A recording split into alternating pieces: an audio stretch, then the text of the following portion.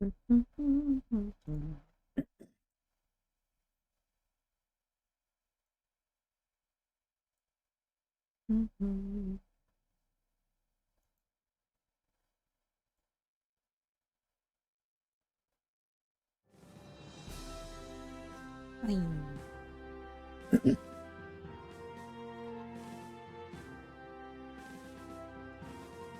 go. Howdy, I'm Maddie, and welcome back to Kerbal Space Pro. Hello. Are you winning? Howdy, Quinn. Welcome to the stream. Hope you're having a good one. So far, sure. Welcome in. Hope you're having a good one. Thank you. Thank you. So today, we're gonna be doing something that I probably should have done a while ago. We're gonna play the tutorials. Yeah.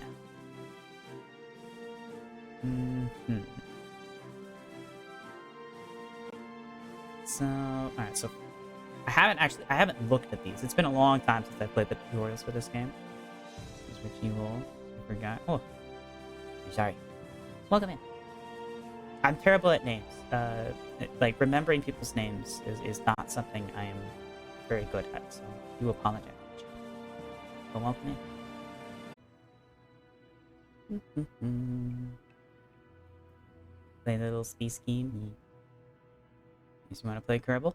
This is a good game. It's good fun. I've been having a great time with it. Alright. What I really need is practice rendezvousing. And so...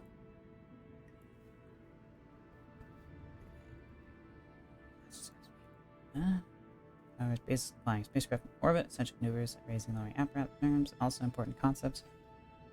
Moon Part 1. Moon Part 2.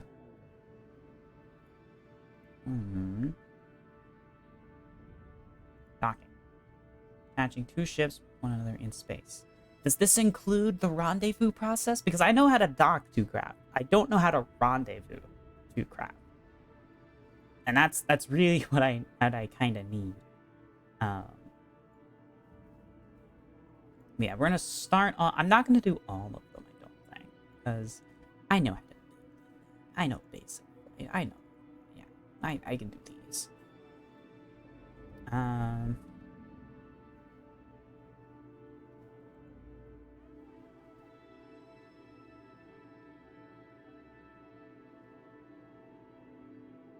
Alright, so I think we'll start with this one, and then we'll do this one, and hopefully this will cover things. Hopefully. Yeah. Welcome in, everyone. Ba. Okay. Yeah. So we'll start with this one.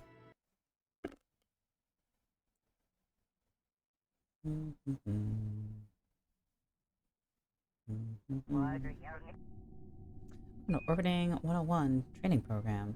Oh. An error occurred while loading KCT data. These will be seriously broken. Please report this error to KCT forum and thread and attach the log file. The game will be unplayable in this state.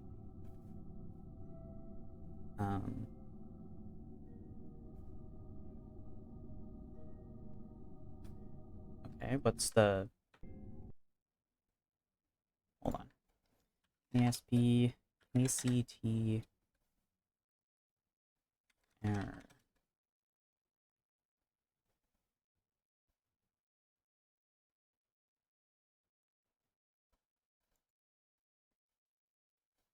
Kerbal construction time.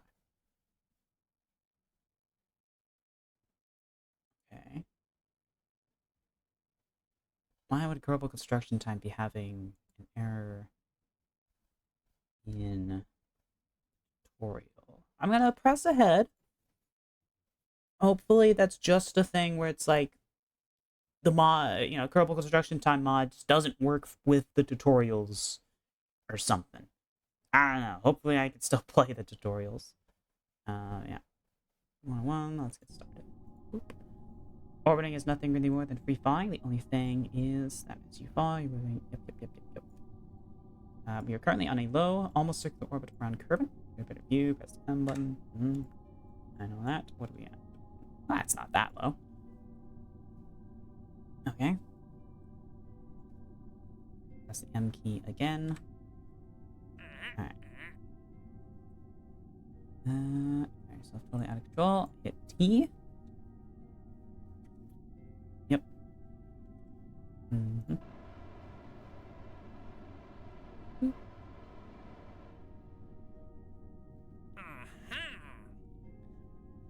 Altitude control is essential skill.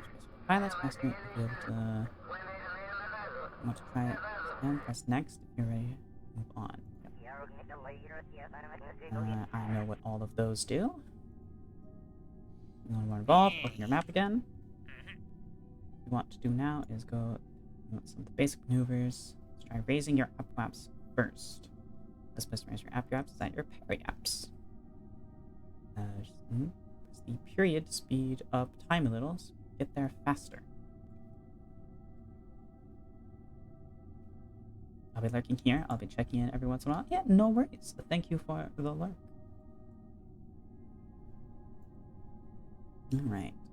Time is now passing 5 times faster than normal, so we should be there in a few moments. You can control time period and comma. Alright. That's good to know. I've just been clicking up here for my time warp. It's good to know that there are keybinds. I mean, I've known about the keybinds. I just haven't bothered to learn what they are. Makes sense then be period and comma. Those have the little arrows above them.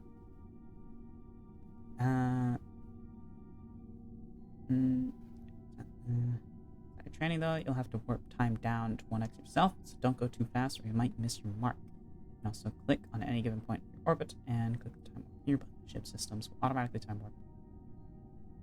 Boop.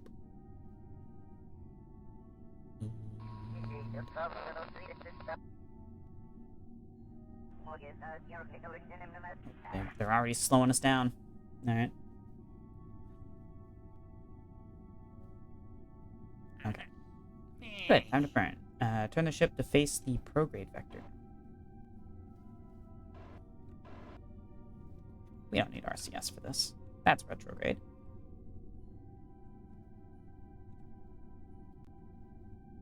Skirt. I went all the way around because I didn't turn on my SAS in time. I am a fool. Also, I could just hit prograde and it'll automatically point prograde.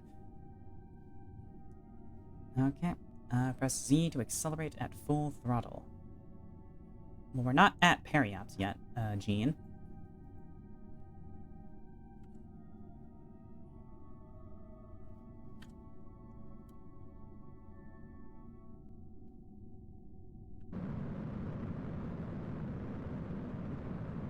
Yeah, 800,000. Okay.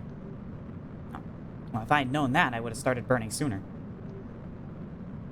So we could get a more symmetrical burn around periaps. Alright, I'm ready to press X.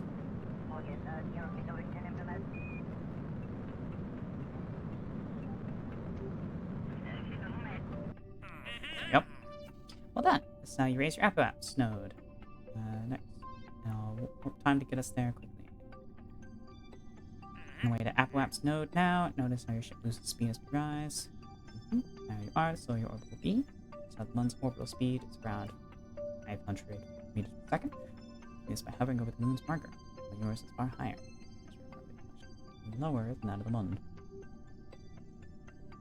When you reach Apoapps, we will burn prograde again to raise the periaps node and circularize your orbit. Alright. Just the essentials.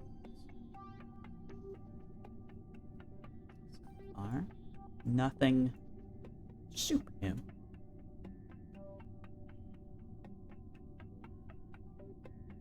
Okay. Buenos prograde. Got plenty of electric charged, so don't really have to worry about that.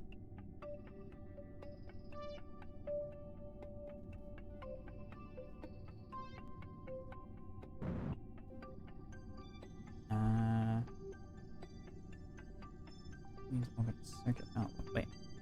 Turning magnetic until orbit is near circular. Eccentricity will be 0.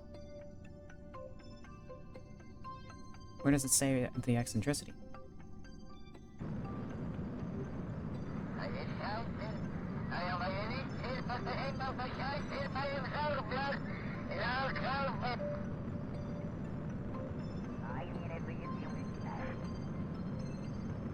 Say it here. Oh, we're getting close though, so. I mean, that's not perfect, but yeah. Where does it say the eccentricity?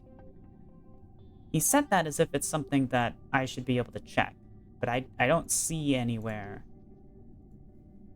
where it says what my eccentricity is.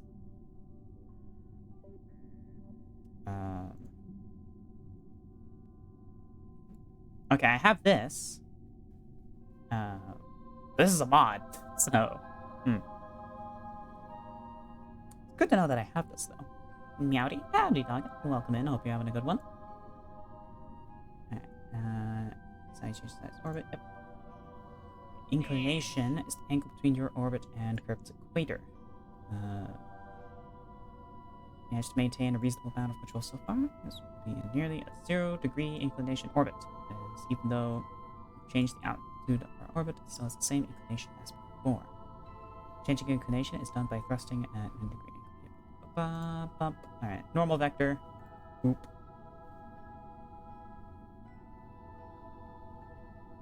And Garoosh.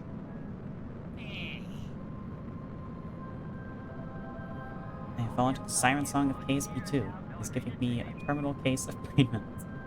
Oh boy. Welcome in. I hope you're having a fun time in it. I certainly am. Inclination is about 10 degrees.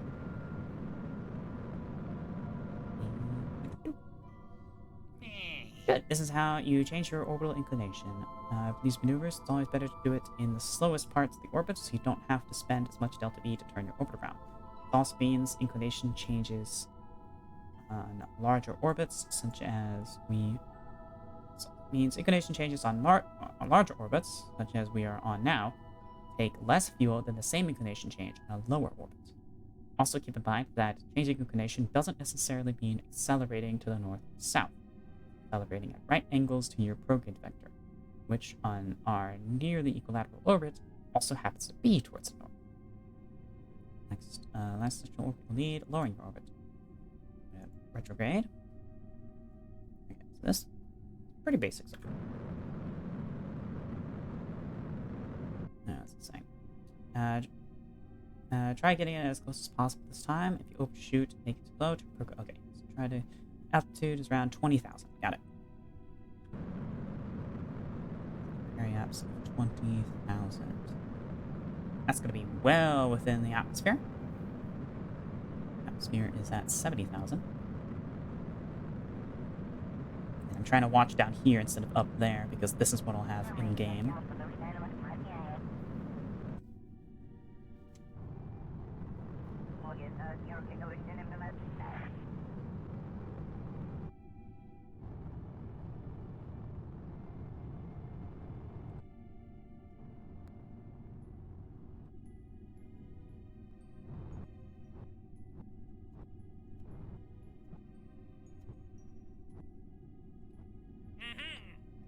That's it. Now you're on your way back. 20,000 meters is low enough to hit the atmosphere, so you are now on a re-entry course to Kerbal. Once we're below 60,000 meters, the atmosphere will start slowing the ship down to the point that it won't have enough velocity to rise back up again.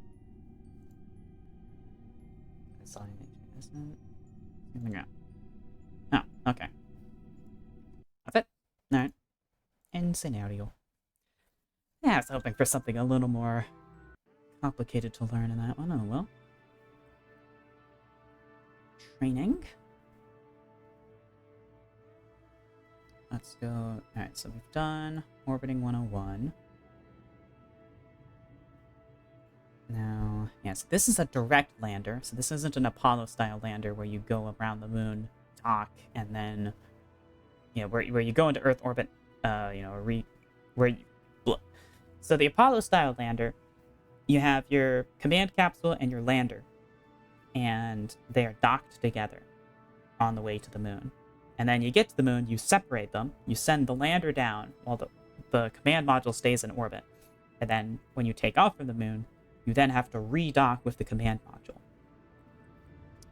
which is a rendezvous, which is what I need a tutorial for. So this training mission will be useless to me in that aspect, because I know how to land on the moon direct flight. I've done that plenty of times. Don't know how to do it with a rendezvous, which is what I need to do. So, docking tutorial. Hopefully this includes the rendezvous part of it. And it's not just starting me with 2 ships that are already at a rendezvous to dock, because that is useless to me. Airloading KCT data. That's fine. Okay. Thank goodness we have 2... Okay, we're gonna have to learn how to do rendezvous. Yay! Alright, this is what I need. So, today we're going to go over a very exciting process. Making 2 separate ships attached so they can share resources, crew, or simply become a bigger ship. If you're interested in orbiter landing missions or creating space stations, this will be a must, so pay attention. Look at those poor guys. They're doomed to orbit Kerbal forever, unless you go to their rescue, which you should, because our space program's reputation will go down if we leave people marooned out in space. If you play around with the camera, you will notice that your orbit and theirs do not have the same inclination. This means that if the ships ever do pass close to each other, they would do so at dangerously high speed and would zip on past each other on different paths. In this situation, the first thing we're going to need to do is align our orbit with the other ship. Click on the ship named Stranded and set it as your target. Good. Now you will notice a few new things have appeared on your orbit. Green ascending and descending node indicators now show the points where the plane of your orbit crosses the path of the target orbit, and white dot lines connect these points to your own orbit line. This is what the nodes look like.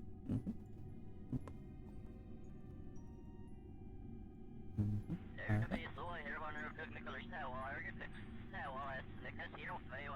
We want to have your orbit coincide with that of the target. So let's start that job at one of the points where the paths already cross.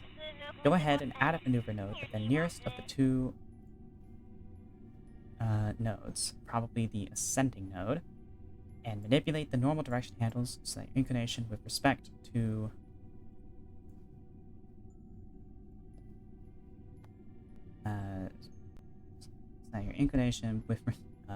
respect to the target orbit is 0.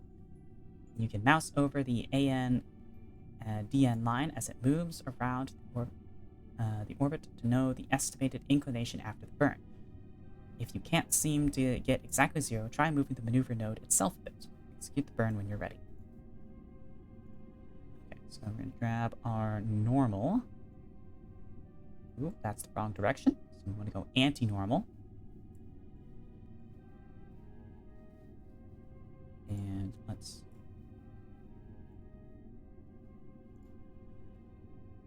right click that. Let's go in here and use these for more precise control.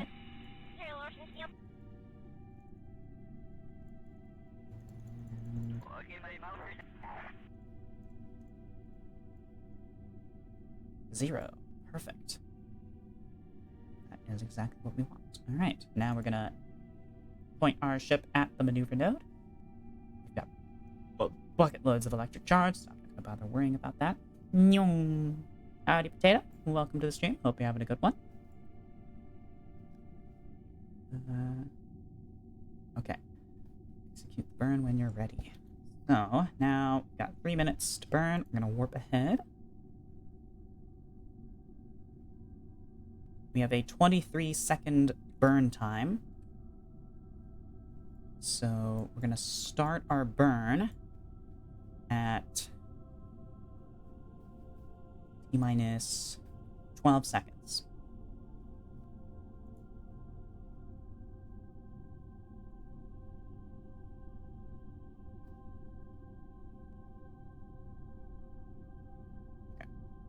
close now. Getting ready to burn.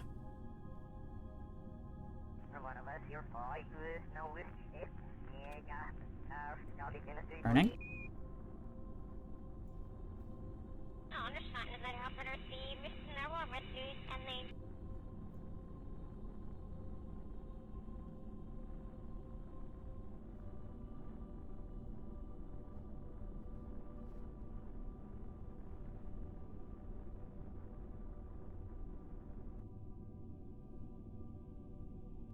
Okay, good. Beyond 0. We want to have your orbit coincide with that of the target. So let's start that job at one of the points where the paths already cross. Go ahead and add a maneuver node at the nearest 2 poles, probably the node, and manipulate the normal direction handles. Your inclination, respective target orbit is 0. Wait. We already did that. We're at 0. Okay. Cool. Alright. Outstanding. Now your orbit and the stranded ship are coplanar. The next step is to generate a transfer orbit. Much like you do when you're targeting another celestial body, you'll transfer your ship from one orbit to another. Create a maneuver node on your orbit, doesn't really matter where since we're going to move it around anyway, and then extend the prograde vector until you get an intersecting orbit. Some of the other new indicators in target mode are the orange pair and the pink pair of closest approach markers. Play with the prograde and the node position until you get the matching colored pair of these intersect nodes close to each other, ideally within a 5-kilometer range. Okay. Add maneuver. And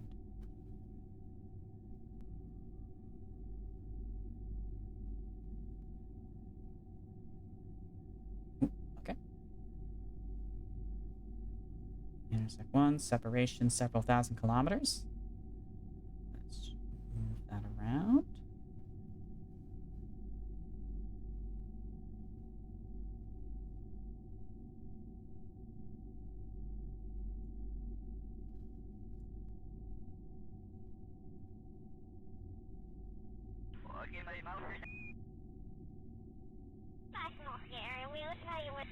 Yep. Yeah, that looks pretty good.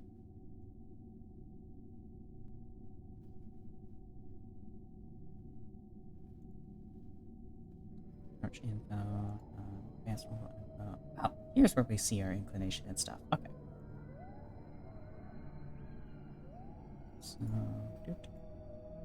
separation 1.1 kilometers. I think that's pretty good. Yep. The orbit's gonna be a little funky looking. Not sure why, but no.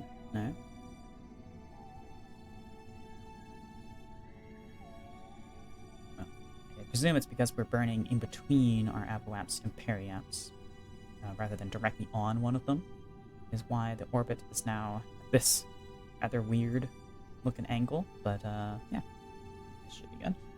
Let's do a quick save. What did I say? Cannot quick save in this scenario. Oh, well, alright. I'm sure nothing can go horribly wrong. I mean, we're within 5-kilometer range doing this, so yeah, alright. 92nd bird time, so T minus 10 seconds. Yep.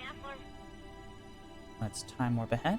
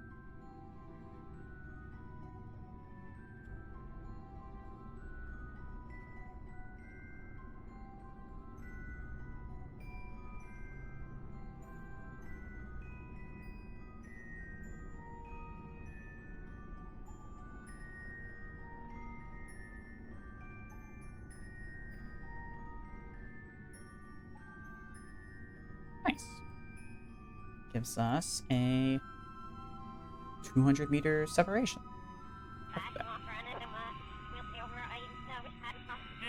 That looks nice. Now execute that planned maneuver as precisely... Oh, we're a little ahead.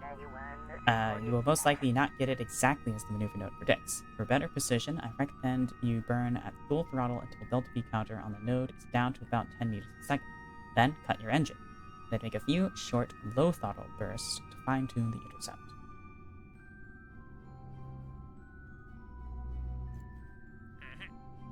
En route to rendezvous. Good. Now you're on a trajectory that will get you very close to your target. If you think you can get even closer, I suggest fine-tuning the encounter using your RCS thrusters instead of the main engine. However, no matter how close you get, you'll still be going too fast to actually do anything about it unless we do one more thing. That is to step on the brakes at the right time. That is, of course, just a figure of speech because there's no such thing as a brake pedal in spacecraft. For now, let's wait until you're about 15 kilometers away from your target. Once there, make sure that the nav ball is in target mode so that proper indicator will be displayed during the critical final maneuvers. If it isn't, click the velocimeter a few times until it is. While in target mode, turn towards the retrograde marker and burn at full throttle until your relative velocity is below 50 meters per second. Target mode. I did not know about this. Alright. Turn your retrograde and turn towards the retrograde marker. And burn at full throttle until your relative velocity drops below 50 meters per second. Alright, this tells us our relative velocity. Okay.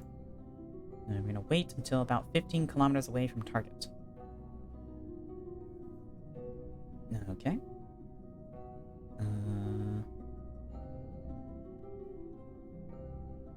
Distance. We're gonna save that.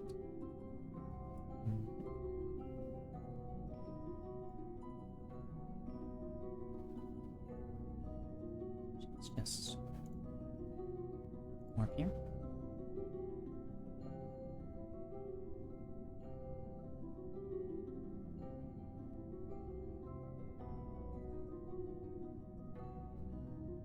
Okay.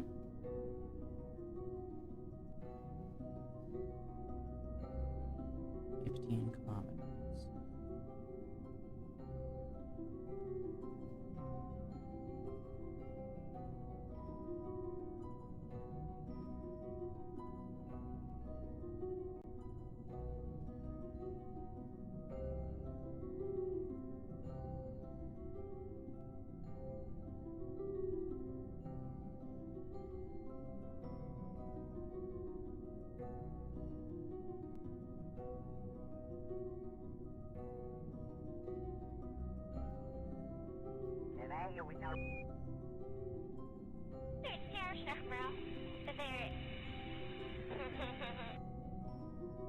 Valentina's having a good time.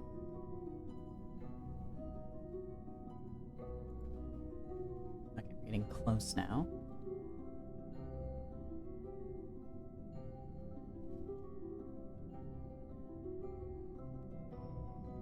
Burn until we're at 50 meters per second.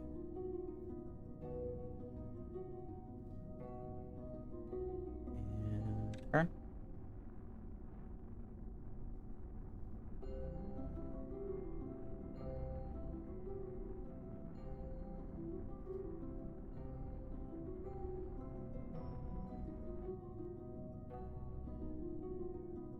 Finer burn.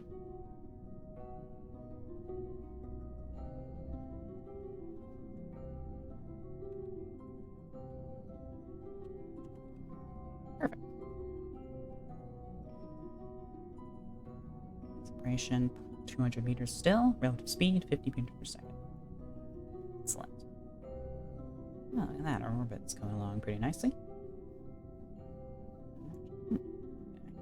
This is really this is some useful information I am gathering from this. Very nice. Thank you, Gene. Rendezvous, full stop. Okay. You're now pretty close to the target ship, and you're moving slowly with respect to it. But we have to come to a full stop or we'll drift away. First of all, leave map view now, because you are close enough. The main display be not just useful, but advantageous. Watch until you're about 5 kilometers away from the target. Point your ship towards retrograde again, then press R to turn on your RCS thrusters. Finally, press and hold H until your speed drops to 0. If RCS is taking too long, you can throttle up slightly, but just briefly, or you'll overburn. Okay. H.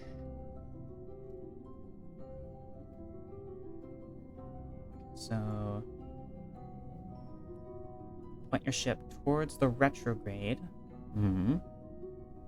Press R to turn on RCS thrusters. Finally, press and hold H until speed drops to 0. I'm going to wait till we're about 5 kilometers away.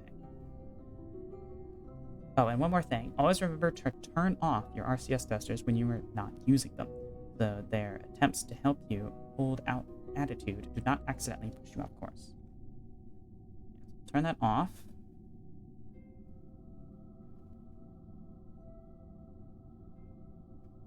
We're getting close enough. I'm not going to bother time warping. Okay, RCS. On.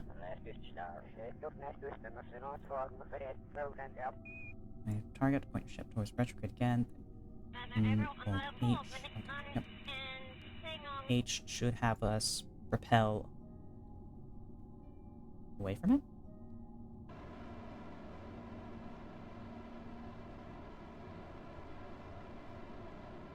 Until your speed drops to 0.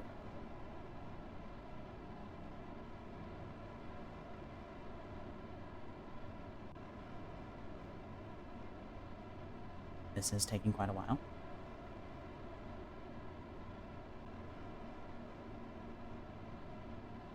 Fuck it, we're balling.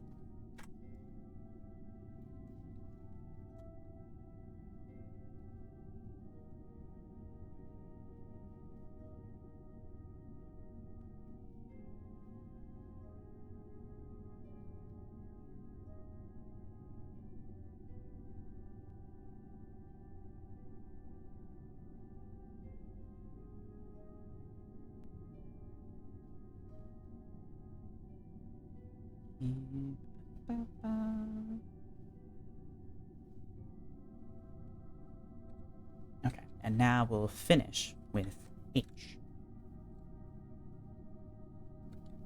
Which does nothing if I don't have RCS on. Good to know.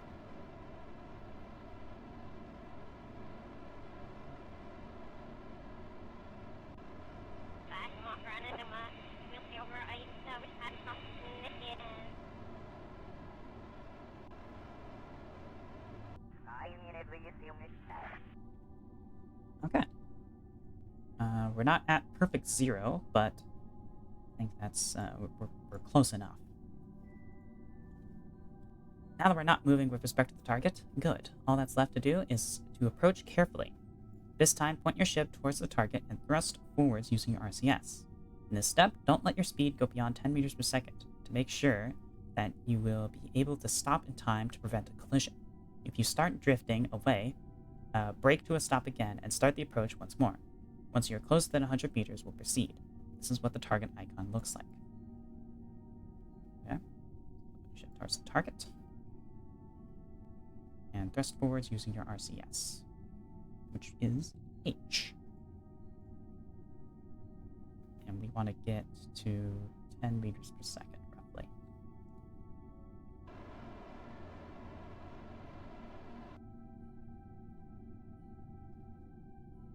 So you're closer than 100 meters, we'll proceed. Okay.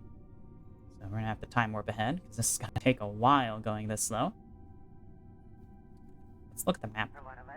Oh yeah, our orbits are perfectly synced. This is wonderful.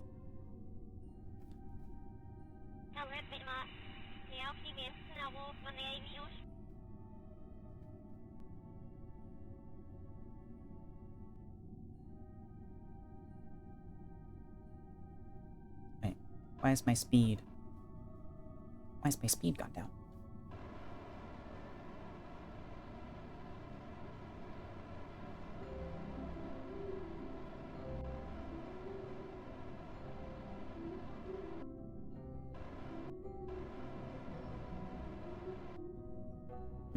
I think I see the problem. Let's line her up.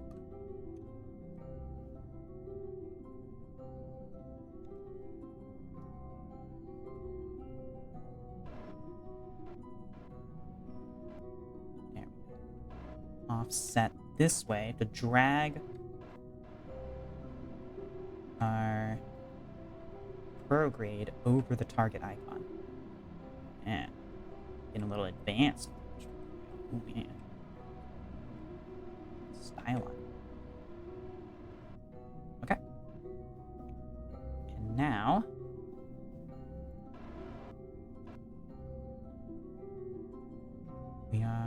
we should be approaching.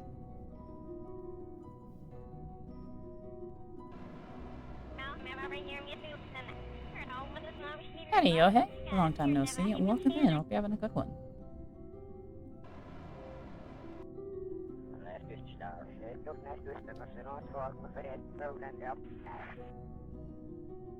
What are the other buttons? So H is to burn forward. What are the other RCS keybinds? The Orbiting 101 tutorial did not tell me what the other RCS keybinds are, as I thought it would.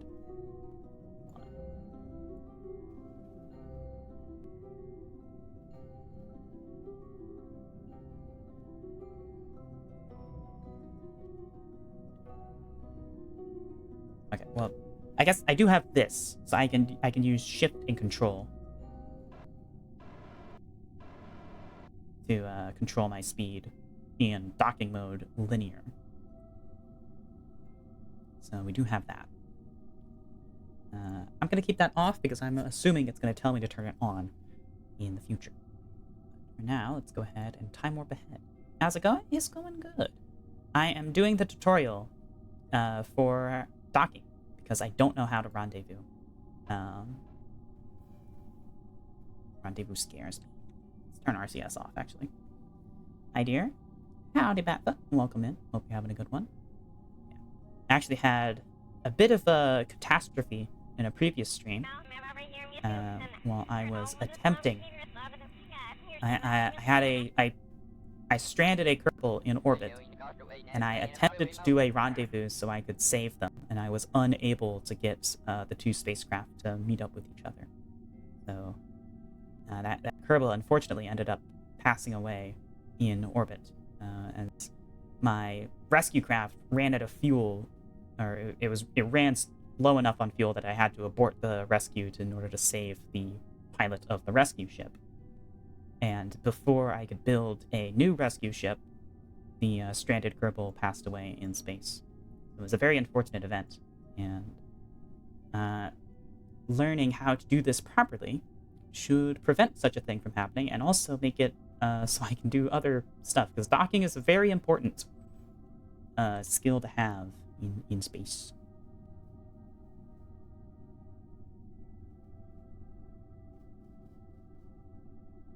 Okay. No, I'm gonna slow us down.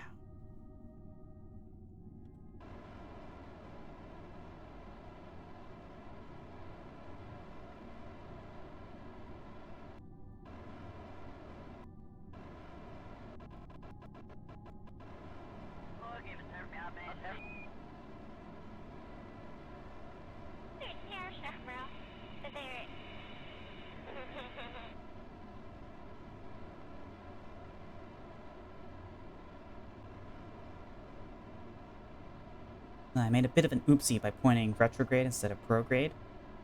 If I had chosen prograde, I would have already been pointing in the correct direction and could have started this slowdown burn faster. Okay, we're at 0 speed.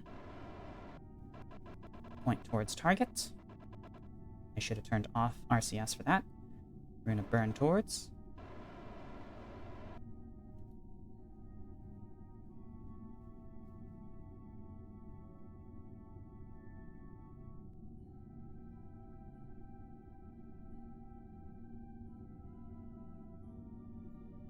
We can see them. It's we're on the dark side of Kerbal currently, so it's not super bright, but we can see them. Although, if it's too dark, seeing the spacecraft like this in the stream, because I know there's stuff, and also YouTube compression, for the VOD. So I don't know. If it's too dark, I do have settings. I can make it a bit brighter. If okay, break now.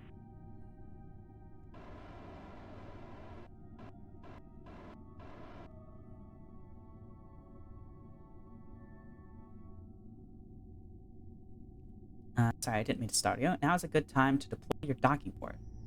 Right-click it and press the Open Shield button.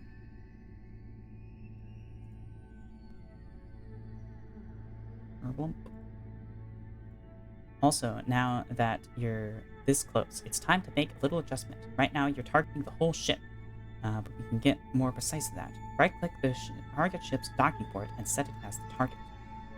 Note that the distance changed. The target port. Let's first of all let's orientate our camera through hatch. Set as target. Go. All right. Your target.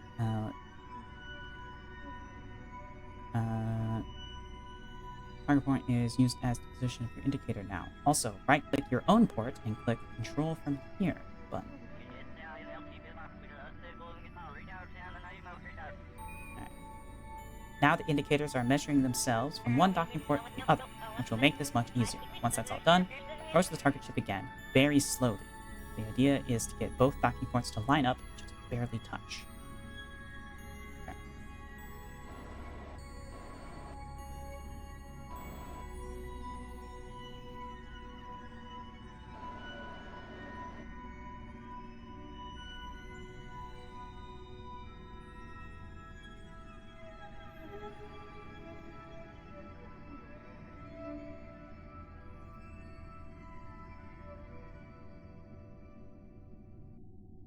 Yeah, be careful.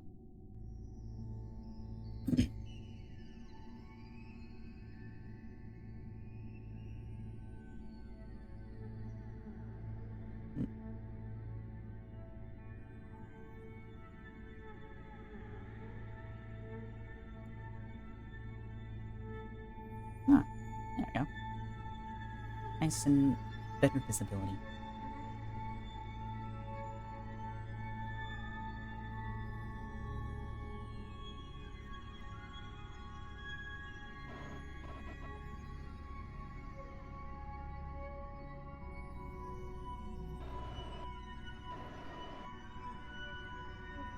Okay.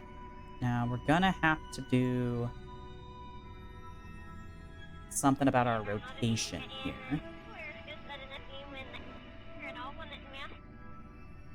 I assume the tutorial's gonna... next. In order to get the docking ports to touch each other, you need to align your docking port to the other ships. Basically means...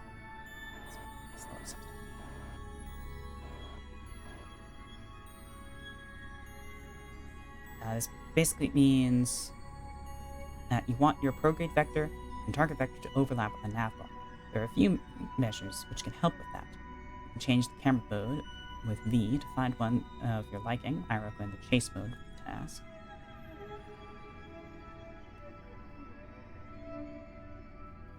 Apart from staging mode, your HUD also has a docking mode. Press the docking mode button under the... Yep. We've already been doing that, so skip that part of the instructions. Using the docking mode is strictly necessary, since you can use the I, K, J, L, H, and N keys to translate in the normal staging mode as well. Just which mode works better for you. I like this. I like using my WASDA. You can view queue bindings at any time in the pause menu. My goal is to save up 50,000 points so I can become a VIP. I wish you luck on your brave journey.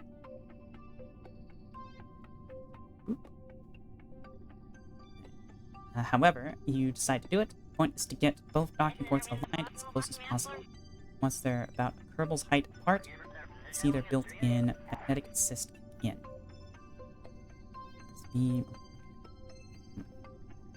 Alright, so let's orientate ourselves. So, disable RCS, point anti. It's our starting point. Yep, oh yeah. Yeah, I think this guy's pointing straight normal. And us pointing anti-normal? Yeah, that's exactly what we want. Okay. So now... what direction is this?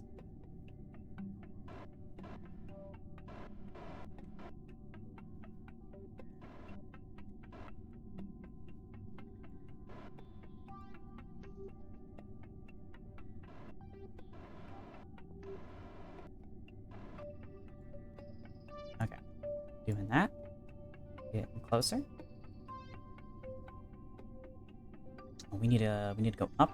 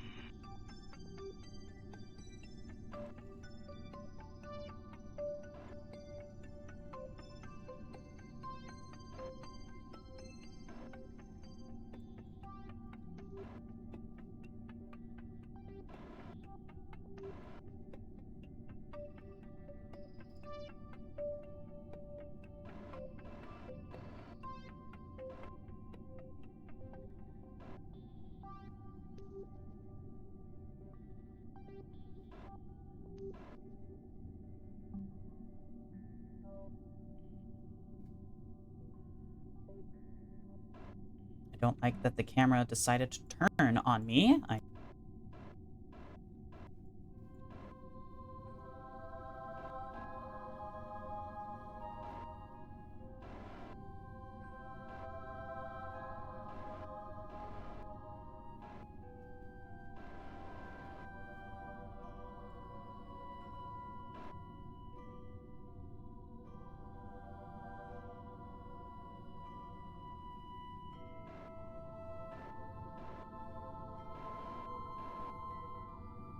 Stop moving.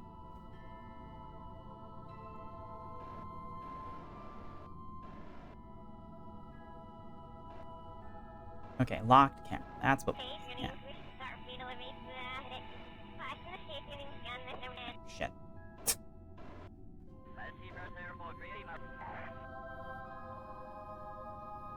Forgot about vector.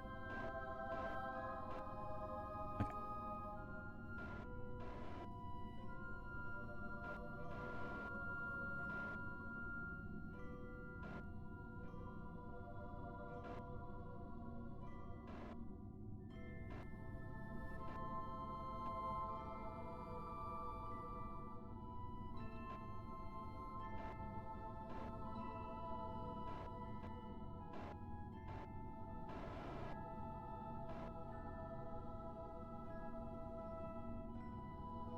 And that should be golden.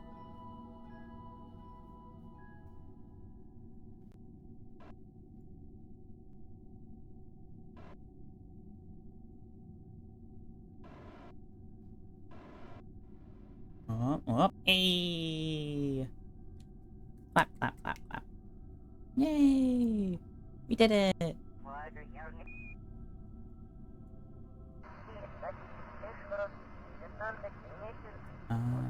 That just go well.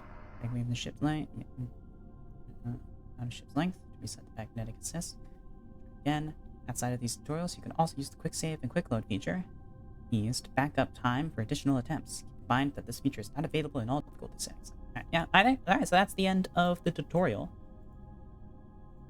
Wowee. We can do stuff. Yippee.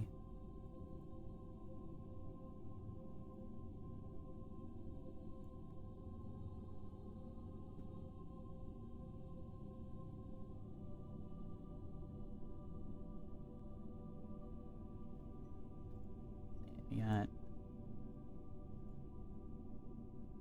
2 Kerbals in there, 1 Kerbal in there. Look at them. Wowee.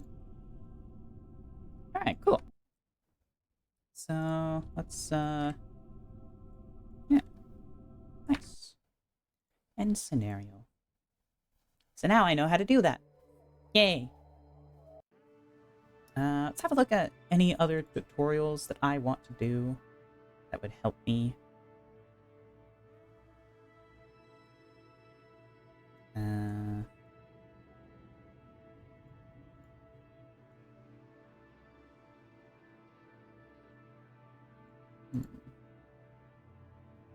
There might be some construction tips that I am not familiar with. So let's check advanced construction, see if there's anything in there that I don't know about. You know? Alright. Werner. Welcome to the third and final tutorial about construction, the advanced construction tutorial. I've had to delay some important work today to fit this in. Pay close attention as I show you how a real rocket scientist makes orbital craft. 1. Enter the VAB. Um,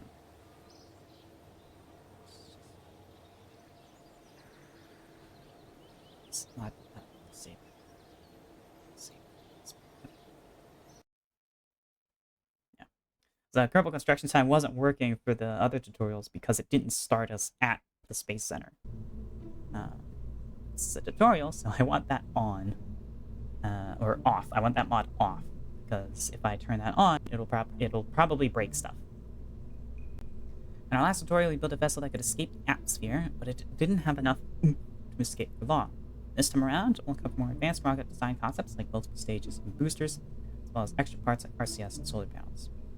You'll want to use these to spend more time than a few minutes in orbit. When you're done, you'll have a craft capable of descent to orbit, orbital operations, and a safe return from Kerbal. You notice there are a lot more parts available this time. If you mess up, say somehow manage to delete your whole craft, you can hit Control Z to undo your last change, and Control Y to redo. You only have one pod available, go ahead and select it. Oop. Select the wrong part, click on it in the main view to pick it up, and either drop it over the part toolbox or press delete and try again.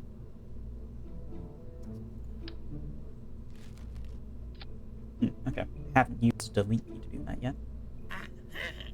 This time, select parachute and place it. Parachute is in utility. The Mark 16 parachute instead of the Kerbal. Interesting. I thought this was a modded part. Alright. Again, like last time, adjust the parachute parameters by right-clicking the part just placed. When the chute min pressure is 0.75 and you're satisfied, click next.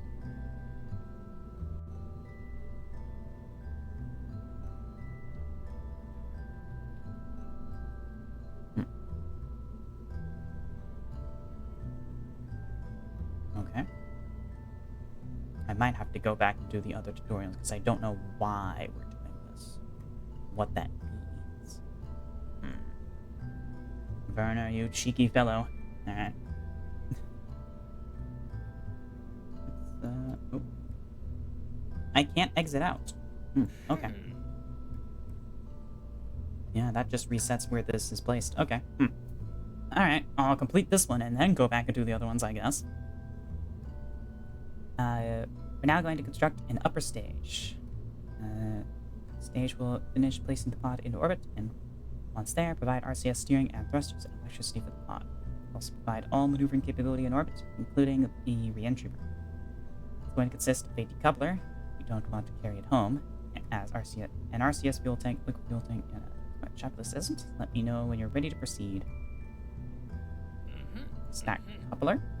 No heat shield for this. Alright. I'm not playing with deadly re-entry, so they're not really needed, heat shields. Heat shields in Kerbal Space Program, by default, are very overpowered.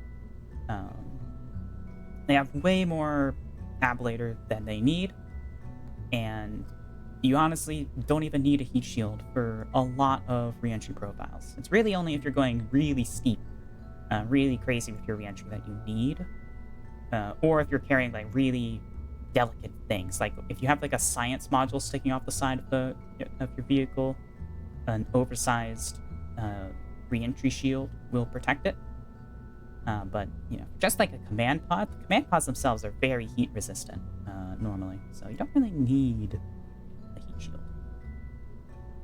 Bottom of the pod, paying close attention so that the little to its little red arrows. As we discussed before, point up. Make sure the decoupler is oriented the right way. Arrows are pointing down, that's not good. Attach the pod, use WASP. And an RCS tank. Alright. Fuels, monopropellant. Oop. RCS stands for Reaction Control System. And this fuel will help us with fine maneuvers. Craft is not going to need all the model propellant in this tank. To save some weight, right-click, go to the parts options, and move the slider down to 96 units.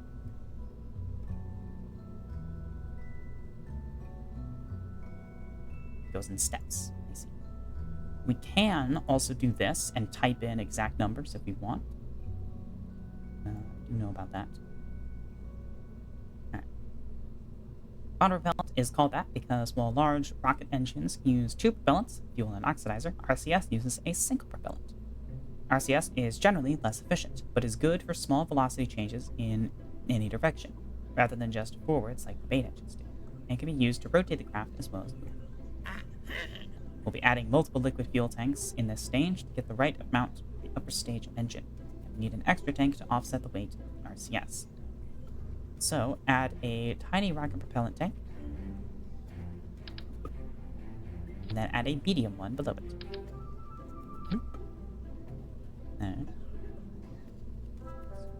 Lastly, for the main parts of this upper stage, we'll add an engine. The Terrier engine produces almost no thrust at sea level air pressure. It is highly efficient in space, and above 20 kilometers when the atmosphere is thick enough to not interfere with the exhaust. This makes it a good choice for an upper stage, since the engine will not be activated until the rocket has reached conditions where this kind of engine works well. Like the rocket engine, just throw it away and grab it. Carry.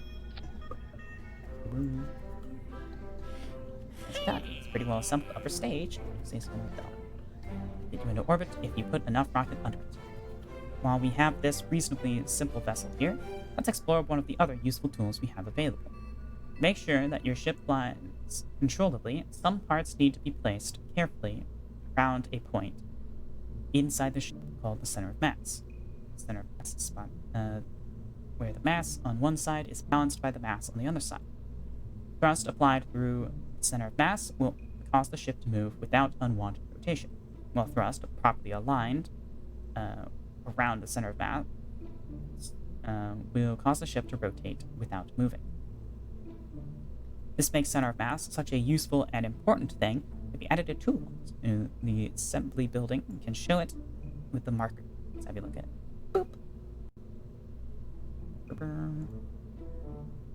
Okay, let's adjust the fuel levels in some of the tanks to see how that affects the center of mass. Right-click on each of the fuel tanks and drag the fuel oxidizer propellant levels down to 0. Don't touch the model propellant levels, as they won't be burnt by the Terrier engine.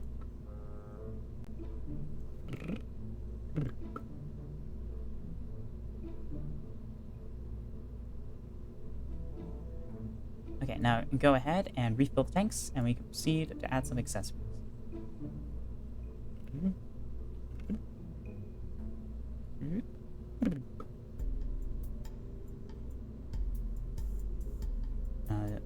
I'll transform it from merely something to get us into orbit to something that helps us once we're there.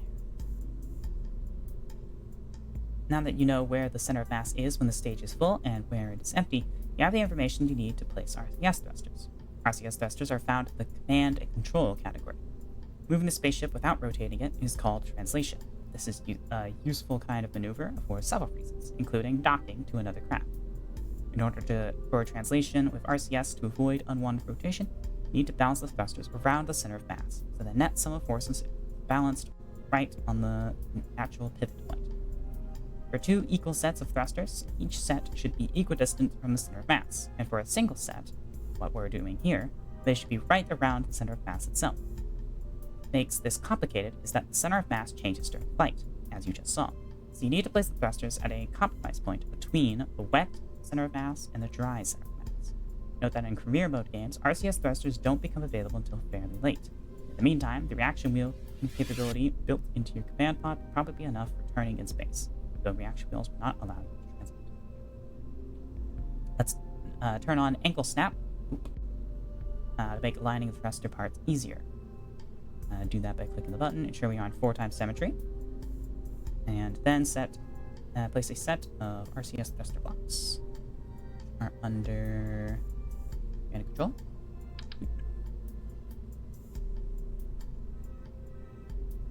And actually, I'm going to do is I'm going to go ahead and put this at 90. And this at 110. This at 225. This at... Yeah, it's nice and convenient having the halfway markers snap to. That's nice. Alright, and now we're going to put this... Get out of the way, Gene. Line up our camera and put these exactly in the middle there. Yep. Fill these back up. Cool. So that'll give us the best average control. Yeah. Tiny rocket propellant tank is about the right place to attach these.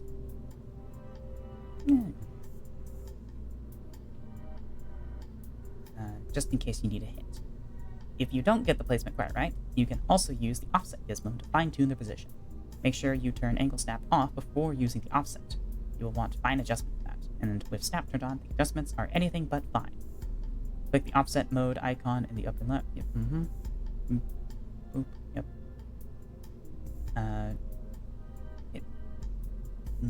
Grab one of the axis indicators to move it. If you want to reset this adjustment, hit space. Oh, that's good to know. When done, go back to things. Done, turn the center mass indicator off. Lots of thing on a craft use electric charge. That's what us cool scientists call rocket electricity. In order to keep the batteries topped up, you will need a way of generating power. Now, some engines generate electricity while they're running, but you don't want to keep your engine running in orbit. Your orbit will get all kinds of messed up, and you'll run out of propellant. Our command pod has batteries built into it, but to be safe, you could add more batteries. And solar panels or other electricity generating units. We'll do both. Switch to the electrical category, and ensure we have angle snap turned on and are still set to 4x symmetry mode. Use part rotation skills to adjust the panels before placing them. Grab the stat and hold it over the lower end of the fuel tanks. And press A to rotate it 90 degrees. Then click to place a set of them.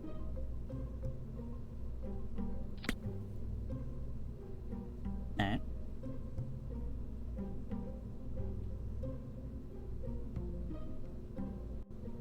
I go ahead and place 4 Z100 batteries between the solar panels.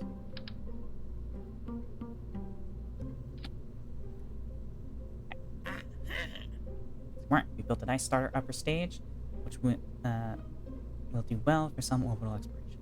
Now we need to work on getting it up to orbit, and for that, we'll build up our lower stage. In comparison to the upper stage, it's quite simple.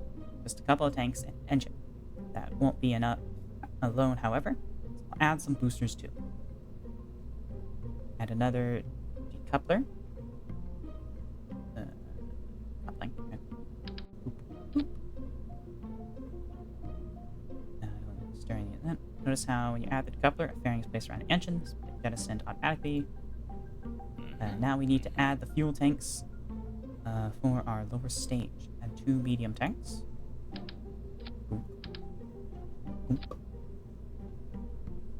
For our lower stage, we need an engine that is a sustainer. That's an engine that burns from liftoff until well after the boosters separate. Let's get scientifical for a second. Rocket engine performance is measured by specific impulse, or ISP. The ISP of an engine changes as the amount of atmospheric pressure that it changes. Just as the upper stage needed an engine that is good at the low air pressure of high altitudes, the lower stage will need boosters which are powerful at the higher air pressure of the low altitude of the launch pad. To help carry the rocket through the transition from launch to upper stage, it will need a sustainer engine, which usually sits between boosters and upper stage engines, with a performance perspective, having a wide range in between the two. So, add the big engine you see here, the swivel.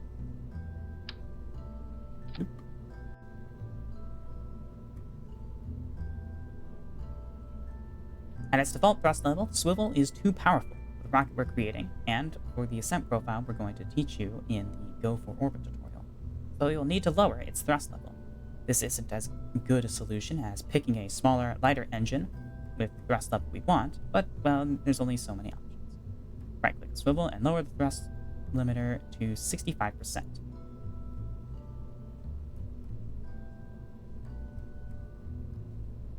Then only present 65% of its power and only burn 65% as much fuel.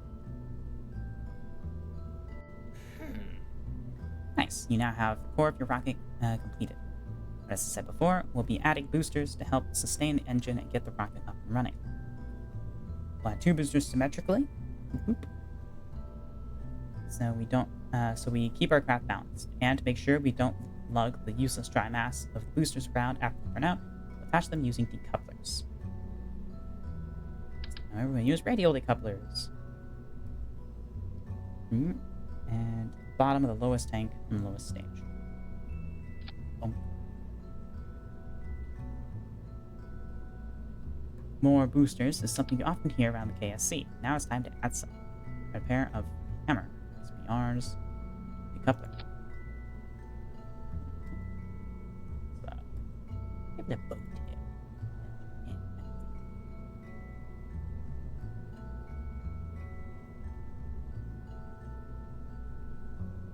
Unlike liquid fuel engines, where you can adjust the throttle during flight, once you light an SRB, it burns at constant thrust till it's out of fuel.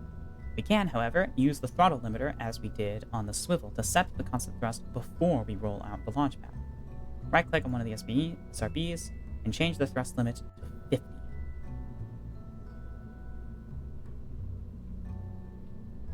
Do note the change that changing a tweakable value on one part that's been placed using symmetry will have the same change applied to its symmetrical counterparts.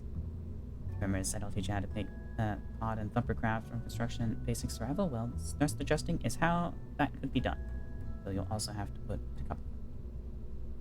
Right now, the SRBs have flat pancake tops, which is simply not a good look. Oh, and bad aerodynamic. Fix that with a nose cone.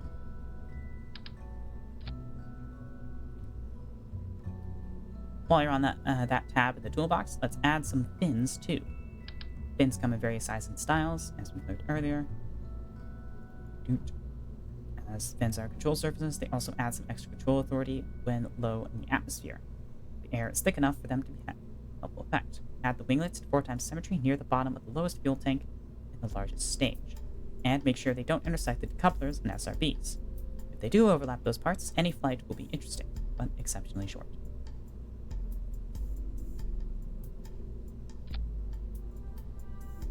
There we go. Excellent. We've now got all the components on our basic orbital rocket. But let's run through a few extra things before we call it a day. Firstly, we should review the staging stack to check the order of actions. Move the swivel engine down to with the boosters.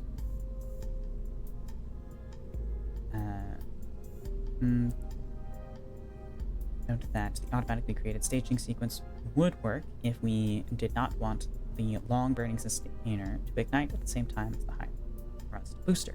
As we do, we had to adjust it. That decouples, that burns, that decouples, that decouples. The pod and rotate it 90 degrees around the vertical axis. This will rotate the ship not just in the VOD, but also set its orientation when we go to the launch pad, so that our desired flight heading of east, up 90, will be a matter of steering in the pitch, up and down axis, rather than yaw, right and left. Those are orientated so that they are aligned north. Personally, I like rotating on the yaw and just doing that instead of rotating the whole craft, but the tutorial will do it. What if I just... No. Okay.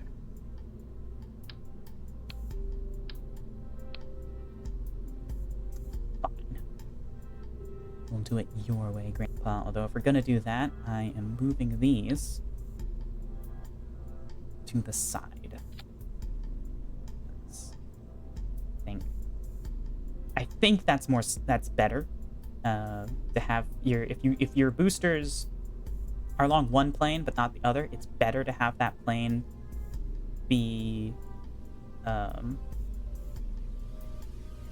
perpendicular to the direction that you're rotating on for your gravity turn. Wait. Why is... Oh, did that bork it? Did it not like me moving those?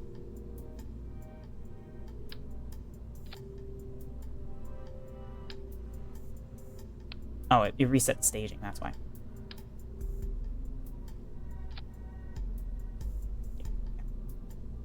Okay. We always make every effort to ensure our brave crew survive, and hopefully you will take the same stance in your space program. It doesn't always work that way, of course, but it's the thought that counts. At least those of us not in the rocket at the time.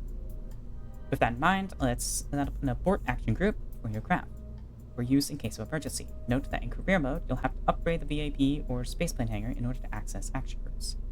Click on the button.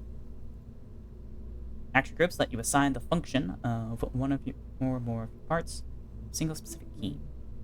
Some default action groups, yada yada yada. To set up an action group, click on the desired action key from the menu. In this case, abort. Add or remove items, simply click on them and move them left or right between the columns. Set up an abort action group by pressing backspace or by clicking the big red abort button. Now click the decoupler right below the pod and add its decouple stage to the action group. Couple. Then click on each liquid engine in turn and assign their shutdown functions to the group. Shutdown engine. Shutdown engine. Finally, click on one of the radial decouplers and assign decouple group. Couple.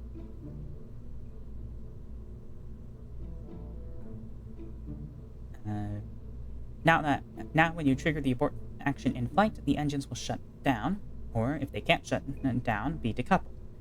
The capsule will separate from the rest of the ship, and it should be safe to land by itself. Remember to deploy your parachute once it's safe, however. It may require staging a number of times, since the stage counter won't advance by itself when parts decouple before they are staged. I haven't actually considered adding engine shutdowns to the abort group. That's a good thing to do. And there we are. Your rocket's ready to fly. Long lesson. Note any vessels you create here will be lost when you exit. This is for just for playing around. I recommend you try flying it in the Go for Orbit tutorial. Okay. Cool.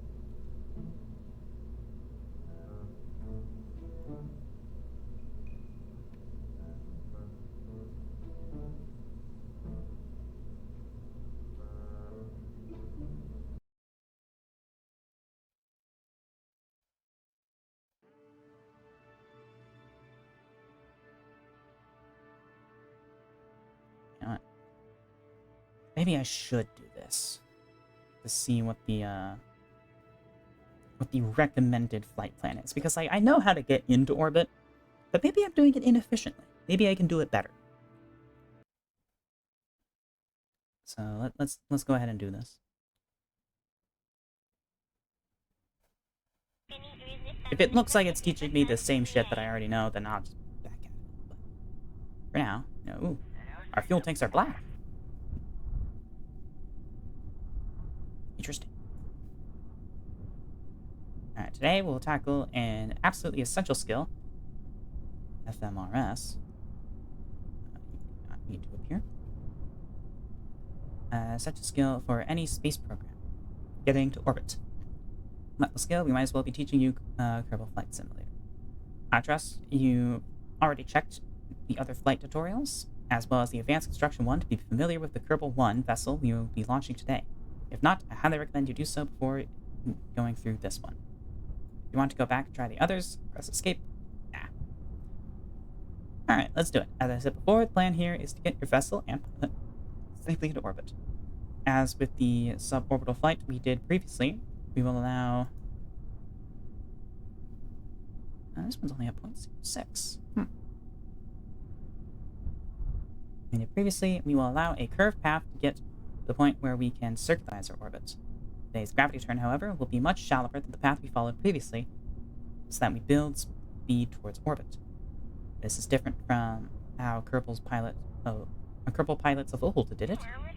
They would head straight up and then hang a right, as if the air was soup or something.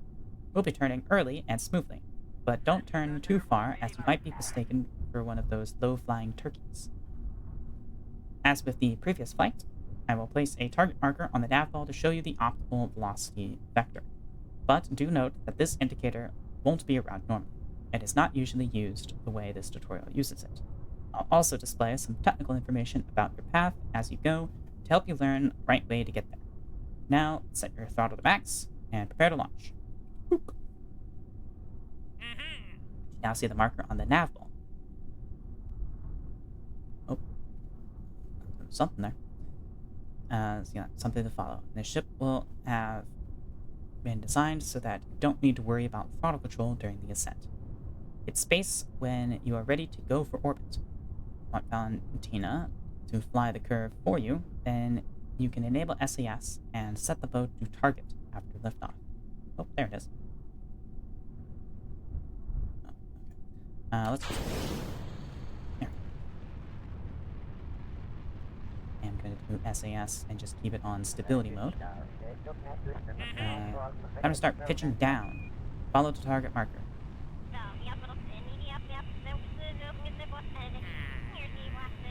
Oh, god fucking damn it. Because they set the launch to be in a different fucking direction. Alright, where's the target? Ah, shucks, something went wrong. You're way off course. You'll need to be quick about following the instructions. If you're having trouble controlling your vessel, set SCS on left. You can reach orbit on your own. Alright. Revert flight. To launch. And, fuck you, whoever decided to rotate the capsule.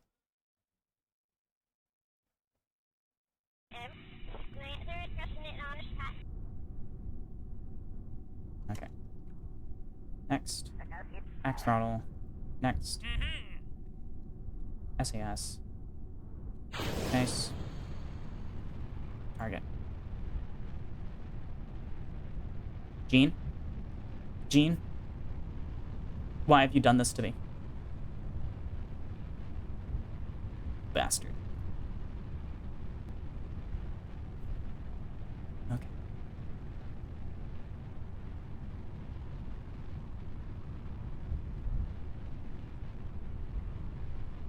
Game frozen. Yep. Yeah, something went wrong. Your target marker is in the wrong fucking place, buddy.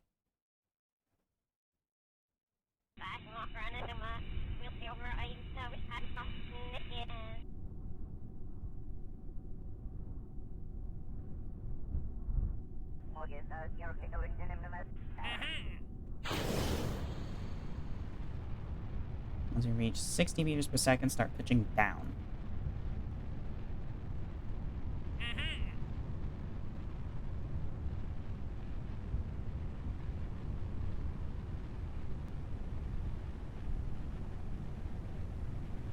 Don't worry about your throttle, you just need to pay attention to... Okay. So it's invisible, but yeah, we are following it, I think. Maybe. We're going a lot closer to the side than my usual launch profiles. Oh, shucks, something went wrong. Okay, no, so the marker doesn't fucking work. Thanks, Gene. Really great. Alright, so this tutorial is just fucking broken. Good to know. We'll move on then.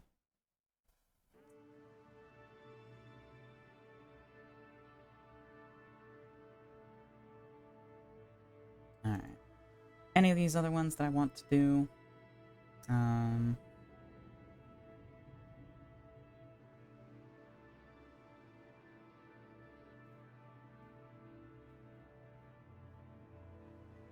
as well do this. I want to know why the parachute needed to be set at a specific thing. What benefit does that have? So I'm just going to do all of these. And just, like, blast through them. Change, however you mouse it, enter the VOD.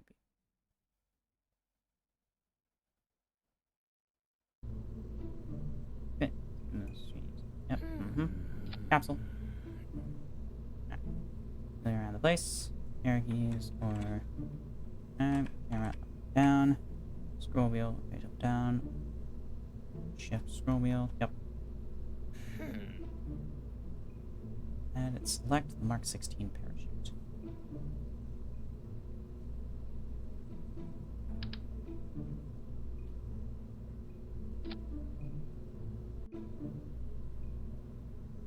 Our parachute here have configuration options.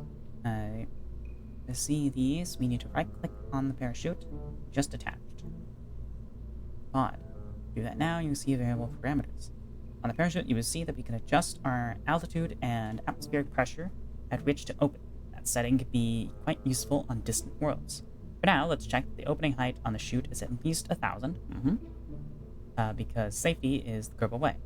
After all, for the min pressure slider, move it a bit to the right to 0.2. This setting prevents the chute from activating until the atmospheric pressure is above the configured value. On Kerbal, 0.2 is about 9 kilometers in altitude, so even if you stage early and arm the parachute, it will wait until then to activate. Okay, so that's why we want to do it. Neat. You can hide these options by right-clicking on the background scene or picking up another part. Howdy, waifu. Welcome to the stream. Hope you're having a good one. Next up, you're going to add something to make us go. Click on the Engines tab on the left to show the available engines and solid rocket motors. Grab one and connect it to the bottom of the pod. You may need to zoom or move the camera to be able to do so. Engines tab. Oops, I forgot you're just starting out. You're not a famous rocket scientist, and to make craft survivable as it stands now, you'll have to be better at rocket science than me. Impossible. The problem with that craft is that the solid rocket is too powerful for the payload. A single small pod and shoot. It will either burn up on ascent from going too fast, or burn up coming back down. Even if you survive that, the craft's mass will cause it to fall too fast for the parachute to operate properly, and you'd hit the surface before it could stop you.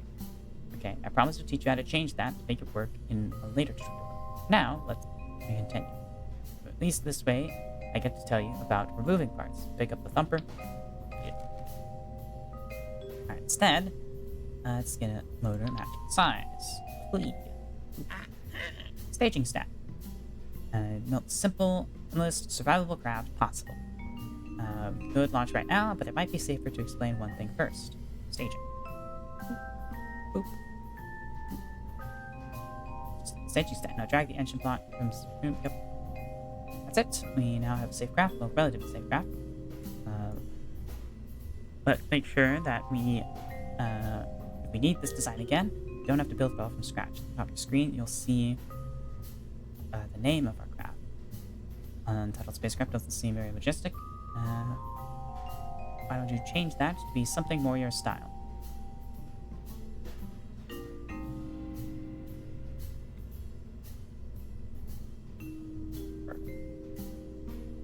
And click save icon in the upper right.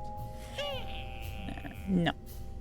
Excellent work. Feel free to play around with the parts and techniques I've shown you, and when you're ready to continue, press the red button on the upper right to exit. Back to the training menu. Try the flight basics tutorial. Yeah. That's it.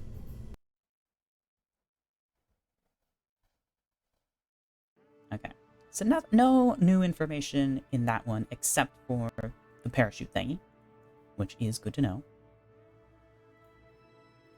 Let's see if there's anything in intermediate construction that might be useful.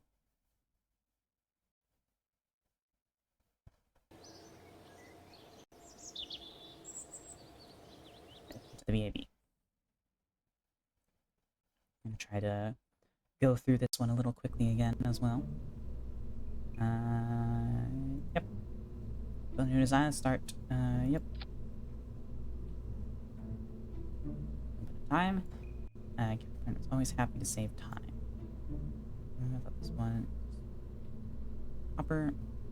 Save us a little bit. And load hopper. Oh.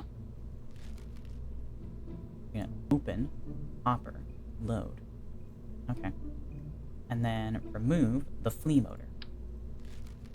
It's really saved us some time, Werner, using just these, but you know, it's I get it. Like last time, we won't be bringing the whole vessel back. So we can change the parachute stats from what we used before. I click the parachute and verify its deployment altitude is set to 1,000 meters as last time. But also set the minimum pressure slider all the way to the right, 0.75 atmospheres. That corresponds to an altitude on Kerbal of about 2 kilometers and means a much shorter time hanging around during descent. First off, let's change the name of our craft and the description if you want. Hopper. Hoppy.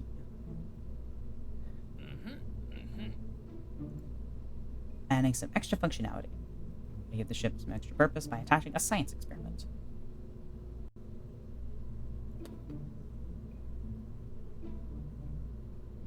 Using symmetry. 2 mystery goo containers.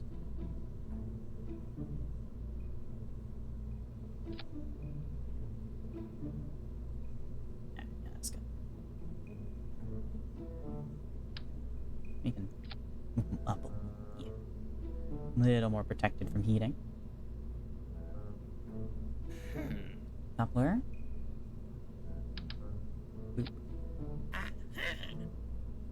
This is the staging stack. It's good to me. The stage is automatically added to the stack so that new parts. If you want to return to the default staging setup, hit the reset button. This time we're going to use liquid propellant rocket engine. Thanks. You're still using these early parts, you only have the tiny tank. This is another area like engines where advancements brings bigger and better parts. I'm going to do 5 of these tanks. 1, 2, 3. Oh. He's disabled my rotation keys. I was going to make a little checkerboard pattern. How dare he? Of course, to make an uglier craft.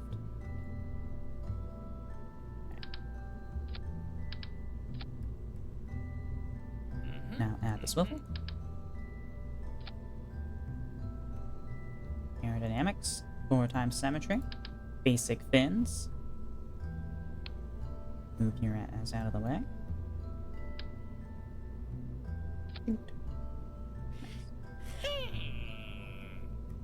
Alright, cool. There's nothing new in this one either.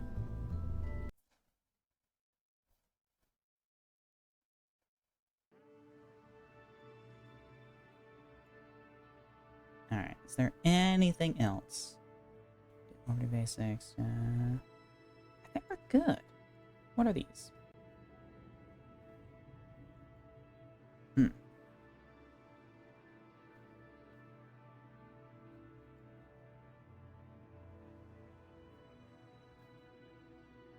Okay. These are little things to test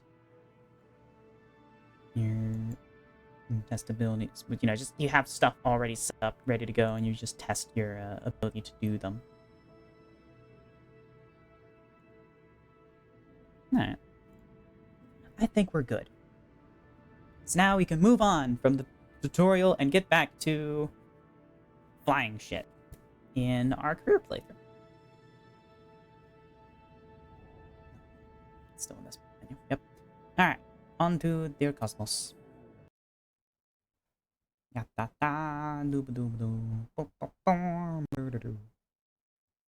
Alright.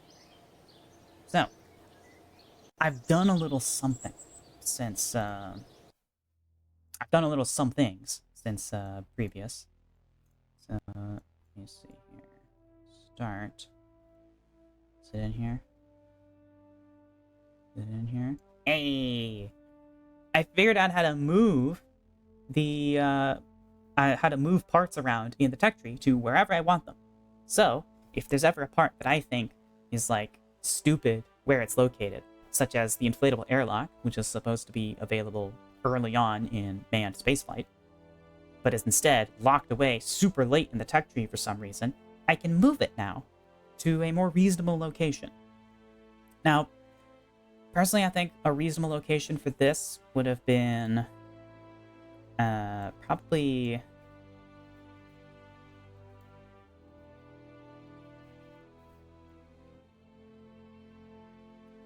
either simple command modules probably would have been a good place to put this, or maybe even nothing after that, because like everything after that requires a higher level of science. So yeah, but previously we have to get all the way to advanced metalworks to get this pod. I put it at the start module. I could have put it here, but I just put it here because we already have this anyways, and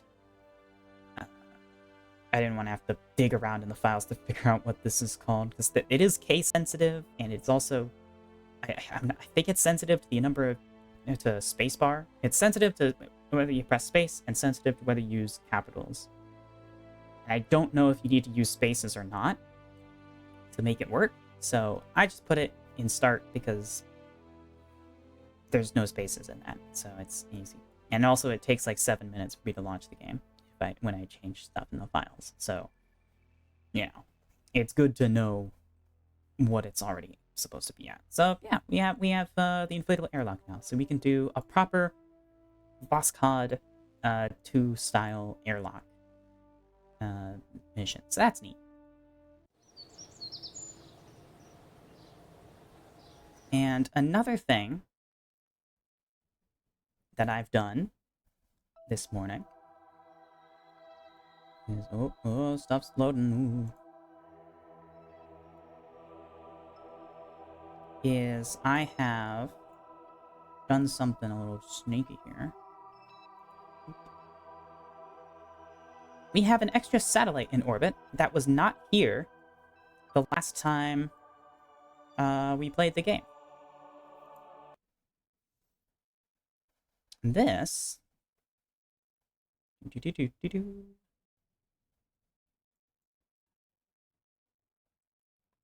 This is an enemy satellite. This is the Adventurer 1, placed in orbit by the ATF space program. So, yeah, I'm doing like a little Cold War space race thing, where I'm sort of playing the role of the Soviets, with the Union of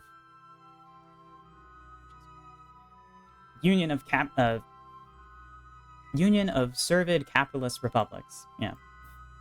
Shut up. I remember the name of my own nation. Yeah. And then we have the enemy, the Allied Territorial Federation. And so, this here is one of their satellites I made, modeled after Explorer 1, which was the first US satellite to successfully orbit the Earth. So I put some science stuff on it. I modeled that. I modeled it visually after Explorer 1, and I slapped some science bits onto it and stuff. And yeah, so this is now in orbit around Kerbal. And in the future, I'm going to add other things made by the ATF into orbit around Kerbal and elsewhere. To make the world feel more alive, add on to the lore and stuff. Because if I'm competing with somebody, I should be able to see my competitors' exploits, So I should be able to see what they're doing in space as well. I did disable the batteries on this guy, so it's impossible to control now. We do have reserve power, so... Oh, actually, no. Reserve power is not even going to do anything. Because reserve power works by moving the power from reserve into the main. And the fact that the main is disabled means I can't actually turn it back on because there's no power. So, yeah, this thing's effectively dead. but we're gonna pretend it's not dead. The reason I killed it is because I didn't want its antennas to be connecting to the KSC ground station or my other satellites and stuff that I have in orbit. I want it to be, signal-wise, it should be only connecting to the ATF's tracking stations and stuff. It shouldn't be connected to anything that I'm doing. And so I disabled the batteries to do that. I'll have to remember in the future, what I'll have to do is I'll have to just drain the power out of this, but leave it enabled so that way, if I do want to do something with it, for whatever reason, I can move the power from the reserve back into the main power. So yeah, that's something I'll have to remember in the future.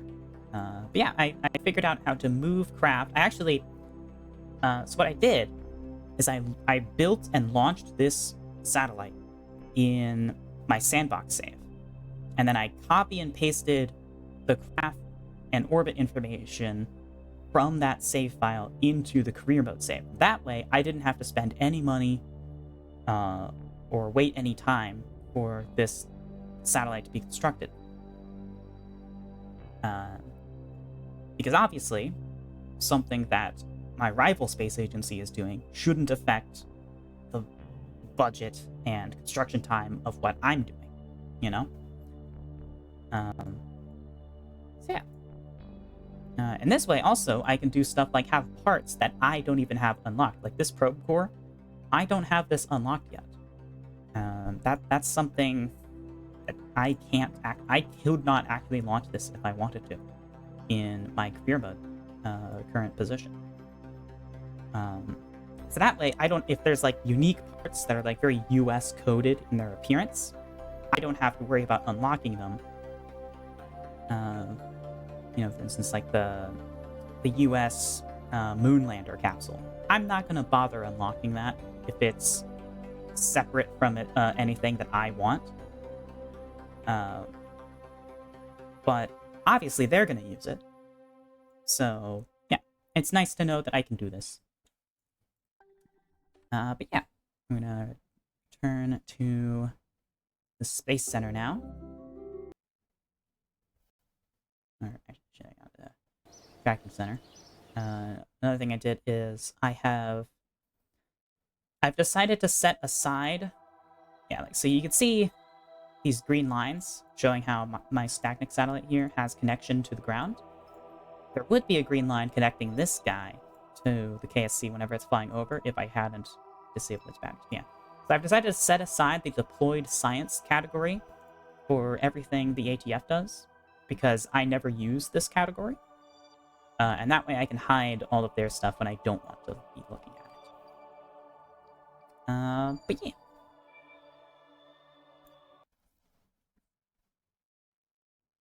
So now, let's look at what we're going to be doing today. So, we are going to be building up money. Yeah. That's our pretty big thing. So, farms and shores.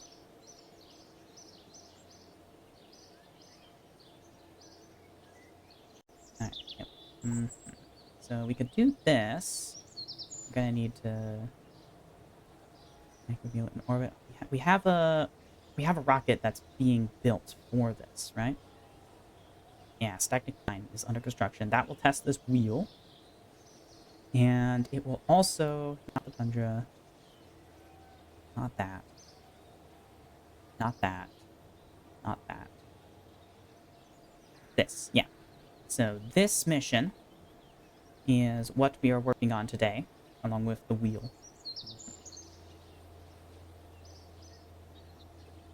How much money is it to upgrade the vehicle assembly building? I meant to right-click that. I left-clicked it. Whoopsie.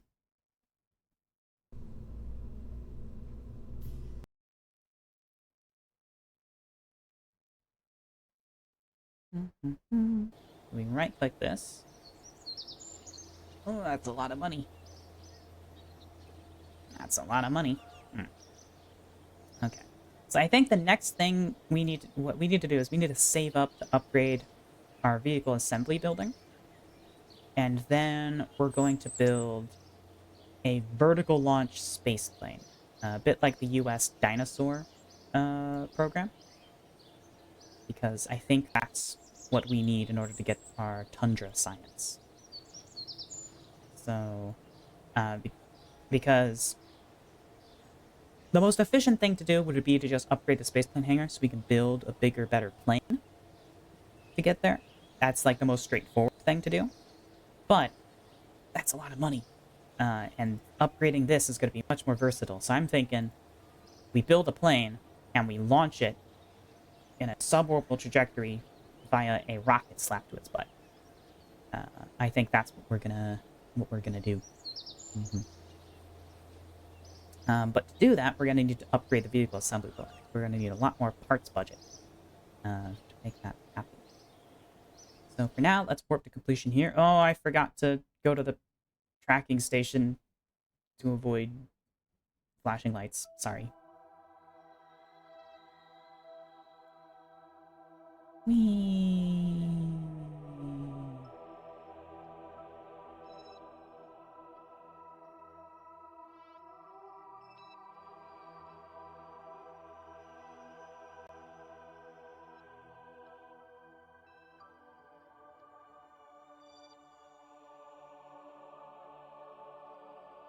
There.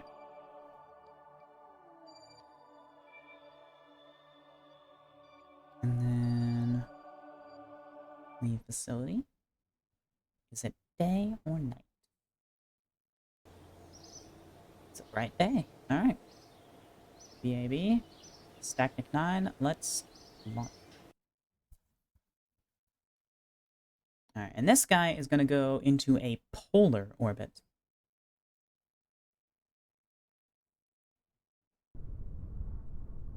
So we're going to be flying a bit differently than we normally do. Alright, let's double check everything. I'm noticing something a little silly here.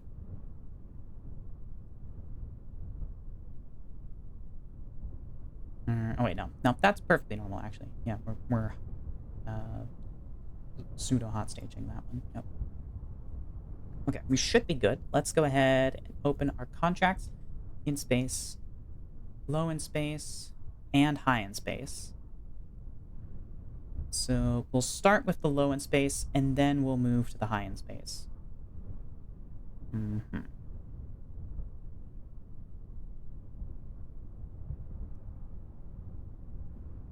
Okay. Let's throttle up. SAS on. 3, 2, 1. Up we go. And because we're going into a polar orbit, we are going to rotate this way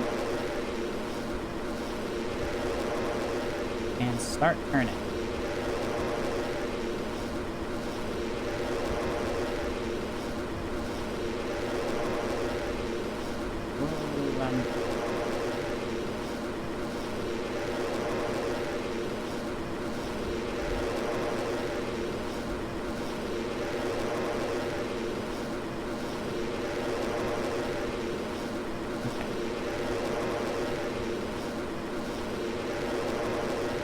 Place free from the scourge of capitalism. Not for long, bucko.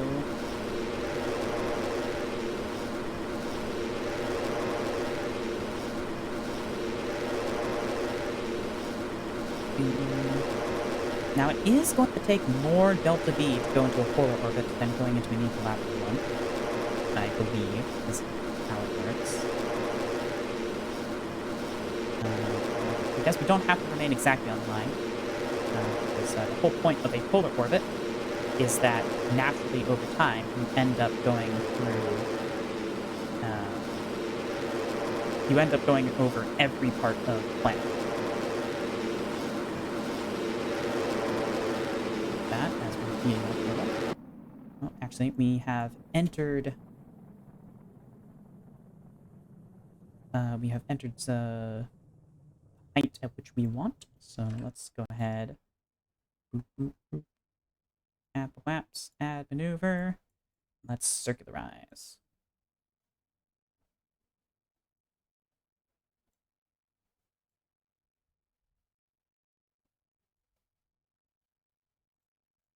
Hmm.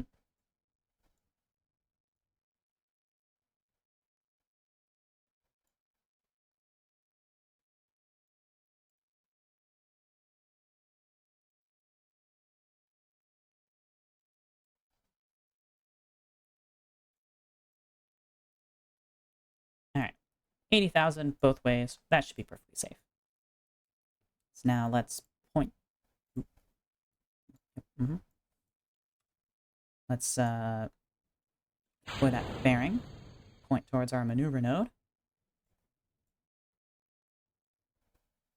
We have our boy. We're not in orbit yet, so we can't do the wheel. And go ahead and extend our antenna. Alright, and we want to burn, let's see, so we have a 45-second burn. We want to start that burn at T minus 22 seconds. Getting pretty close on that already.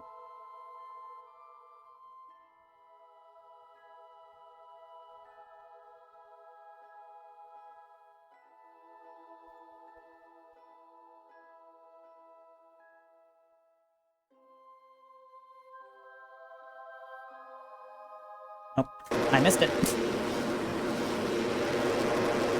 I'm going to stage in the middle of this.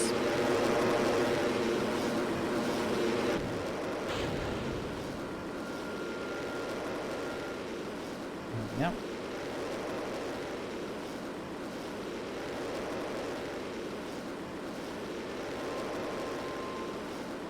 And we want to actually make sure that we stage again before this runs out of fuel, because we don't want to strand the entire main booster stage in orbit. We want that to fall back into the atmosphere. So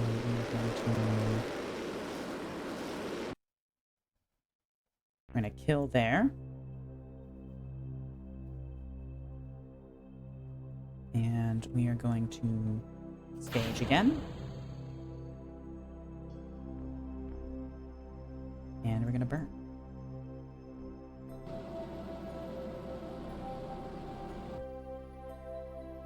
$77,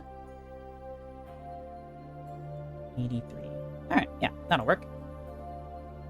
So, we are in orbit.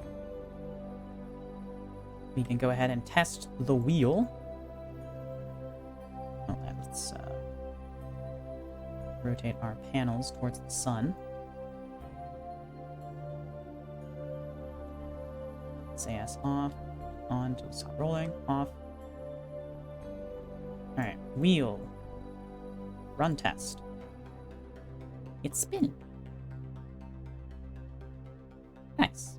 We have tested the wheel. Okay. Now, motor off. Steering disable. We don't want this thing to take any of our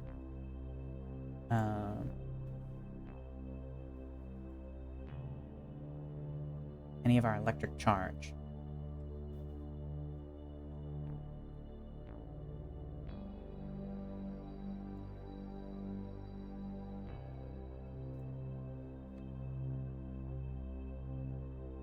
Okay.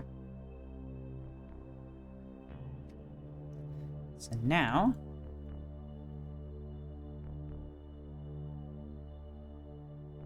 we just need to do these. So we are currently low in space. Yep.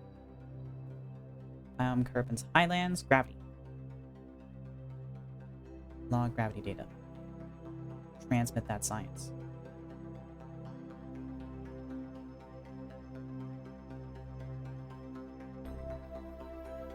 Meteoroid detector. Is that not even... So.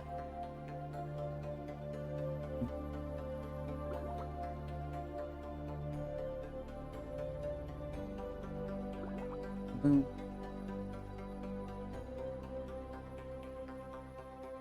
Alright, nice. Everyone's mountains. Sure, go ahead with that. For some reason the planet seems to be pulling you in. What a surprise.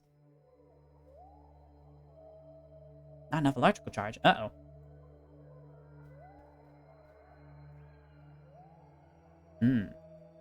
Okay, we're gonna have to be a little more patient with our scanning.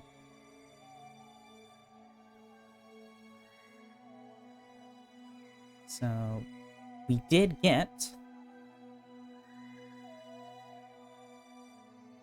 the gravity scan from the Highlands. Yeah, we got that. So now we need our power to come back. So we're gonna time warp ahead.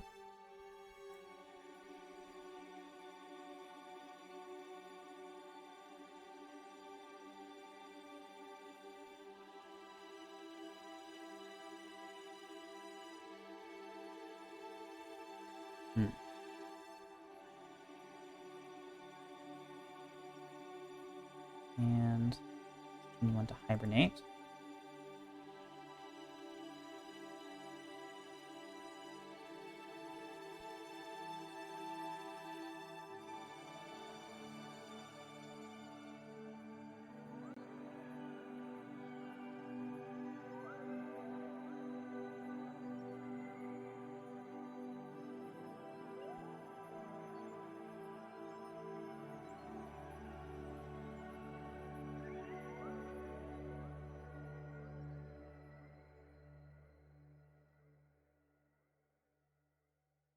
Okay, that should be enough electric charge. So now back to this. So we need to wait until we are above the northern ice shelf and Kerbin's water. Kerbin's water, gravity scan. Oh, do we not have... We don't have connection right now. We do, but we don't, actually. It says we do, but that's not a real tracking station that we have control. Oh, wait, no. It's because I put it in hibernation mode. Yeah. Now, where on the globe is that connection? Okay. That's not located in hostile territory. I don't think that tracking station is. So I'm going to say we can transmit. We're over Kerbin's waters.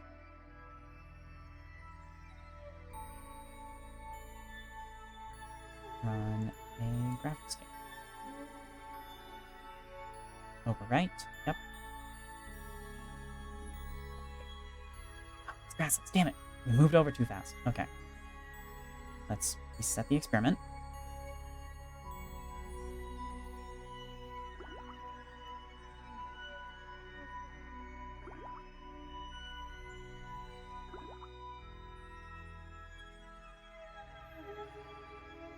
Yeah, it automatically brings us out when there's a new thing to do.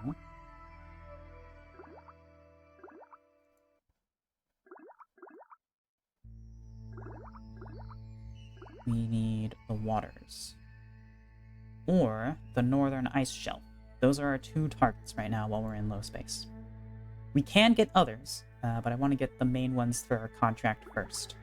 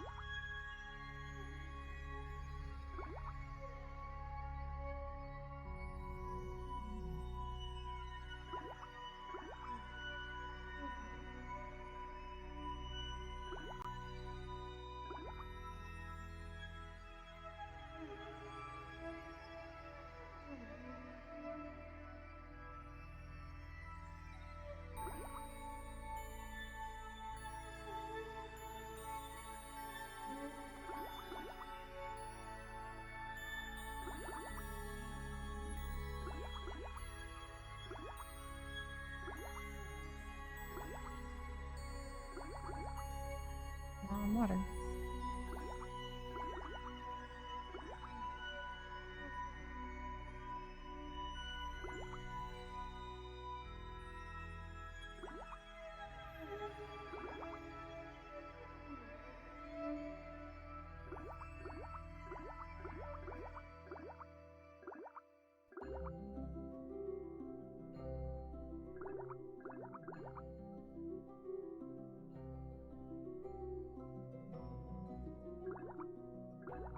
Water.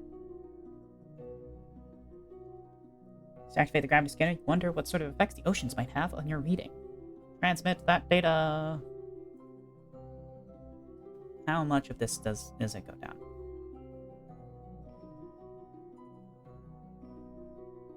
Jeez.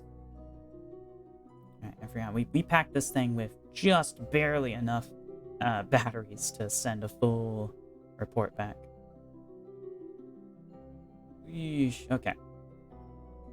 We gotta wait for a full recharge now.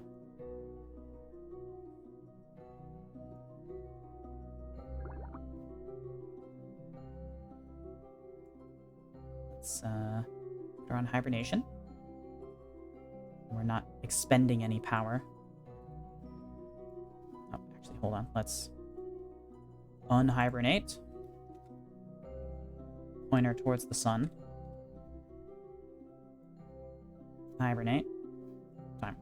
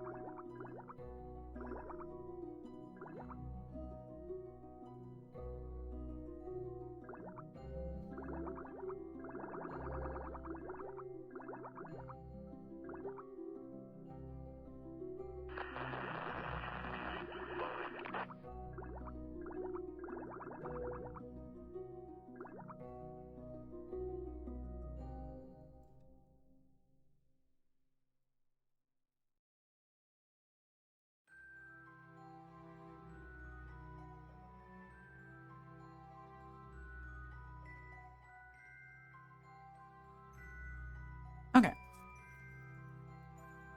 So.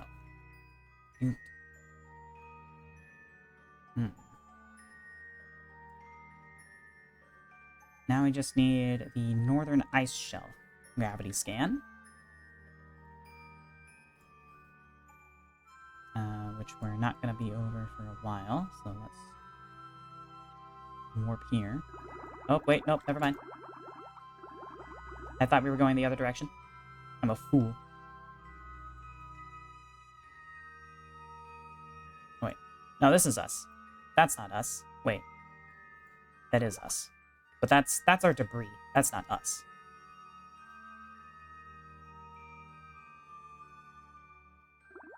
This is us.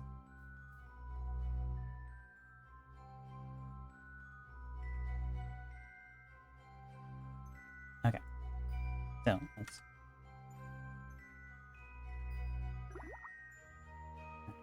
Northern ice shelf.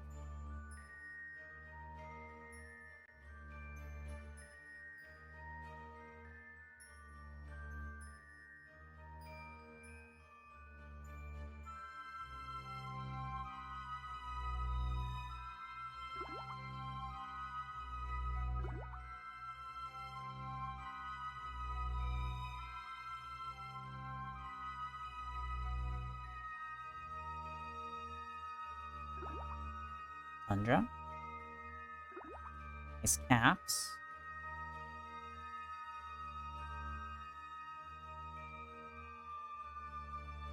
There's the northern ice shelf.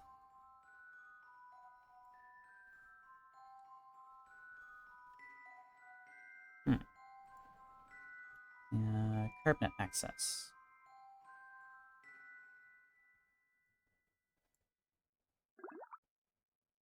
Northern ice shelf. Gravity scan. Sensor finds subtle changes in the gravity field of Kerbal. Science team will want to see these readings. Transmit.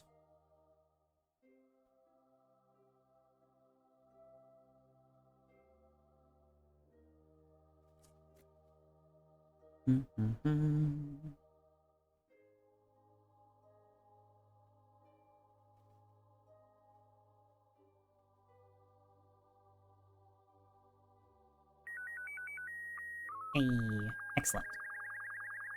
Alright, so we have completed all of the low in space science. So now we need to adjust our orbit to the high in space. I don't know what counts as high in space, but we'll figure that out. Now, I could also run these experiments again each time, which will to fill out these more. But I'm gonna be real, with how piss poor our batteries are on this thing, I don't really want to do that because you get diminishing returns every time you do a science report. So I don't think it's just I do it one more time it'll be complete. I'm gonna have to do it at least 2 more times each one.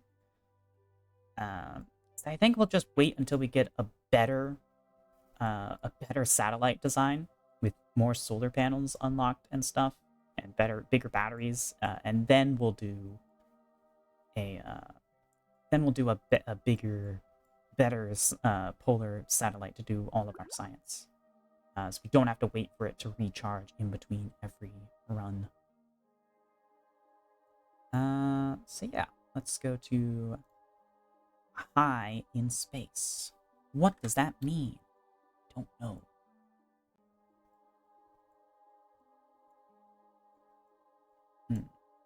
How do you move? Oh, no, fuck off. That was not the buttons that I wanted to press at the time. But it's fine.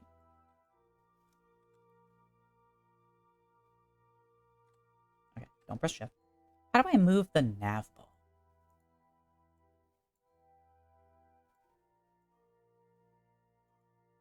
I know that's something you can do. I kind of want to move it.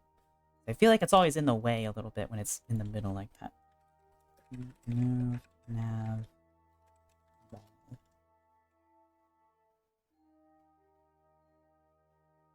Ah, okay. In the settings. Settings. Ooh.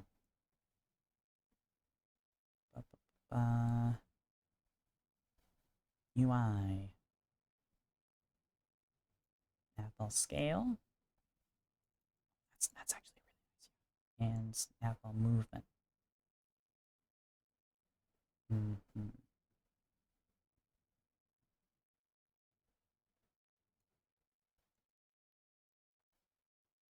Yeah, let's try that.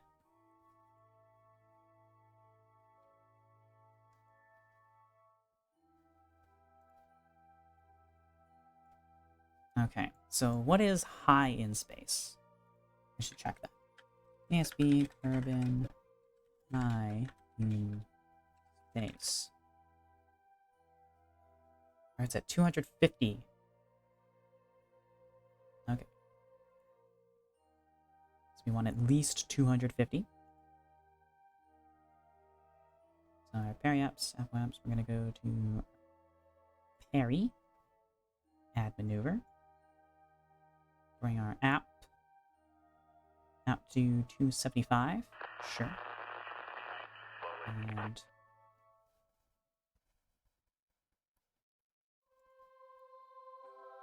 yeah, we'll just do that for now. And oh, having that over there actually is a terrible idea because it cuts off. Okay. Settings. We're gonna move you. Yeah, let's just put you there. Apply, accept. Resume flight.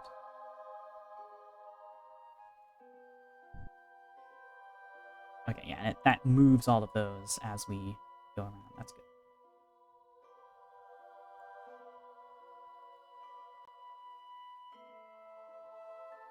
Okay.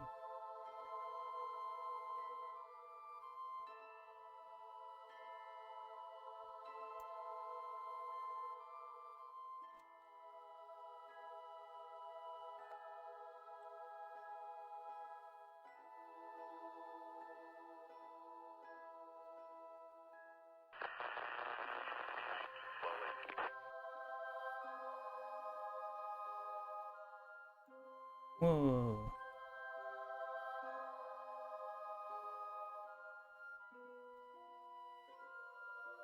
Oh, that's interesting.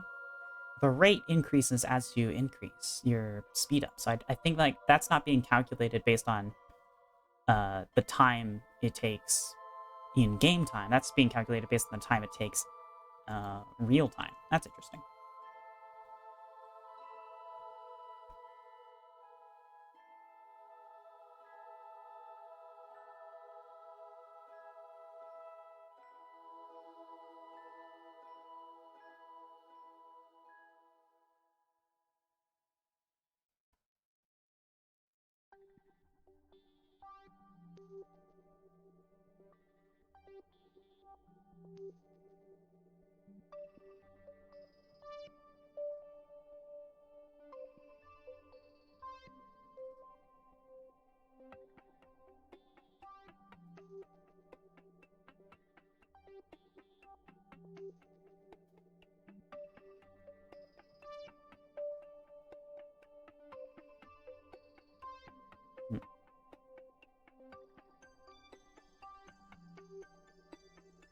Oh, I should have been burning. That's fine. This doesn't need to be super precise.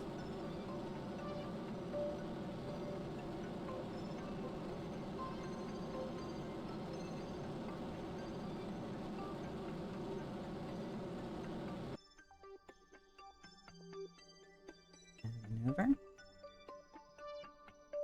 Whoa, wrong direction.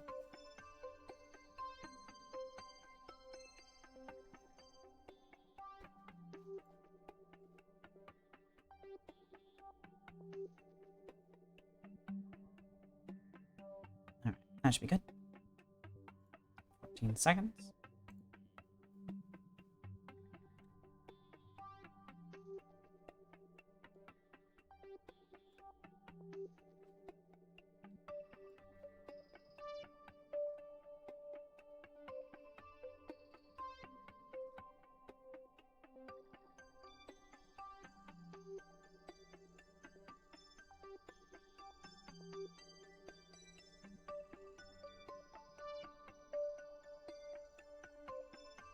Terminate in warp.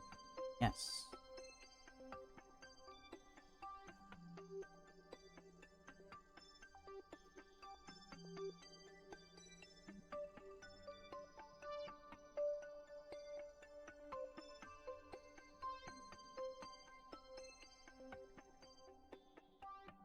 What does this mean? I don't know. Alright. So panels are lined up just fine. We're gonna start our burn at T-minus 7 seconds.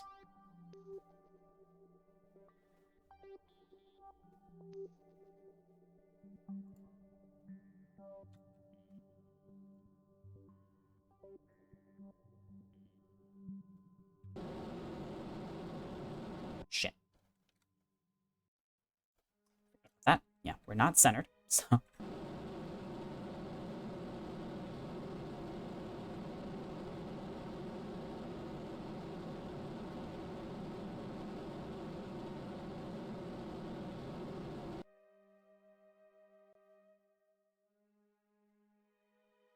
Alright.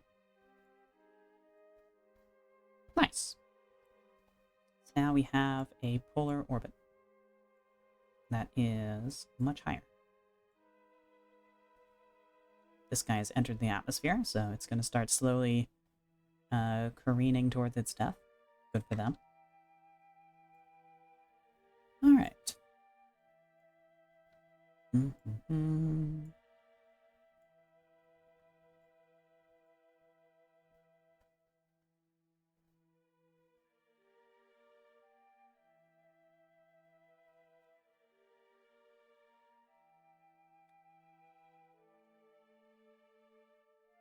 Our panel's facing directly towards the sun. Or Kerbal, let's say.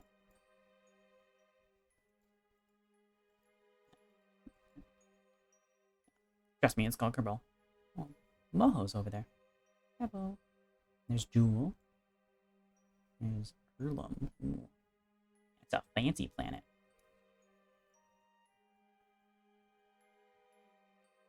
I don't think we have heirloom discovered, technically. Sarnus. That's interesting. See how the camera, all the distant stars become invisible as the sun comes into frame, and they reappear outside. That's neat. Eve is over there. Yeah. Alright. Anyways. X-Science, where are you? Boop. And... high-end space. Kerbin's water. Grasslands. And... a micrometeoroid detector does not need to be over a specific spot. Grasslands, high-end space, gravity scan. Oh. Doot. Gravity scans of the grassland are normal. Too normal. You begin to suspect the grass is hiding something. Alright, we'll transmit that back.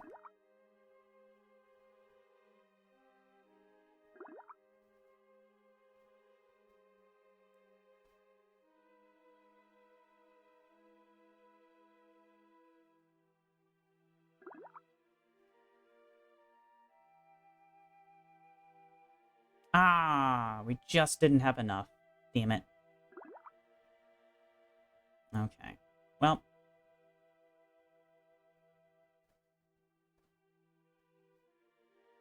We can go ahead and run the micrometeoroid detector. And this one we're going to have to recover, actually.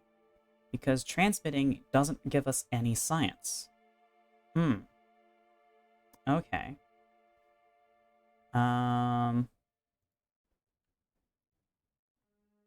We can't recover this. This is not a landable craft. So we're going to have to launch a different mission to do that, which is fine. Because, again, it doesn't require a specific biome that we need to be under. So we can slap the micrometeoroid detector onto pretty much any spacecraft, and we'll be able to satisfy that one. It's just a little unfortunate we can't get it with this one specifically. Oh, well. Let's get our panels pointed.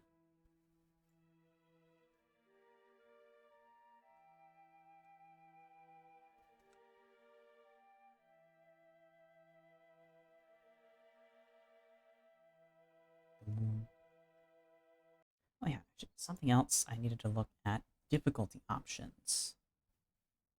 EVA repairs. There's no difficulty section for this.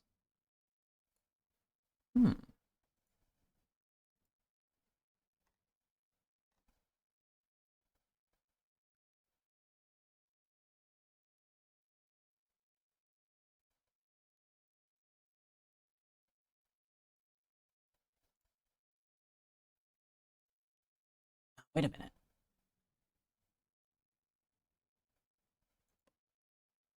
Ah. Oh.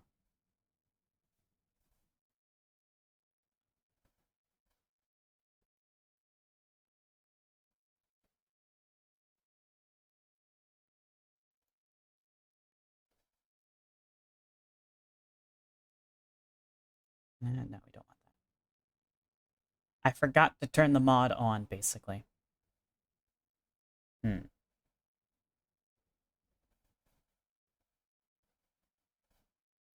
Okay.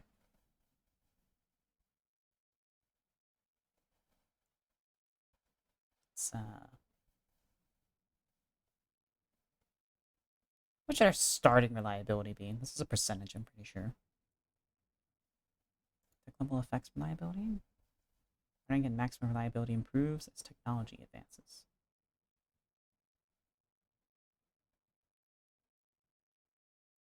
Let's maybe...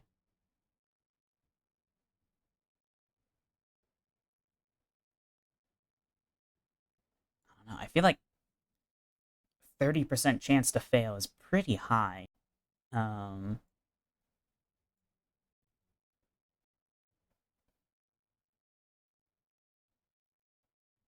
Yeah, let's just go all the way up, honestly. feel like it's a bit much. It's a 20% chance for stuff to fail. That's pretty high. I don't know what would be realistic, but yeah. All right, let's accept that. Simplate. Yeah. So now, stuff will have a chance to break, which will add an extra level of interest, and it means we'll have to work to increase the reliability of specific parts and stuff.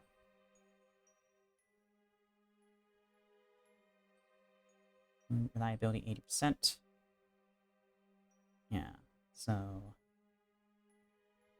we're gonna have to launch a bunch of missions with this engine and use it a bunch of times. That will increase its reliability higher and higher. So it's kind of a shame that I didn't enable that from the beginning, because it means we haven't been working towards improving it steadily already. It's a little unfortunate.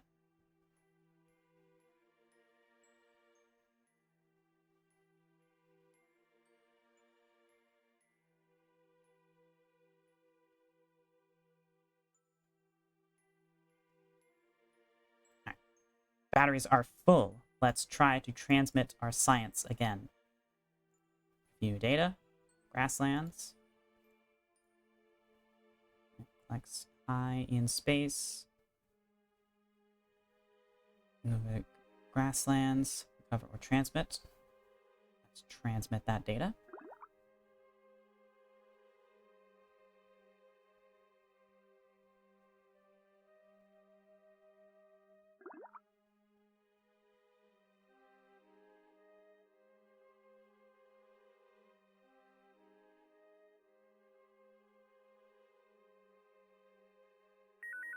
Done. Alright, now let's time warp ahead to refill our batteries.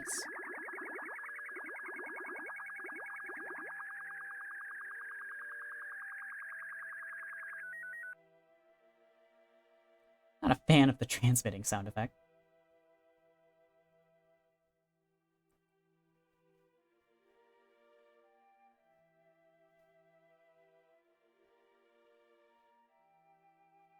Okay. So now we need Kerbin's water.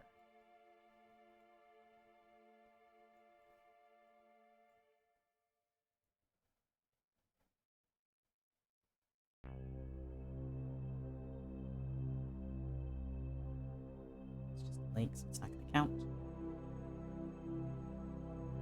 It counts as shores. We need to be over the ocean for waters.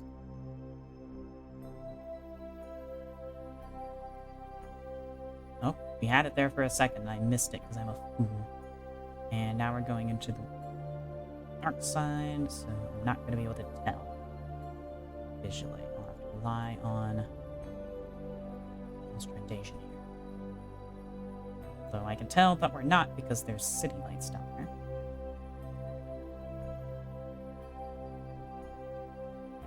Water. Gravity scan. Gravity seems to be incredibly high for a celestial body of this size. It must be composed of an extremely dense material. Transmit.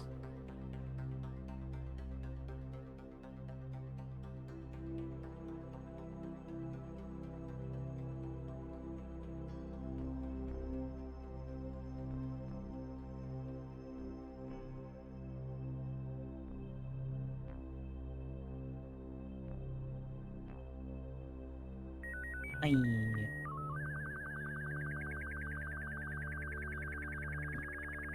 Alright, because of parts. Yeah, so the only testing equipment we have on here is the gravity scan and the micrometeorite detector. Okay. Yeah, we'll have to save the micrometeorites for our next recoverable mission. But yeah, good work. Good money produced. If I did another gravity scan, yeah, we're not gonna be able to cover anything. Okay. We can go ahead and get another biome, though, started, if we wanted to. So let's just...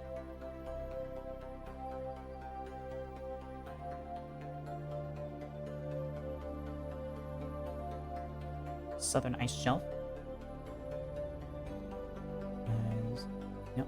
I'm gonna keep that experiment. Wait until we have our batteries full. Review data and transmit.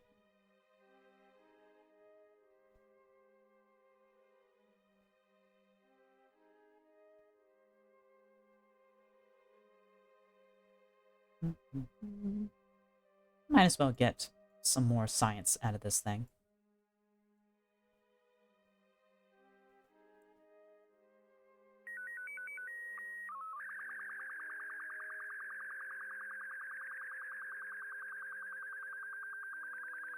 Highlands. Sensor finds subtle changes in the gravity field of Kerbal. Science team will want to see these readings. We're going to keep that experiment.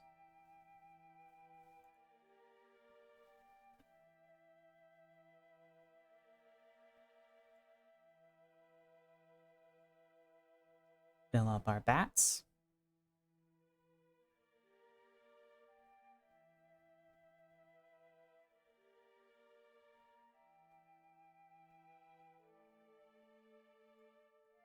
Review data.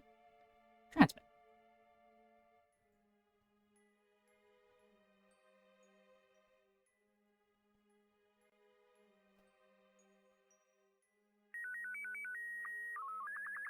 Really don't like that sound, having to hear it every time we do this.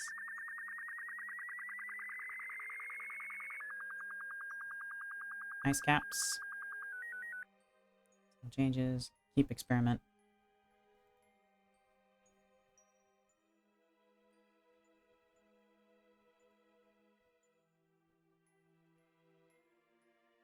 Review data. Transmit back.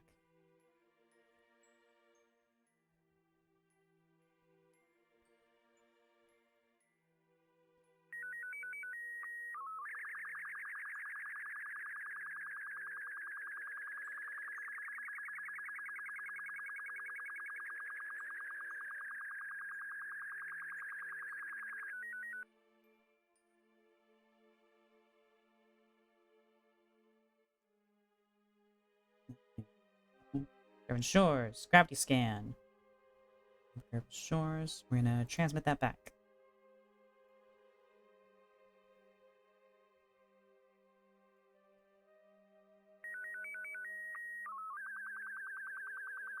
Wow.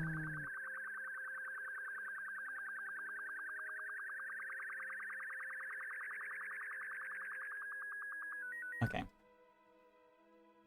There's gotta be a way to just turn that off, right?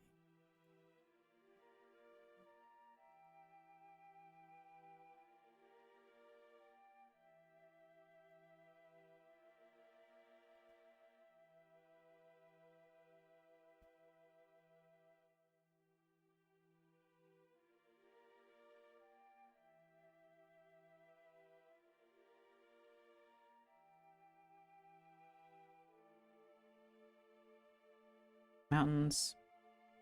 Transmit.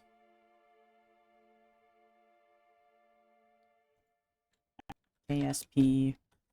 Transmit. Data. Volume.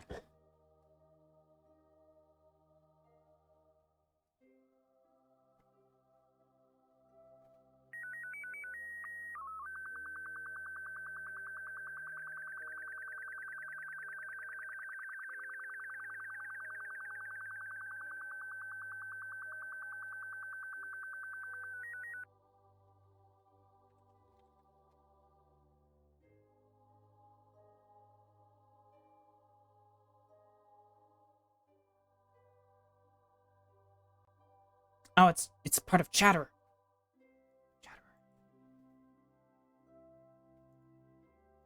Alright, Chatterer. Boopity boop boop boop.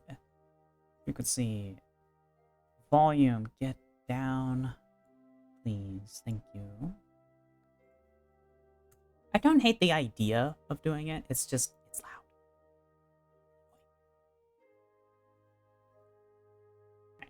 loud. Gravity scan. Wonder why the gravity field seems weaker here. And then remember that you are flying over the tundra. Everything is small. Keep experiment.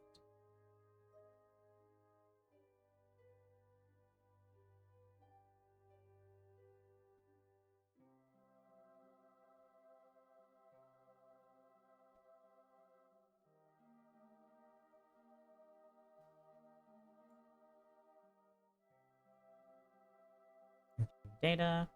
Transmit.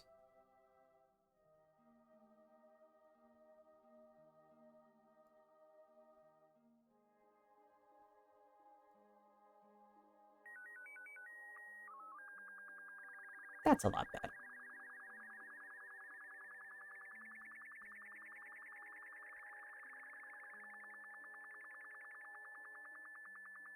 Still a bit high pitched though. There's a pitch setting here.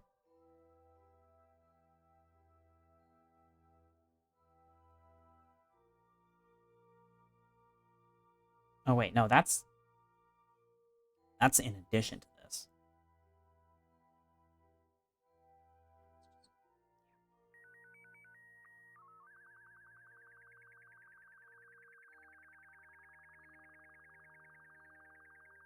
Oh, we are running along faster than I would have liked.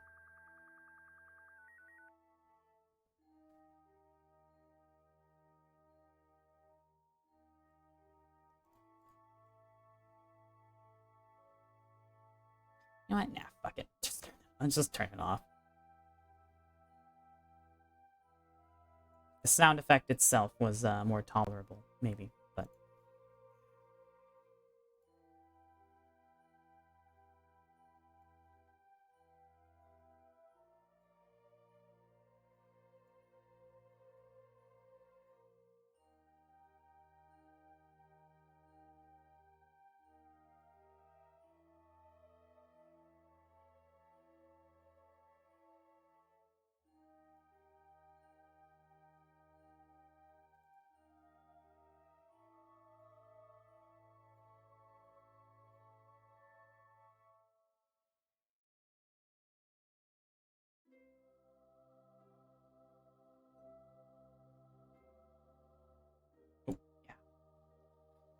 The frozen over Northern Ocean bears a distinctive gravitational signature, together with the polar hills ringing in.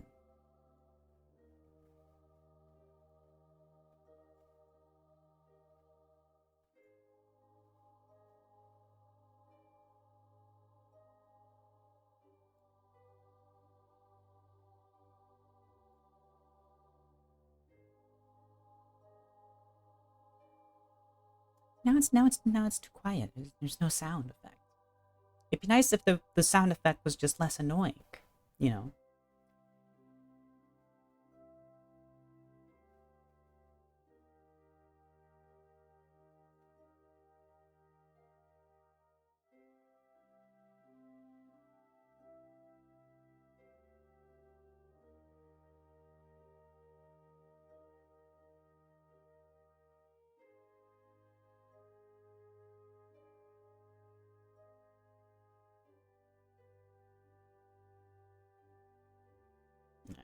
There's the Badlands and the desert that we haven't done this over.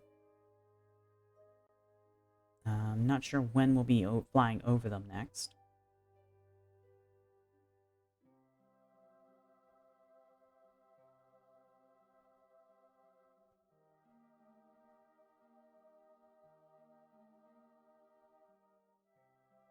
But I think that's the only remaining biomes.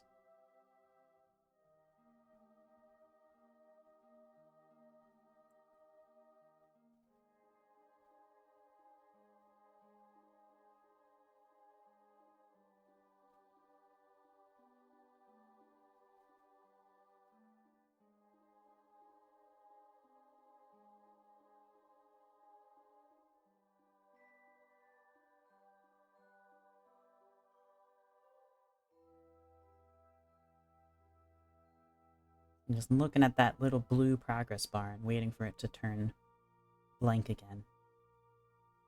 Oh, I missed it. Damn.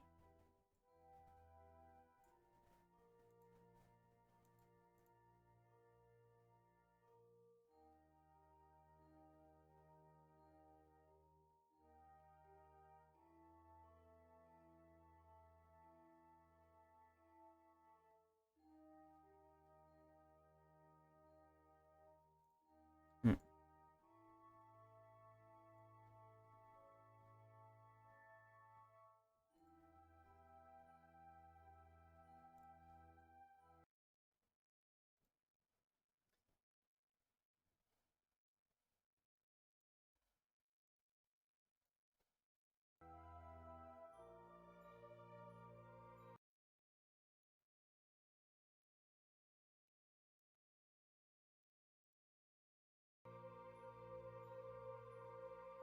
I've had the music almost muted this whole time.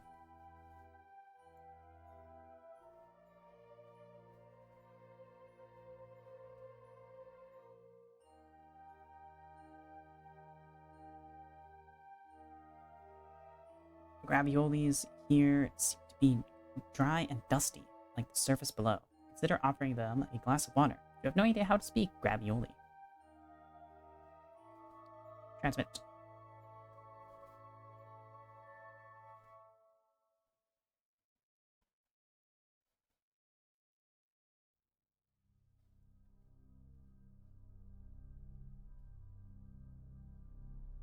Alright, all that's left is the Badlands.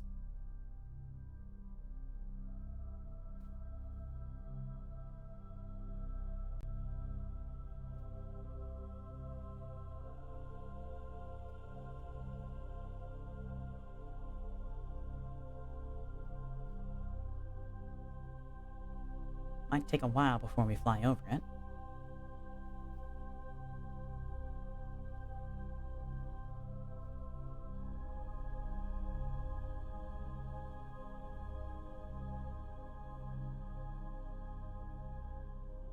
I don't even know what the Badlands refers to.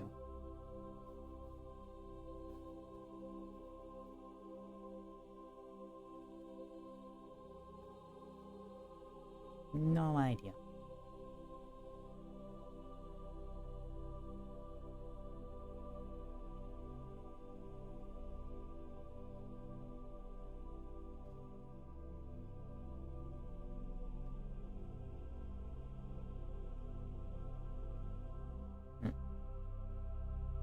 Alright, you know what? I think that's good enough. We got most of our potential targets that we could hit. So I think we're good. We're gonna call it there.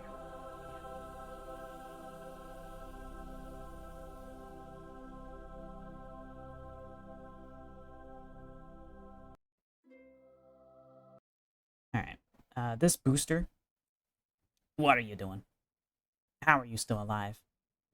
It's been 2 days. You are inside the atmosphere. Burn up.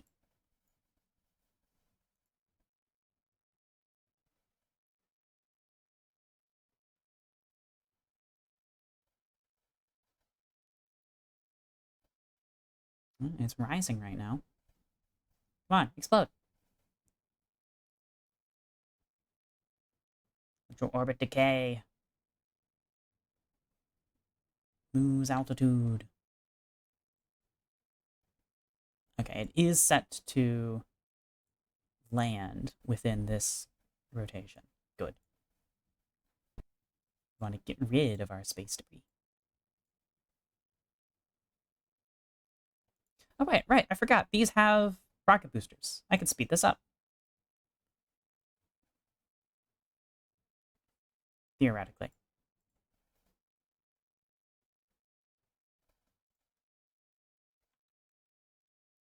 Why can't I? Has fuel, has electric charge.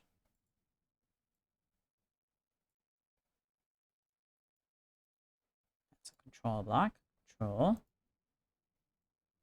Wheels are on. Communication. Oh, there's no communication. Ah, that's why. Okay. But I can Burn. No, I can't. We have no probe control, not even limited probe control. We have none. Huh. Is that because this control block doesn't have an antenna? No, it's got an antenna. Interesting. Oh, it's because the electric charge is disabled. Oh. Okay, I'm gonna have to change that on these rockets going forward, because that's not how I intend for this to work. Yeah, because I disabled this because I thought you could still reactivate it using the reserve power, but no, you can't. If you disable your only batteries, you can't turn it back on, even if you have reserve power. So, yeah.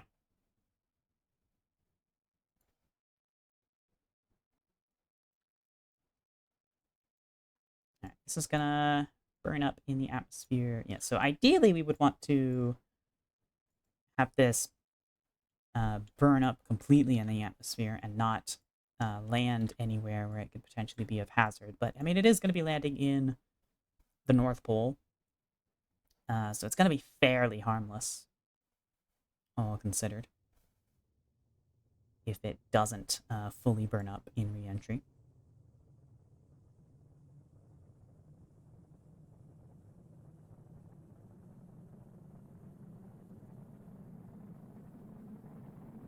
Come on, something explode.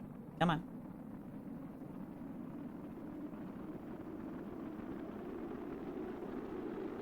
You can do it. Hey! There we go.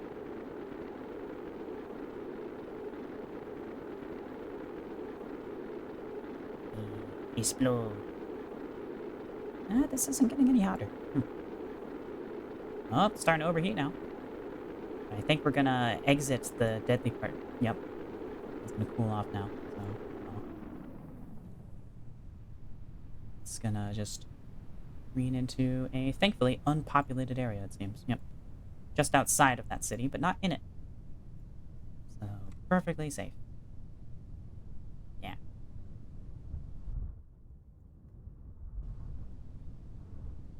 Don't know where that other bit of debris went. Oh, I think it's impacted the ground. What's that sound? And kaboosh. Good. Alright. To the Space Center. Now, unfortunately, because we didn't get that one last bit of science, we cannot accept a new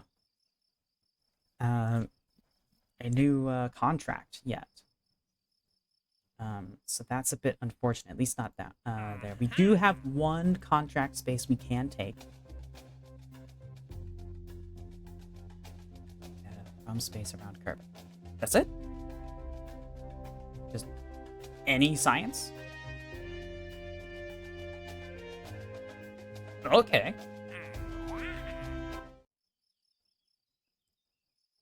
So, let's hit up the old VAB. And let's get building.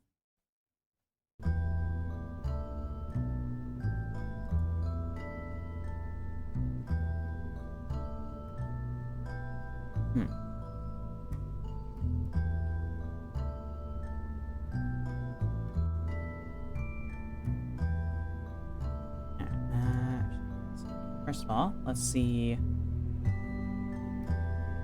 I can see why I lowered the music volume now, because it's louder in there than it is in space.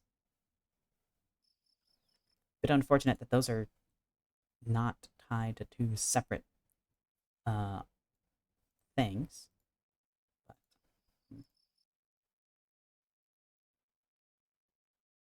also unfortunate that I can't actually access the settings from within here. I have to exit, then access the settings. Alright. Volume-wise, that's fine, right? Let me know if the music's too loud. Open. I mean, actually, no, not open. Check our requirements. So we need to get high in space. It does not say we need to be orbiting. It just says we need to be high in space. So we could do this from space. Yeah, so we could do this suborbitally. So let's open up and let's get to here. So I'm gonna do, yeah. So we're not gonna use a Rock 3 or Rock 4. We're not gonna use a Rock 4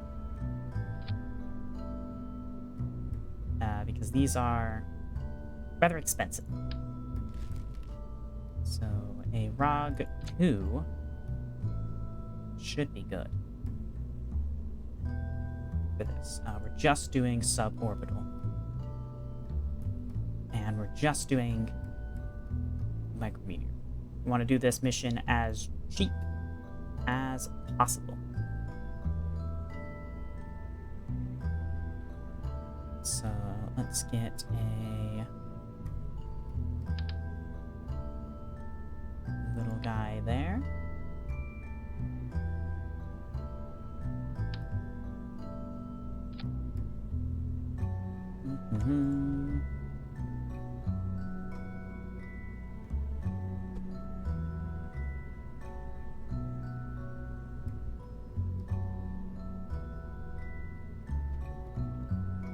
Sure.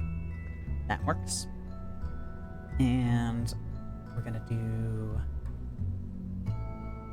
micrometeorite detector. Science. Micrometeorite.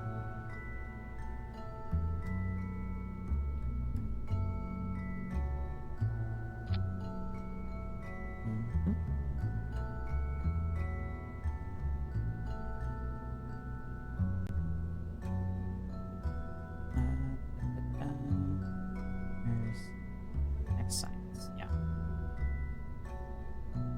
So we're looking for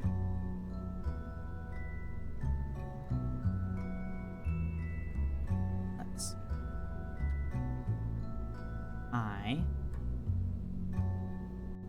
I over Kerbal.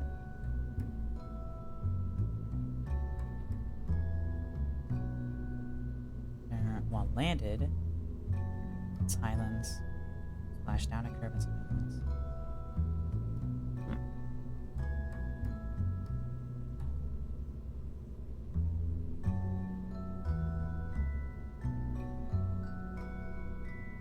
Alright, because I have high.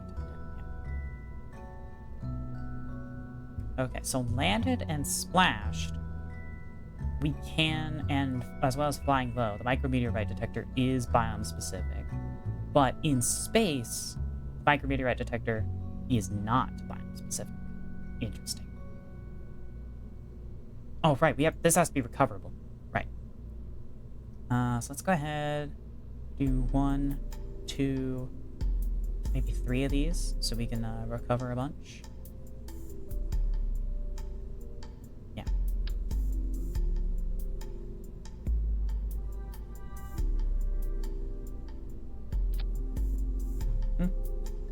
And we're gonna do a parachute.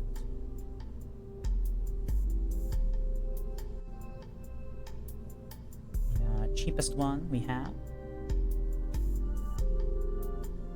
This one is free. Unlocked, not free to use.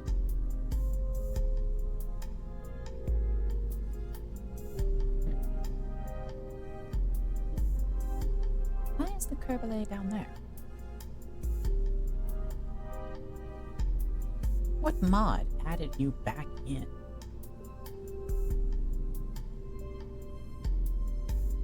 Wait.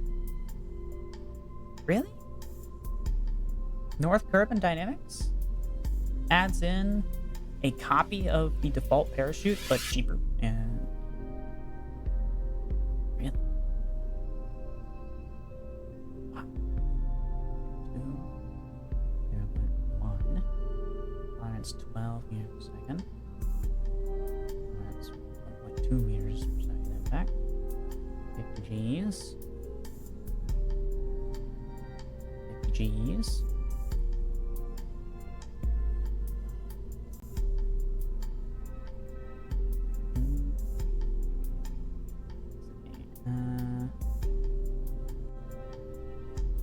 effective diameter 20.7. 20.7. Huh.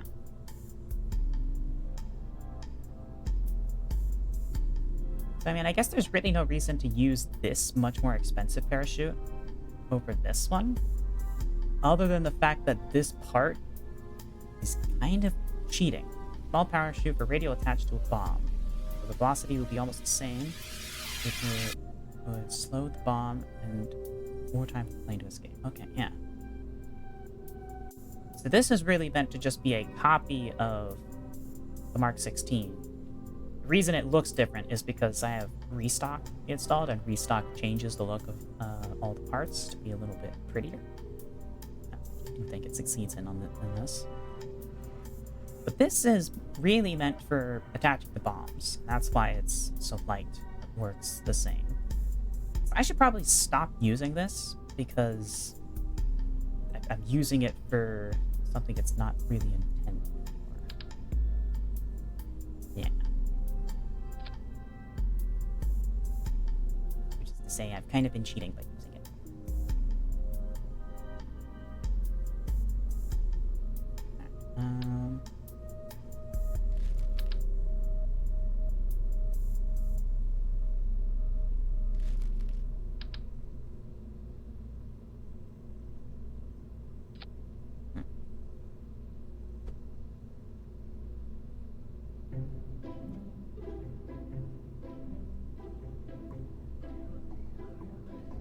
Bit silly looking doing that, but you know, if it works, it works. And delete bearing, field bearing, close. We have plenty of Delta V. What's the Delta V guide for orbit? VMAP 3400. We've got more than enough. So we could probably cut costs by reducing how much we've got. Excuse me. Why are you...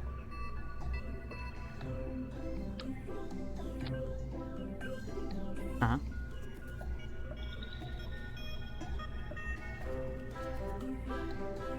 Excuse me.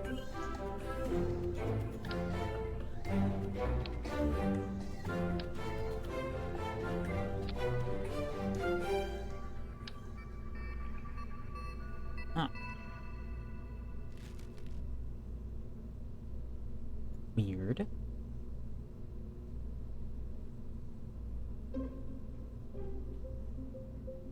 Okay, changing these settings fixes it, so... Alright, sure. Yeah, that'll be more than enough for a good suborbital trajectory. To get us everything we need for this mission. Honestly, it'll probably be overkill. Still. But, yeah. We will profit from this, so... Yeah, should I get rid of this? Our rocket's a lot smaller. We don't really need that, right? Right?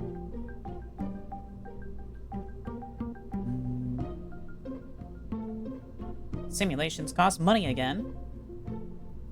I thought I fixed that. I guess not.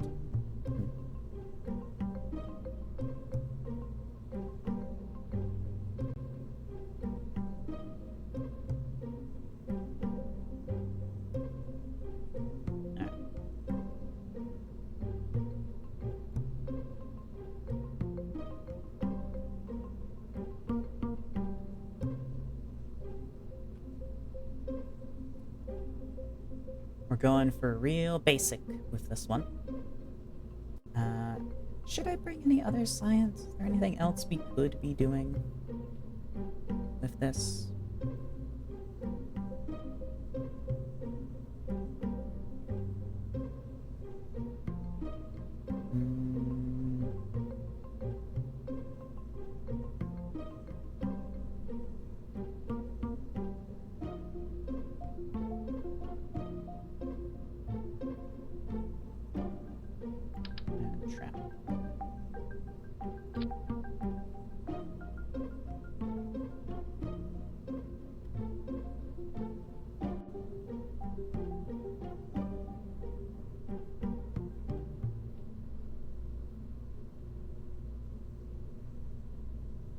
seems like landed and splashed down with the ion trap is what we're missing. And the flying low and high. Mm-hmm.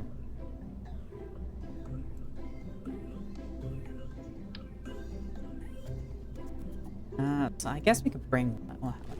It's $400. And I mean, I'm not sure if I'll be landing where. I don't know. Let's keep this nice and cheap.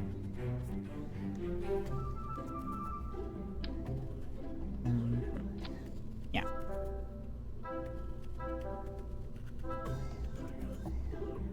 Liability 90%. It's already higher. Nice. Okay. Let's check our staging. Boom. Boom. Boom. Boom. Boom. All looks good.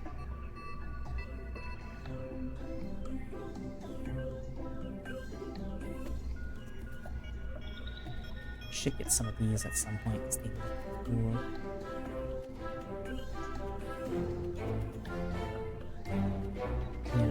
The open couplers. Yeah, fuck it. Let's get one.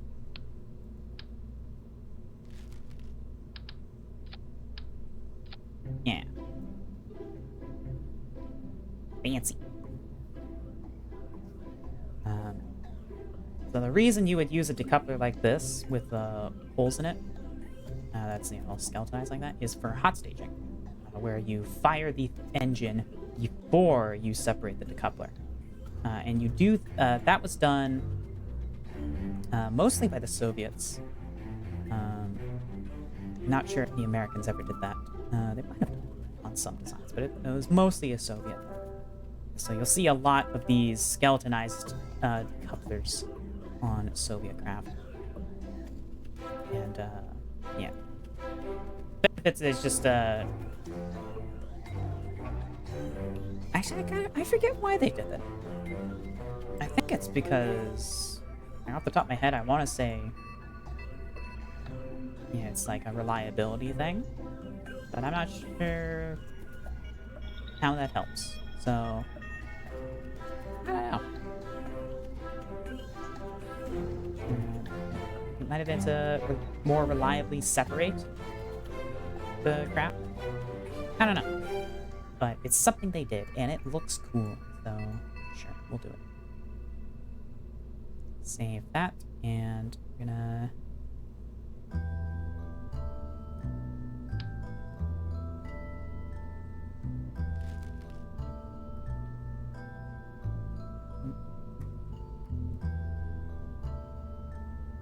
I'm gonna change the root part. Again. Don't know. Oh, hey, our Delta V fixed itself when I did that. Nice, okay. Well, anyways. Get that ready to build, please. Thank you. Head on out of there. Yeah, Well, look at how much science we got from that last trip, actually. Holy moly, that satellite was super lucrative. All right. Thank you, Stack Deck 9. Let's unlock some more shit. So, let's see. Life support leads to hydroponics. Mystics. Alright, this is all shit we're not going to need for a long time, so we're not going to bother with that. Space exploration. Ladders are nice. Passage, telescopes. Service bays. Those are useful. Heat shield. Launch escape tower. Structural fuselages. Lots of space station parts, which we won't need for a while, but you know, it might be nice to have. A wheel. That is a pretty big deal. The ability to build roving rovers.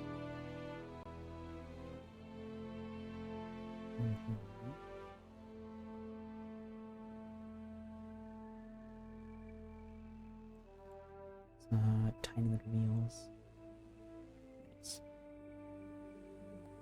Miniaturization we are going to need for bunch of stuff down the line on here.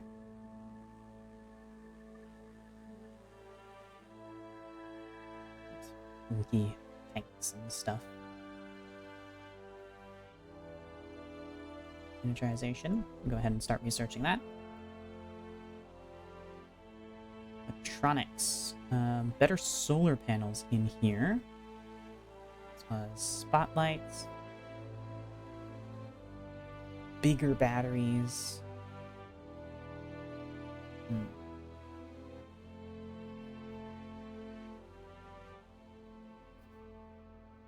Yeah, let's go ahead and get that as well.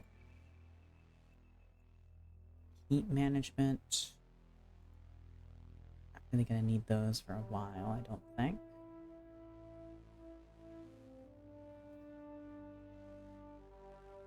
You can see what the deployed shape of each of these solar panels look like. That'd be more useful for knowing what exactly they are.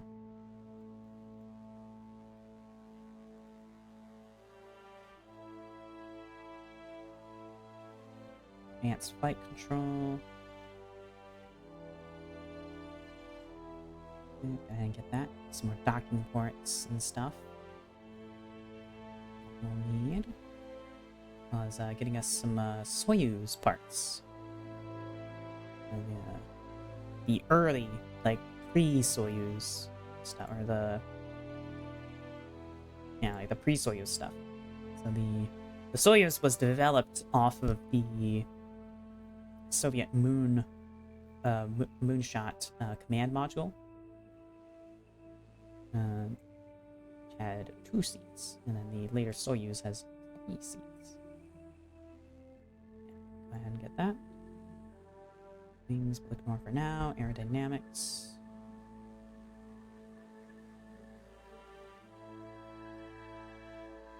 Would be nice. Procedural wings would be nice. Mark II parts would be nice.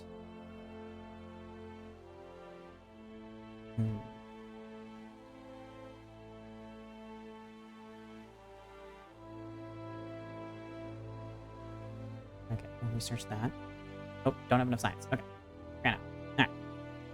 That's cool.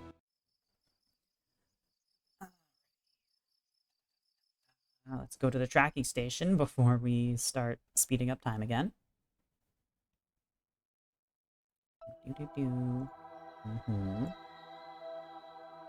What is... No, that's for a... That's for a contract.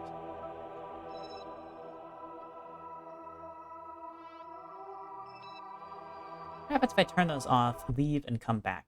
Then will they disappear?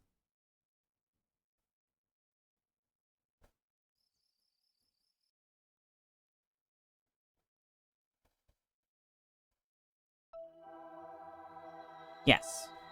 Okay. Actually, no. It's just one of them expired. Okay. Well, sure. Why not?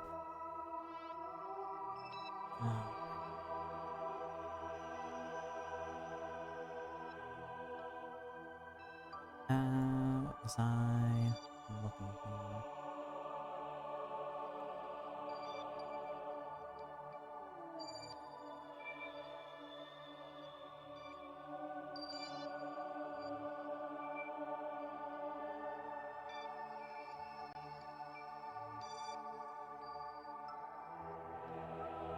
Let's, oh, right, yeah, I was gonna...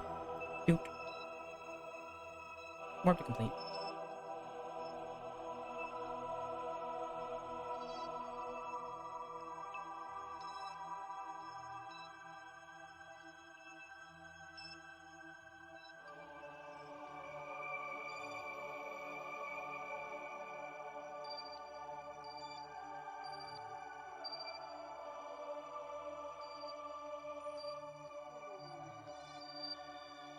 Alright. You were rebuilt for what mission? Right, for the CE mission, yes. Okay, is it daylight? Mm-hmm. Okay. We need to fly you into the water. Launch. Alright. Let's put... We need... Get Bob in there. And let's launch.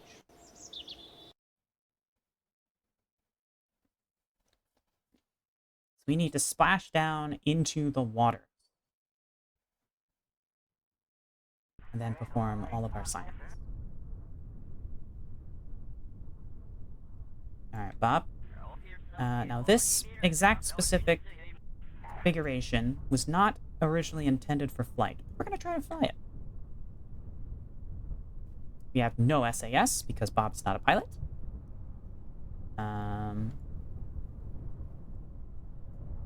This could go quite poorly, actually. Let's...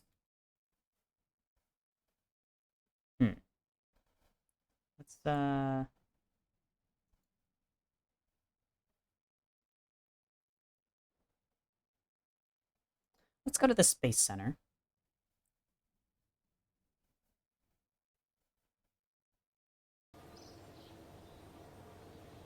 Sim 3.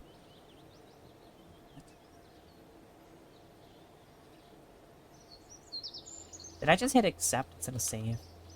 That would happen. Remember the name that I set. Save. Accept.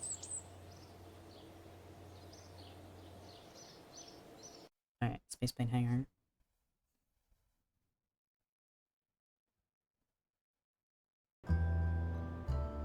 Alright. Let's do a simulated takeoff. This was not controllable. What? Why not? What? There's a cockpit right there. The fuck do you mean, not controllable? Huh?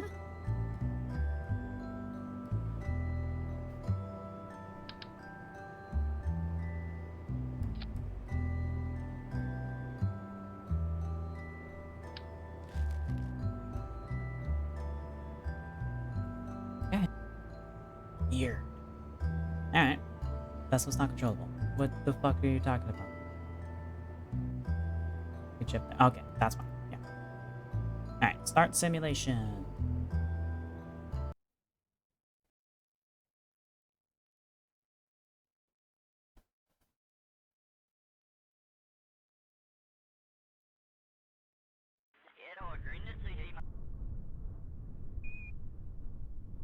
Alright, no SAS.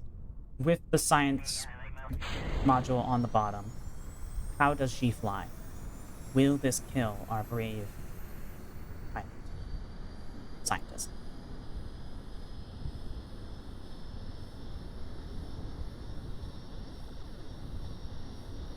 Just want to verify our mission will be safe. Alright, we can fly. We are not nosing down uncontrollably. Alright, mission is a go.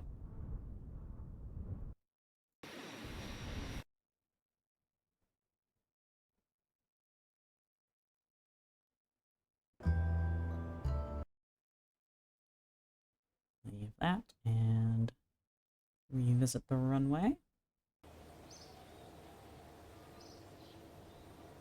Fly.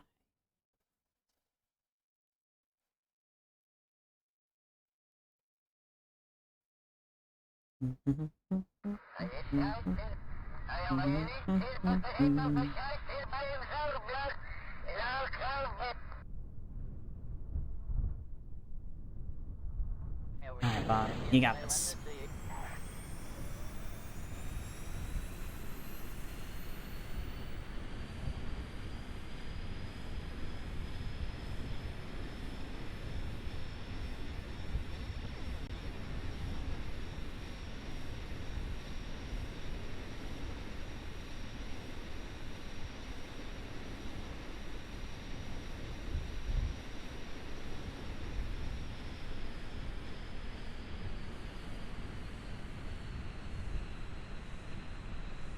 Doesn't fly well with the big box under it, but it does fly.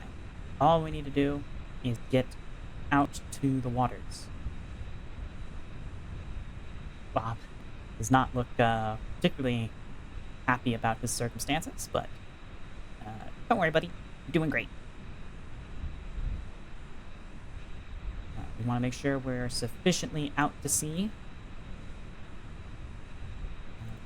Let's go ahead and get this up. That'll tell us when we are flying over the waters instead of the shores.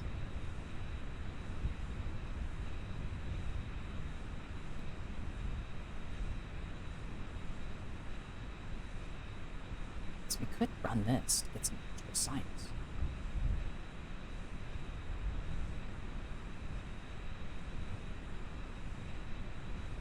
So we're gonna have spot around the interior. Fun.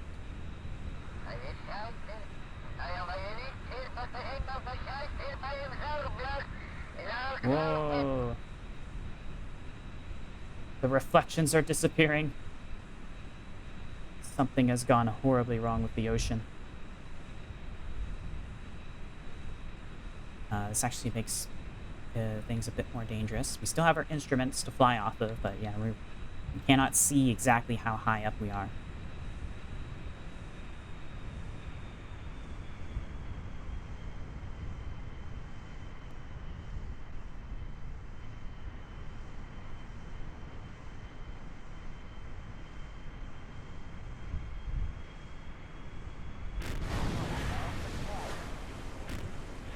Okay, we have landed.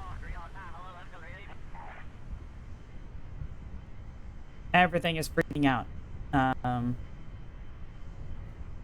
Okay, why is this happening?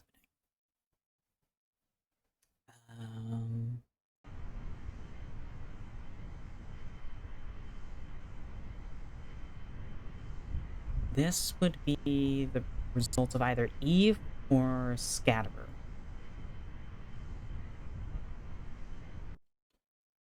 So let me look this up. ASP water turns black.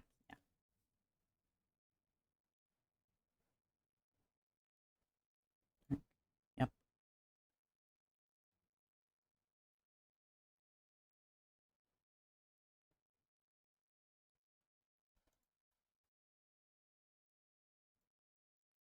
Okay. Da, da, da, da. Let's see. And values are propagating in a screen space buffer each frame. So it looks like black. Okay. Here, oh, I don't have parallax, so that's not.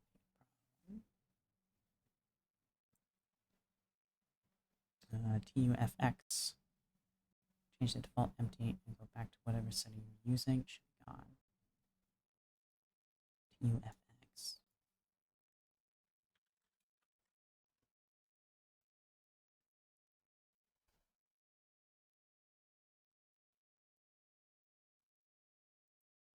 Have that? I don't think I do. No.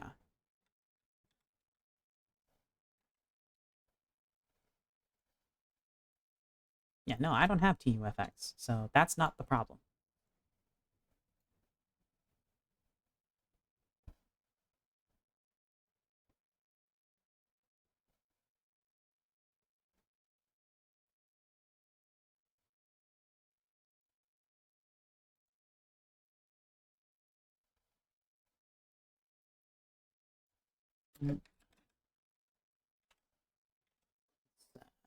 Search for scatterers specifically.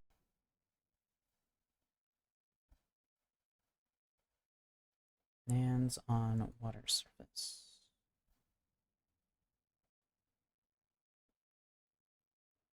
Don't have TUFX.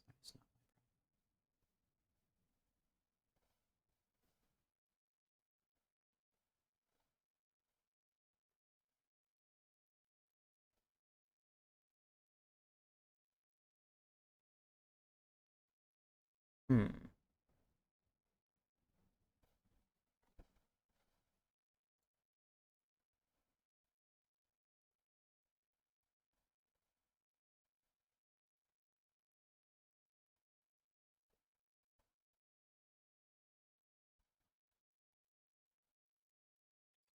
Eve?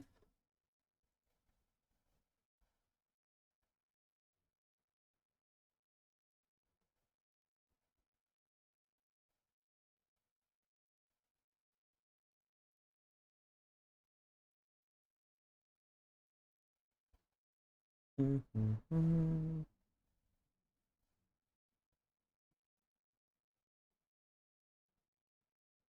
No.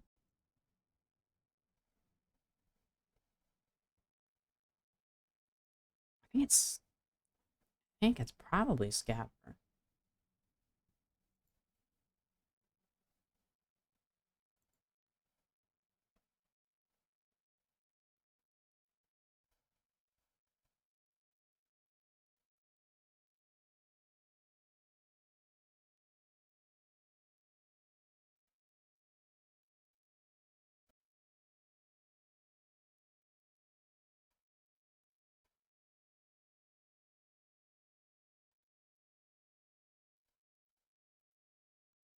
Mm-hmm.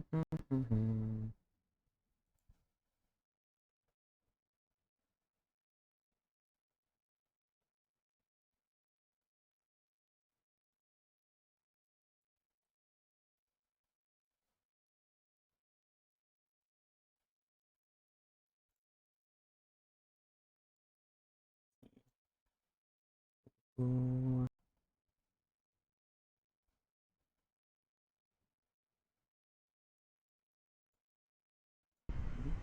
Right.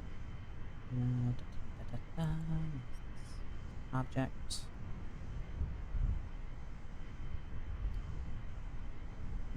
Nope, it's not. Nope.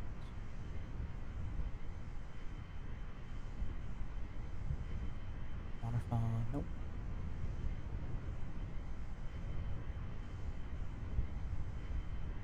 B. Nope. B. Hmm.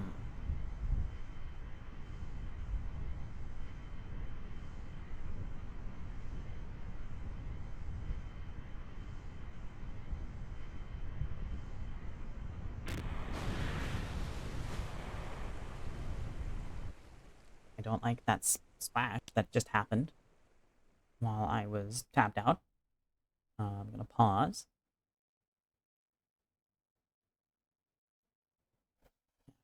All right, how do I access the scatter settings?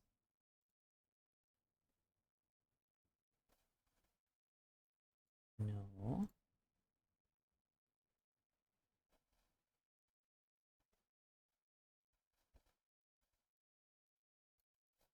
No.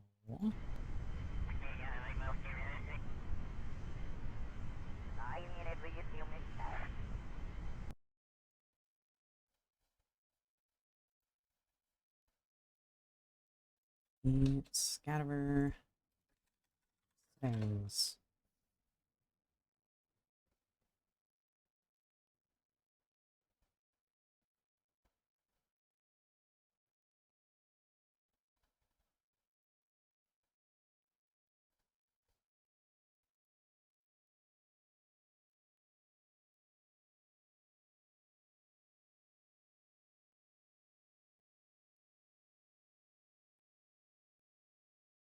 Okay, so there is a way to open scatterer settings mid-flight.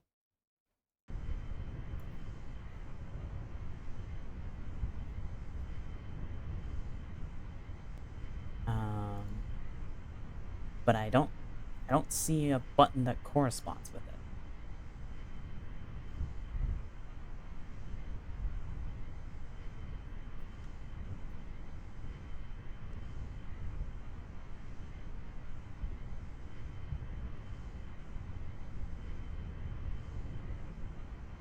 Alt F11.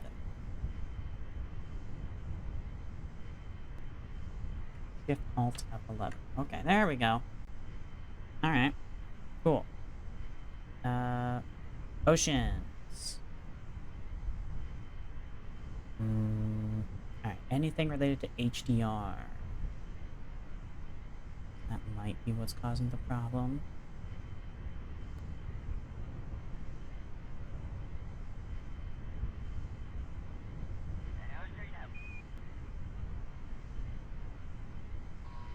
Hmm. I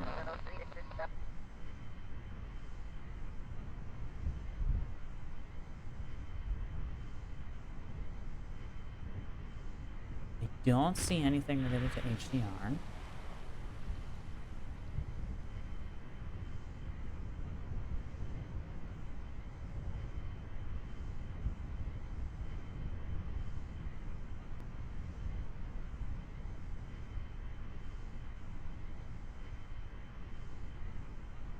Hmm. Yeah, so it's definitely Scatterer.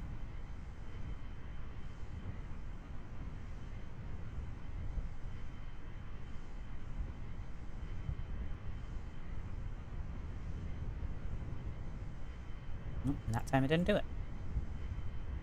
Okay, so I guess for now, I'll just do that, and I'll try to figure it out off stream.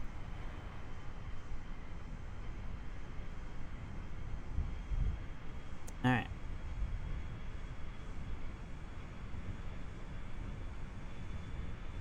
So, splashdown. Let's do a meteorite detector. Experiment. Visible light camera. Experiment. Smoke ray detector. Keep experiment. Ultraviolet light detector. Keep experiment. Oh. That's why we're moving and bouncing. Accidentally had the throttle up. Crew report. Arr, mateys. Let's show those landlubbers at KSCU who the masters of the high seas truly are. Experiment. Mystery goo observation. Who escapes into the water? Experiment.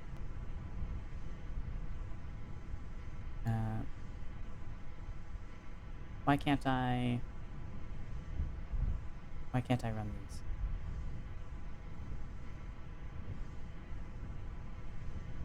What's going on? Oh, right, I have to reset it. Because I did it while we were in the air.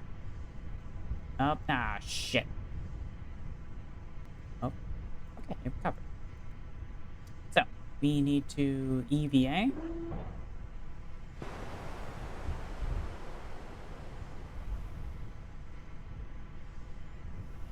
Collect data. Yep.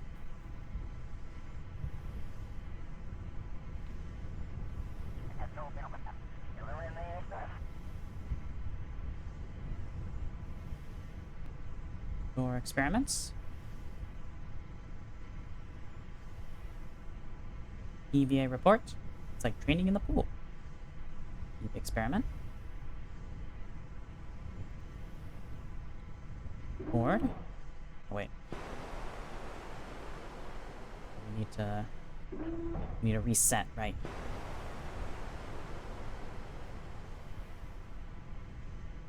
Store.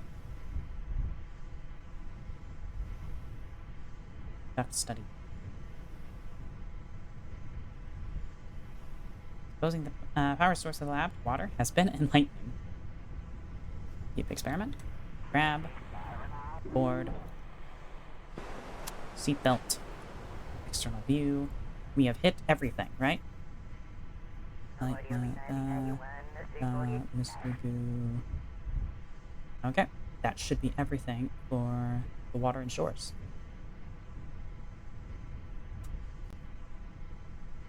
Undeploy those. Wait. Recover vessel to space landing. Lily, welcome home, babe. Hmm?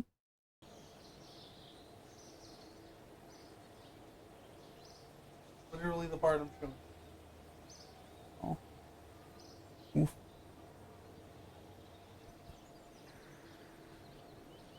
$36.6 science. Alright. No XP for Bob. But, you know. He did good work. And now we have another contract open. Yippee!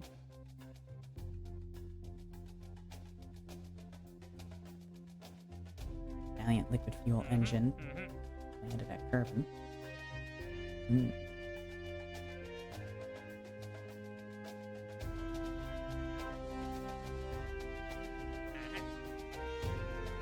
for...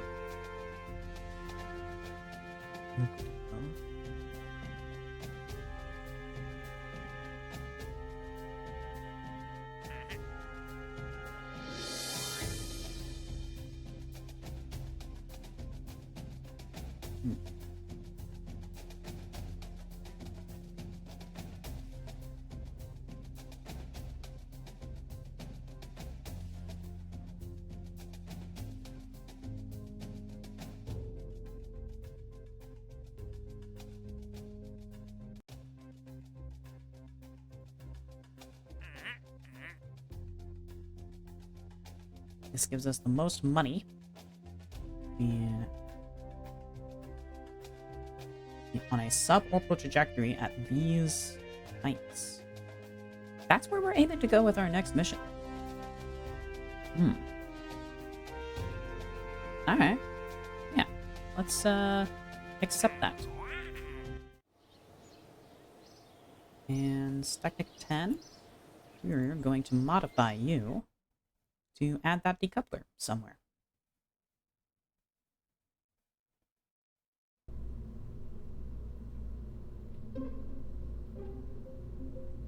Alright, so TS-18.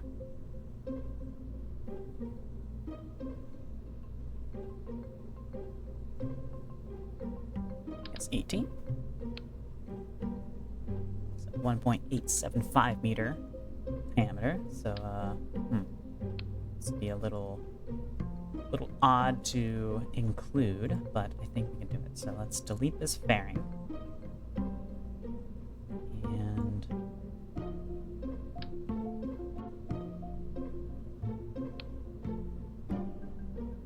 honestly, we can put it in here. Let's do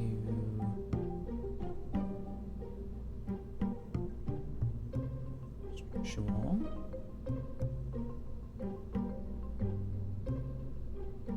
Cost. These are pretty cheap. So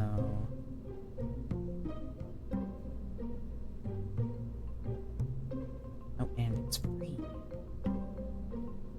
For some reason only this one's free, the others are not. Interesting.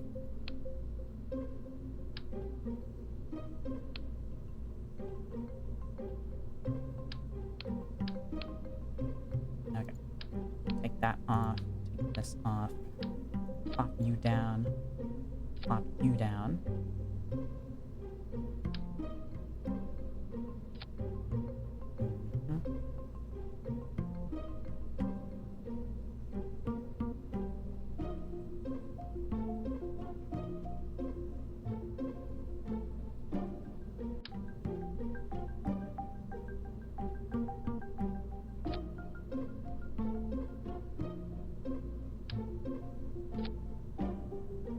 Okay.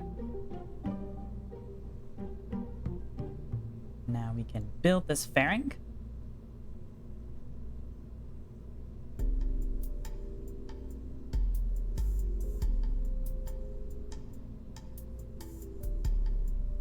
That's a pretty dumb angle, so we're going to do this instead.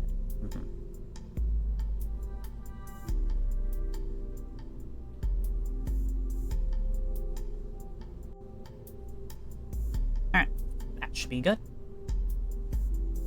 And we can still do all of our science and stuff. And we should still be good to... Ooh, actually, something I haven't considered is atmospheric heating effects on these guys. If we go shallow enough, it shouldn't be a problem. But, I don't know. I think I'm gonna add a tiny little heat shield just to be safe.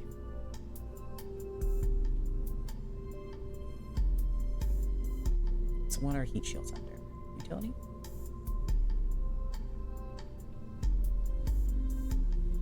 No. Thermal, right. Yeah, their own category. Okay, we're gonna use this guy, because we already have it unlocked. Which is gonna drive our budget up. But if we shrink it down, it'll cost less.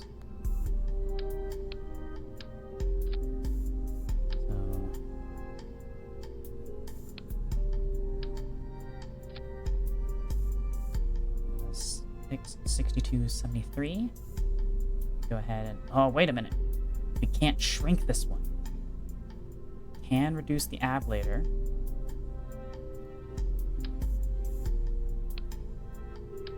$61, $23, $38. Okay. With only 30 ablator, which should be more than enough for how lightweight this craft is going to be, that should be perfect, actually.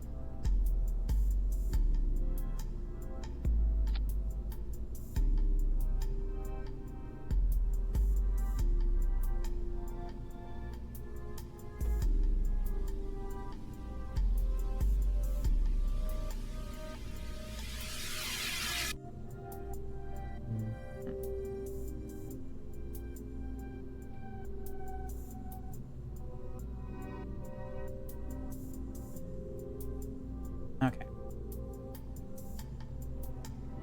And let's edit this fairing to be a little bit more safe.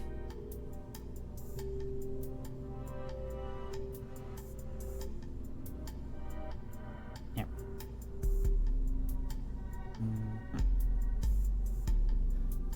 Okay.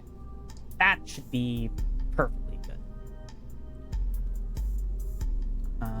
Yeah.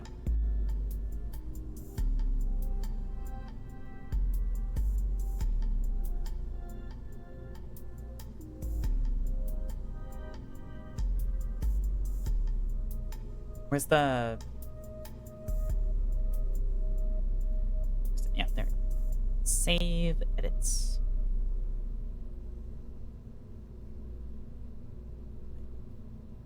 What the...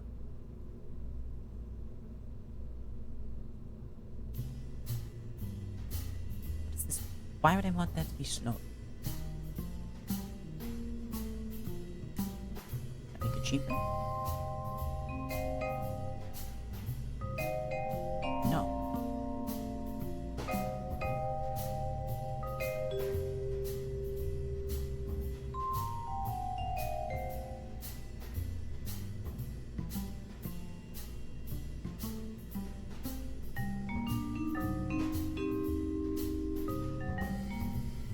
Oh, is this to show me the build time for the different... No, it's not. What is that? I don't know. Whatever. Save edits. And yeah, I'm lowering the music volume again. The volume in the VAB is very loud.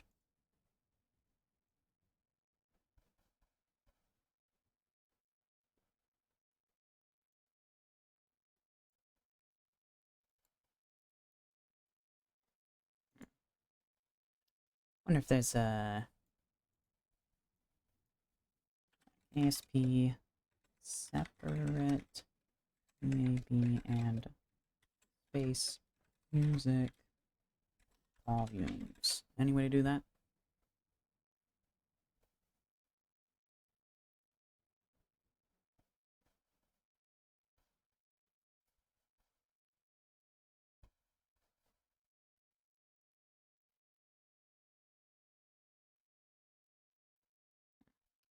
Nothing immediately stands out. I'll see if there's any. I'll see in between streams if there's any mods that give me independent control of the volume for those, because the space music is too quiet if I have the VAB music set at a reasonable volume, and if I have the space music set at a reasonable volume, the VAB is happening. So, alright. Let's warp to completion of this. I forgot to put into the dragging station again. Sorry.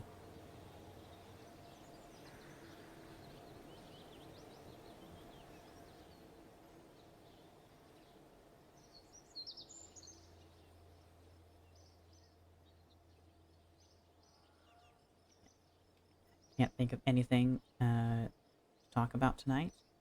I feel that on many a night.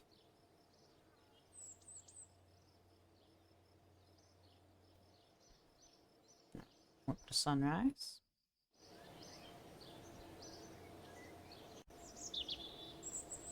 Alright.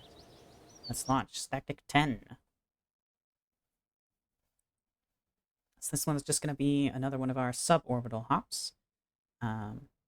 I probably should have kept my orbital and suborbital programs under two different names instead of bundling them both together under Stacknic, but eh.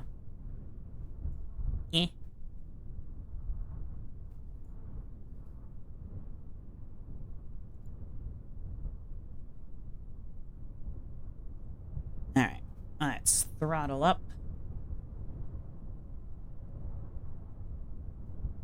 Realize I have staged things horrifically.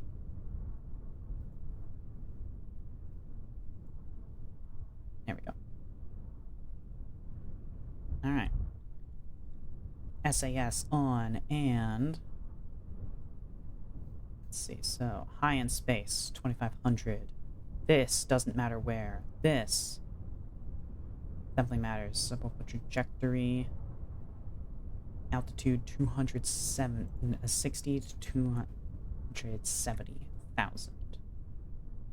Alright.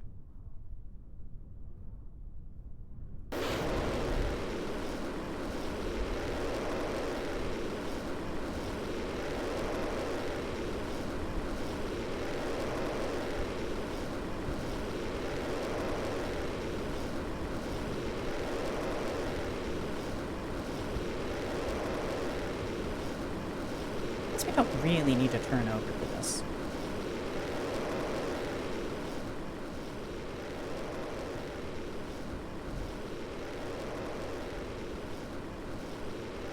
We're just going for pure altitude, really.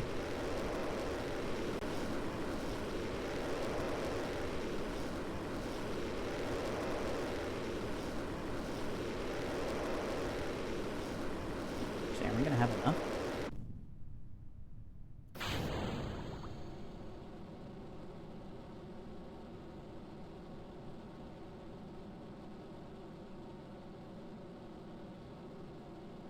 Oh, shit.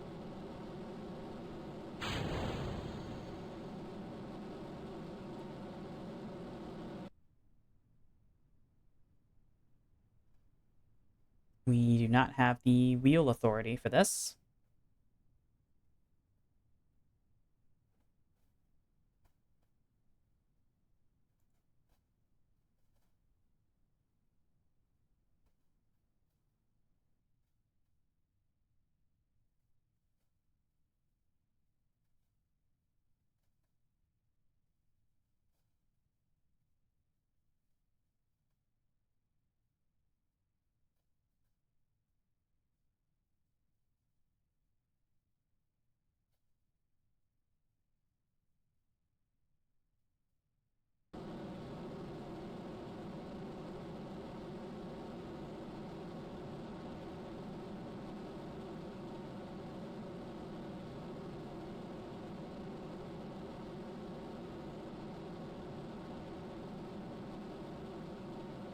Oh, shit.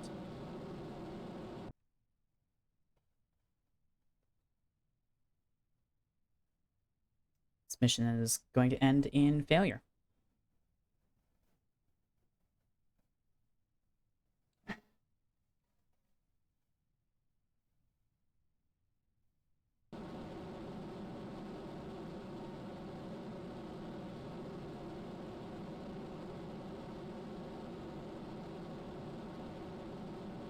No, might as well do this.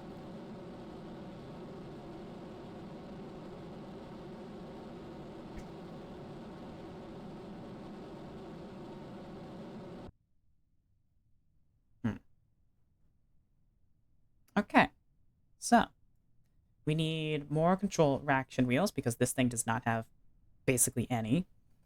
And we need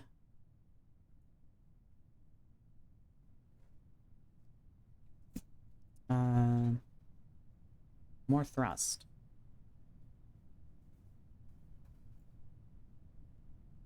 Okay.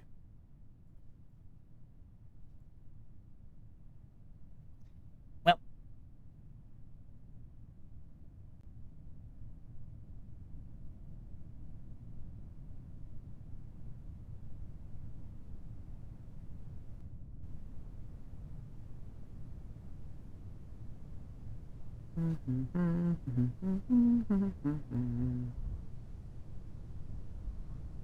gonna go ahead and drag this down here. I think we can try and recover this upper stage at least.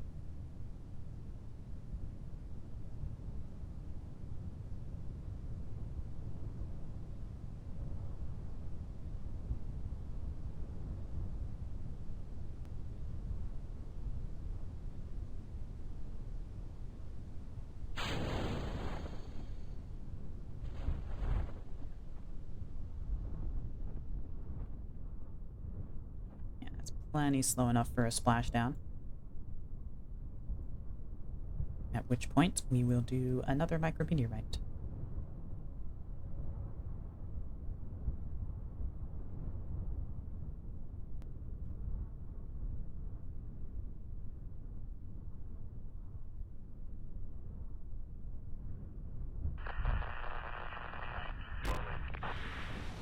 Never mind, we have no communications, so we can't do another micrometeorite now that we've splashed down. Well, shucks. I probably should have figured that would be an issue. Even only this far away, the curvature of the planet is enough that we cannot make contact. I mean, we wait for a relay satellite to go overhead? No, there's no antenna on this thing. I'm a fool. I forgot. Alright, so,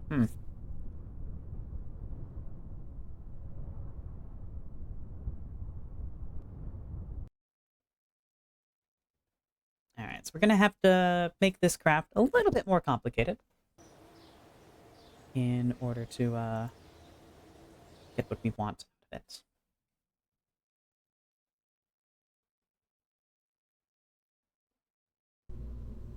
So, here we are with the rocket. We are gonna, first things first,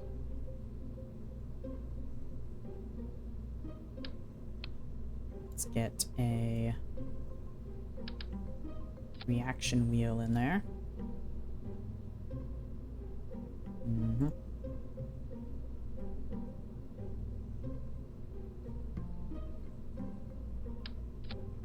Yep. And then, so that'll allow us to fly straight. Next thing we're gonna do is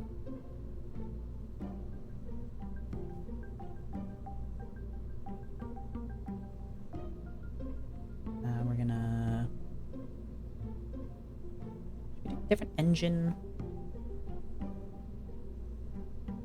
for this upper stage, or it should be good. We just need more fuel because we didn't get high enough on this fuel stack. So, doot, doot, doot, 3,000. That should be good enough. Probably. Maybe. Oh, okay.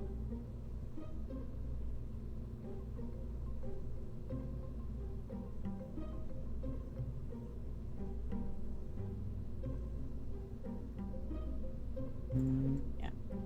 ISP for the upper stage is double once we're outside the atmosphere, or not atmosphere, delta P is double once we're outside the atmosphere. So yeah, I think that should work.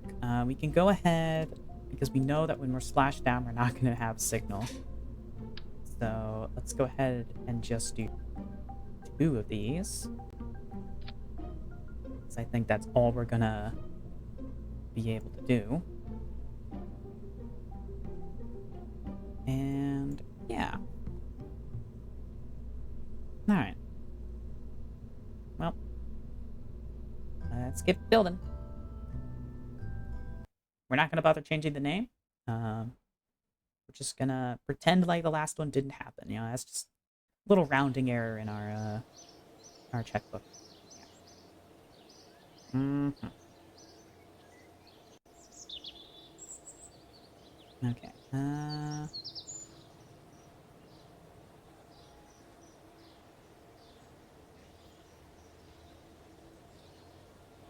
Let's see. Upgrades. We have 3 available. Let's go ahead, put into VAB. Boop. Boop.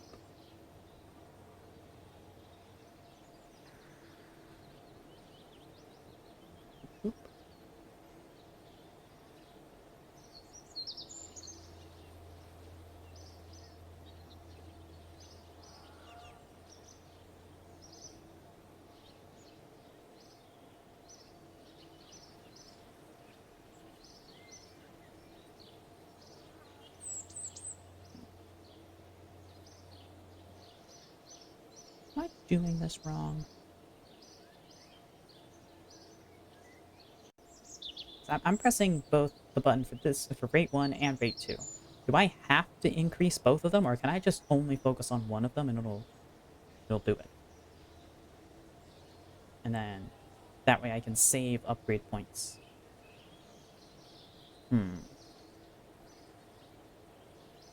Don't know. We'll test that out next time I have a couple of upgrade points left. Yeah. Let's go ahead and head to the tracking station.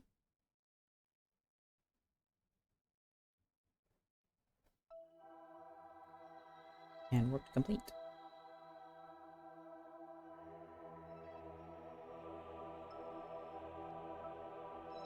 Yeah.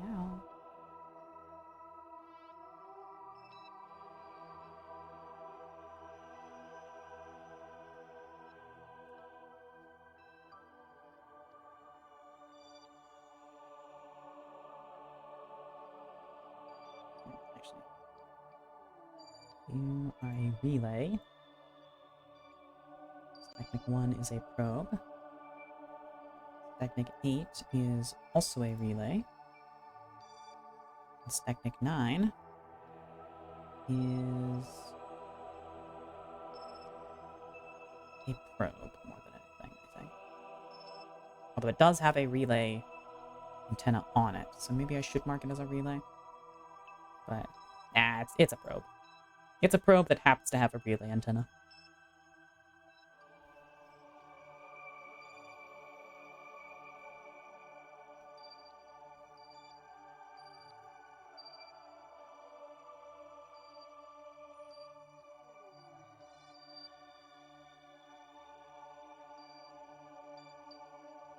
Alright.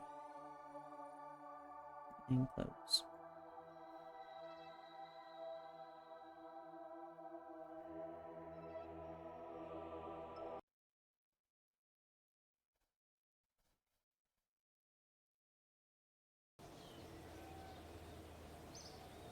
My science went up.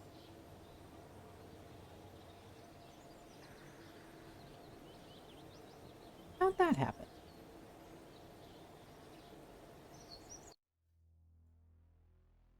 Do we have passive science income? Is that a thing? Oh yeah, it is. Huh. That's nice. Alright, well, let's hit... We don't have enough to unlock anything, to start unlocking anything else that we want. So...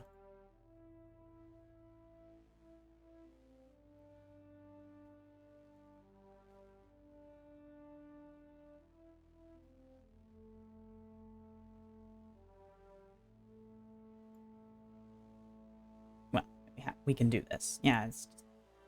Get out.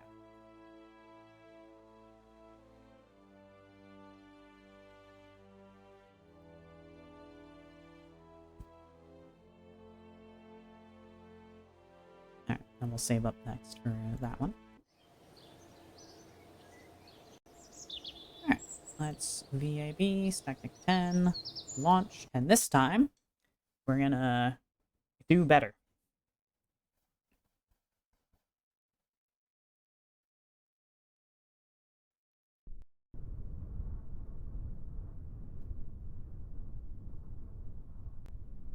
Alrighty. Oh, I forgot to reorder my staging, so... Yep.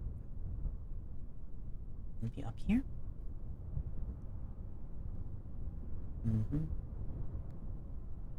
Alright. SAS, throttle up. Contract info on. We need to see that stack separator.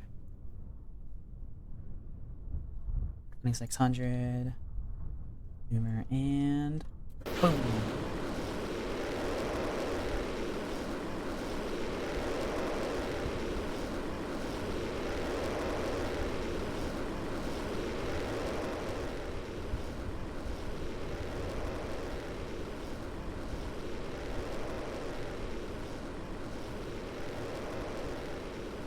I want to even roll.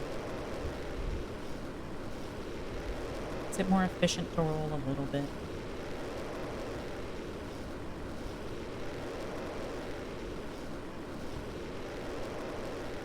I don't know.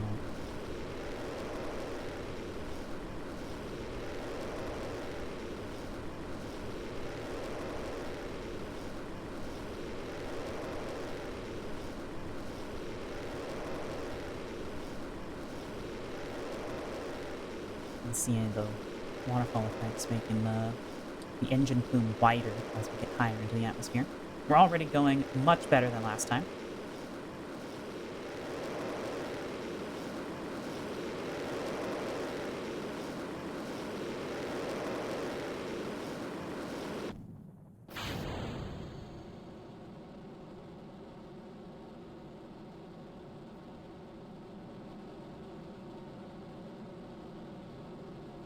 It's weirdly translucent.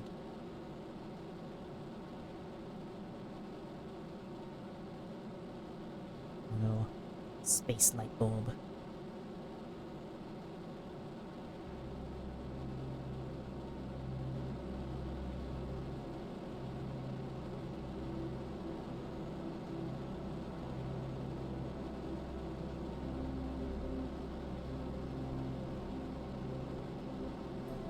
Ooh, actually, we do want to go more over, so we can have a more gentle re-entry. I should have been thinking about that.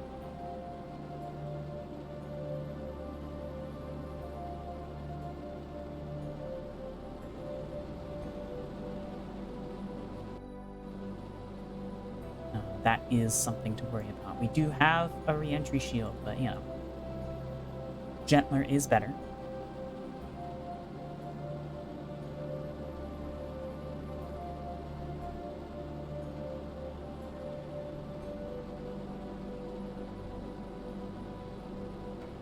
What did that just say? They learned science from the failure of what? Nothing's failed here.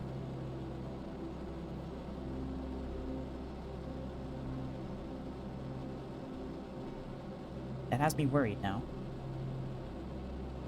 That something has failed. Just don't know what or where.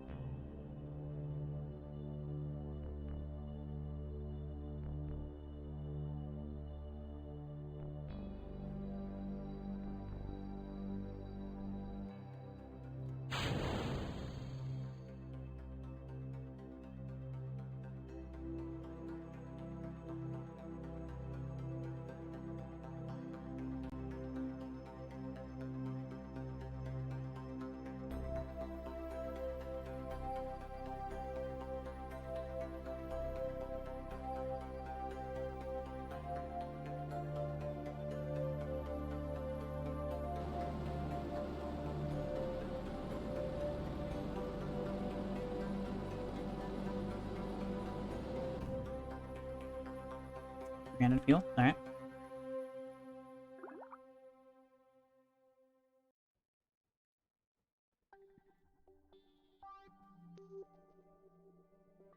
He's high over Kerbal, micrometeorite detector. Keep.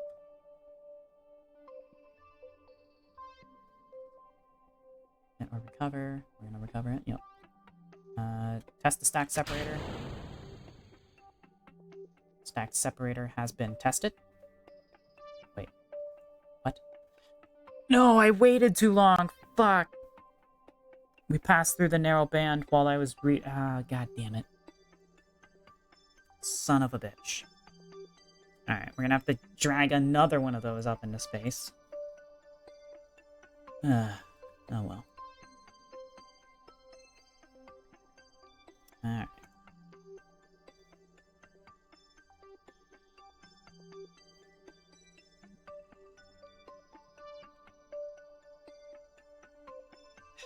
Shit. Alright. Whatever.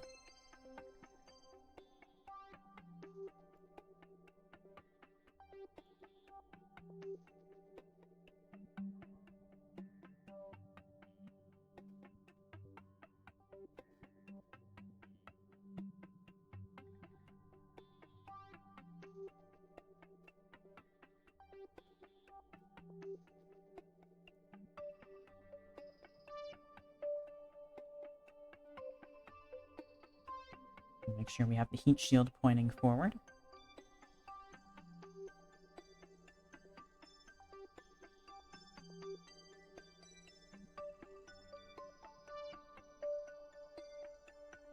Oh shit, we're almost out of electric charge.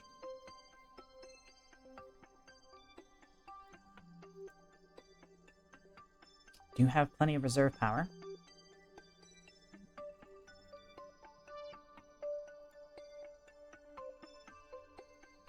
There we go. Boom. All good.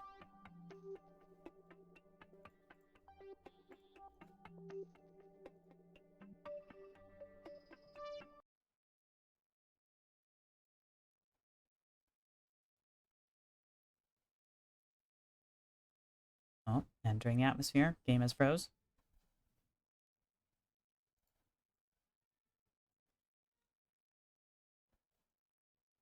Ourselves pointed retrograde.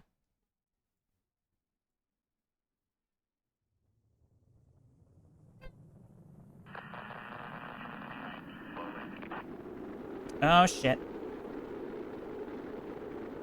Please do not. No, fuck you. Oh, you bastard. Please do not explode anything. Oh, thank fuck.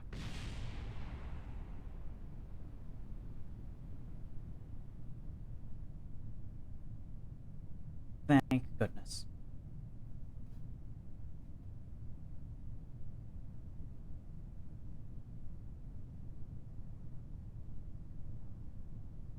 Switch to ground. Are we landing over the water?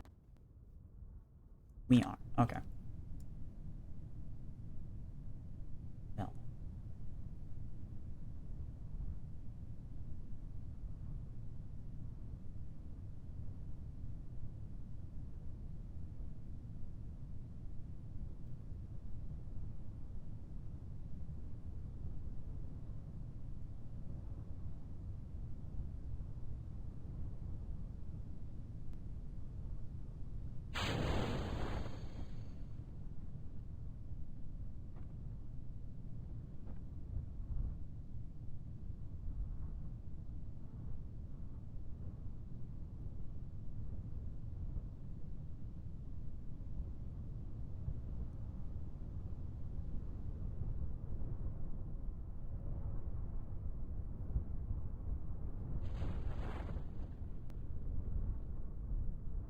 And we're going plenty slow enough. We don't have to ditch the shield. So we can recover that. Save us some money.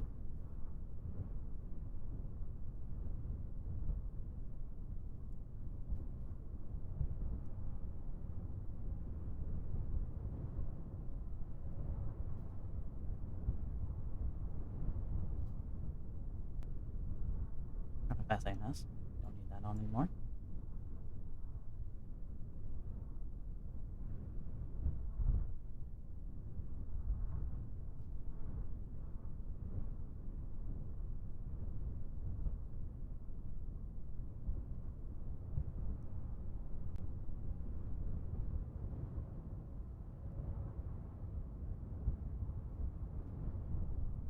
We have connection. I'm not sure what to and how. But we still have connection. Nothing. Interesting.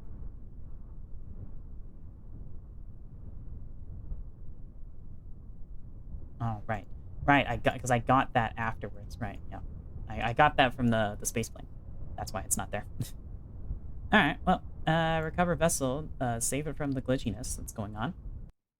Now, Scatterer freaks out again.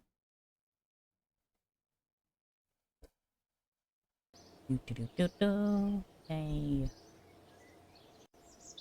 Nice. And we had enough passive science income. We can now afford to buy another thing. Let's get aerodynamics. I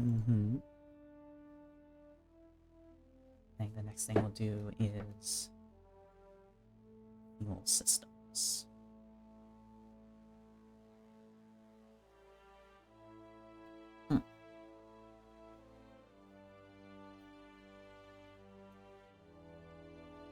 That's like a bigger version of the what we have currently for the Soyuz style side tanks. Tank. So let's head to Mission Control. You got 2 extra contracts we can take. All on Mark 25 parachute. Always. 2.5 meter nose cone. Has a TS-12 stack separator splash down. I mean, we could do that pretty easily. So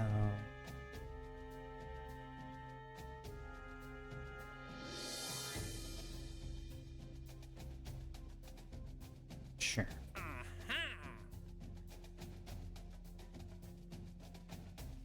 Areas, grasslands flying low, deserts flying low. Oh, I don't want to do this because we don't have a plane that can reach the desert. So that's a no-go.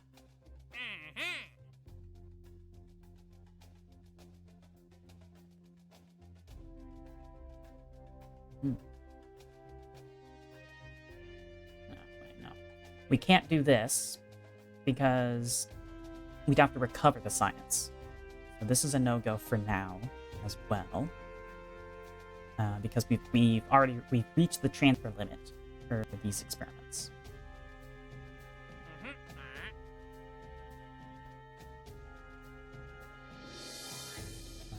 Yeah, same with this. This is we have to can't do that. On the surface of the tundra, we don't have a way to reach the surface of the tundra. Well, actually, no, we could. The thing is, we could technically land a rocket, but in the tundra, but I don't trust myself to be able to aim into the biome. So I'm not gonna do that. This mission would be great for once we have a working space plane, though.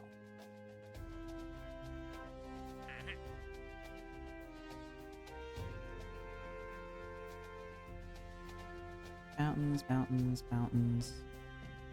Mountains, shores, shores, shores. Okay. This one's doable.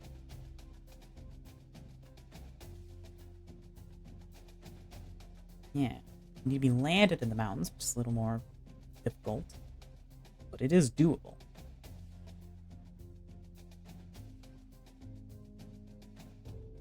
So, yeah, we'll accept that offer.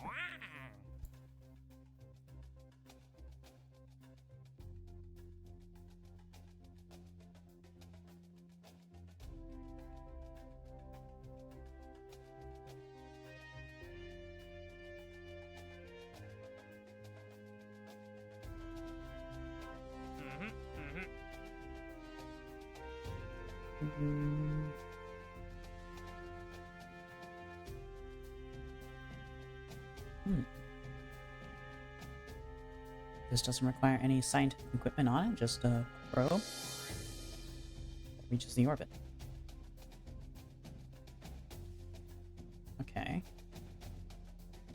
Kerman and Kerman. What does that look like?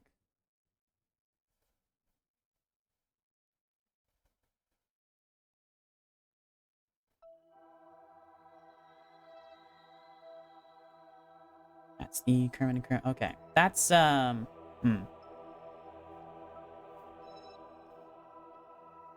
It doesn't have to do anything. Be super lightweight when we put it out there, but I don't know. That's a big orbit. Not sure I'd be able to...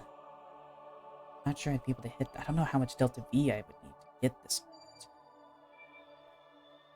orbit.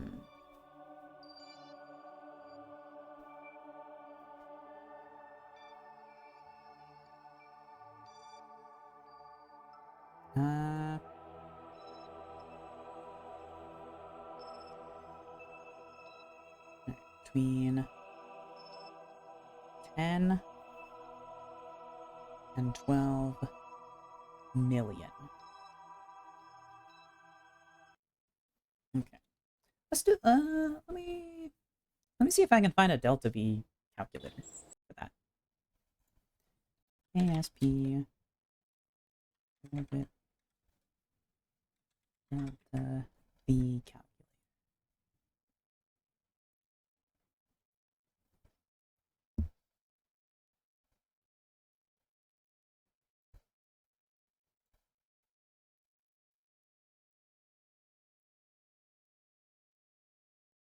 Okay, no, that's not what I want. That is the preset things. I want to be able to put in numbers.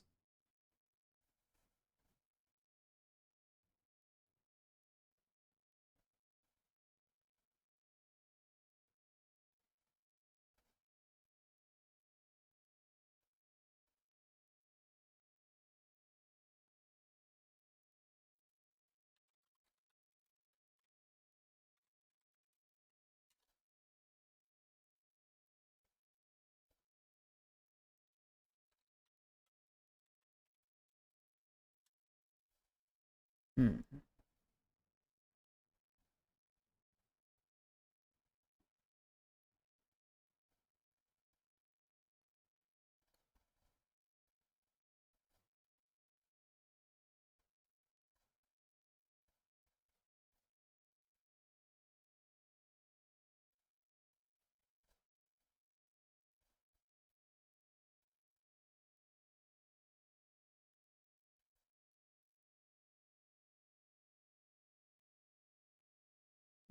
Hmm.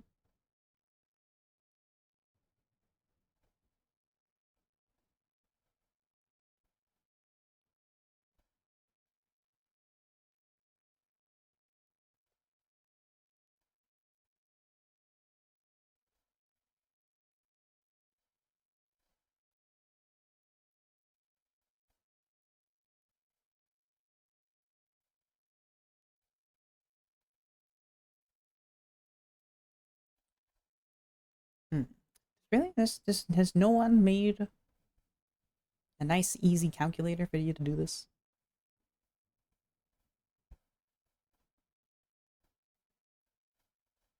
No.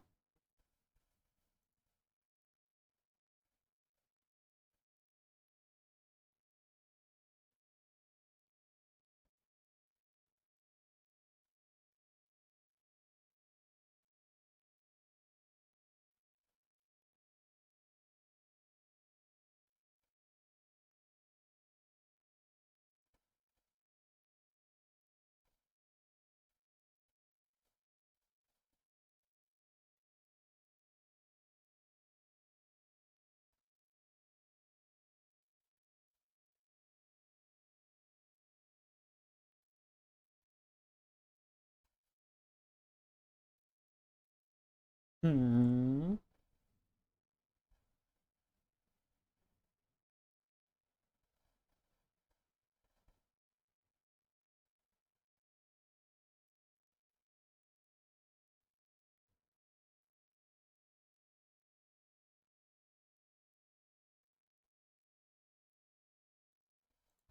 Okay, well, there's no easy tool to do it. There are equations and stuff to do it, but I would have to read on how to do that, and I don't want to do that right now. So instead, we're just... Hmm.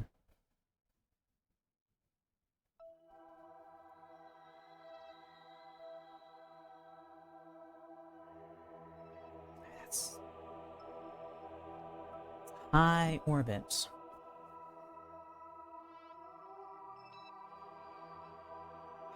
doable.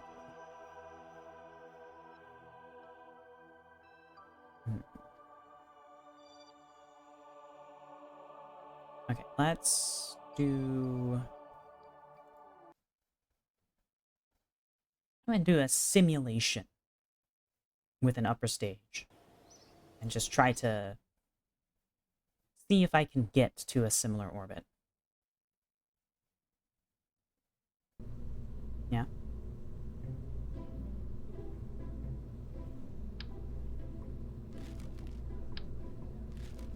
Let's open up a...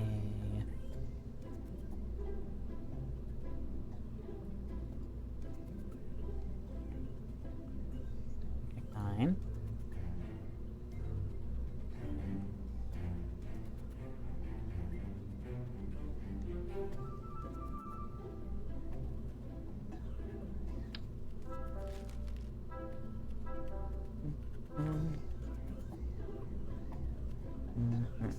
We have that, and now let's put that on there. Low priority negative ones, and stay charged.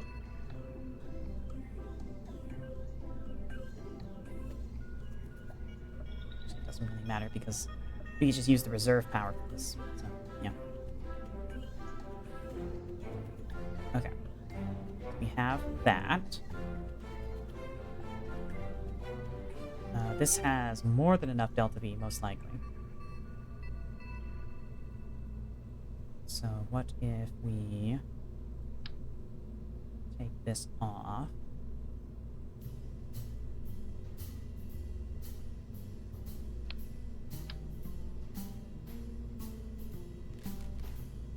Now let's run a sim. Orbit around Kerbal, altitude 75,000, sure. Start sim.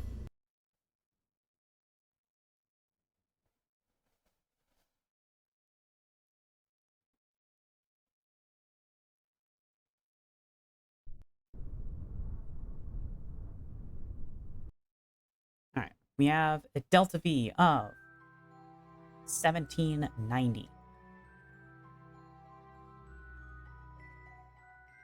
We cannot see the contract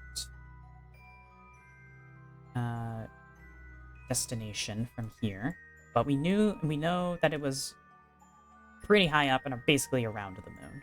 So let's point at our prograde and start burning.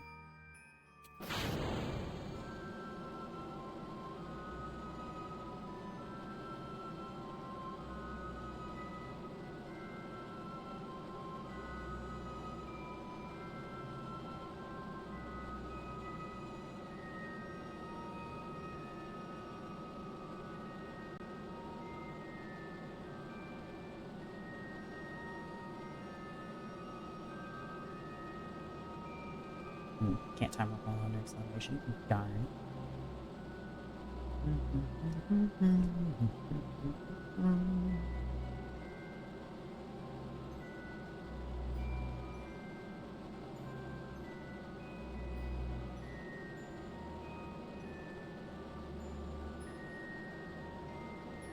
Wait, Stagnect 7 is over its target.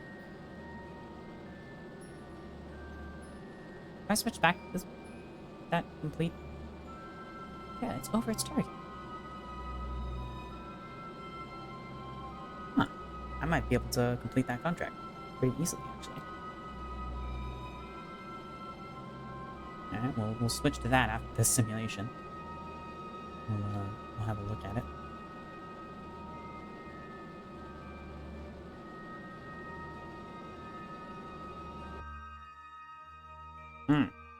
Okay, I didn't actually want a moon encounter.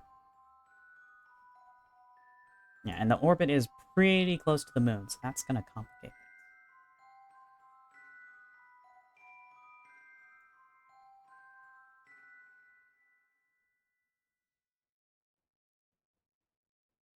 And this orbit takes us around the moon, not into it, but it's It's gonna throw off our numbers. Because we're getting a gravity assist for the moon. Okay, well. Alright. Terminate simulation. Yeah. I think it's possible to do based on this and how much fuel we expended. I think it's possible to do this mission. It's gonna be a little tricky with the moon, but it should be possible. But before we do anything with that, I want to go to the tracking station and check on Stack 7.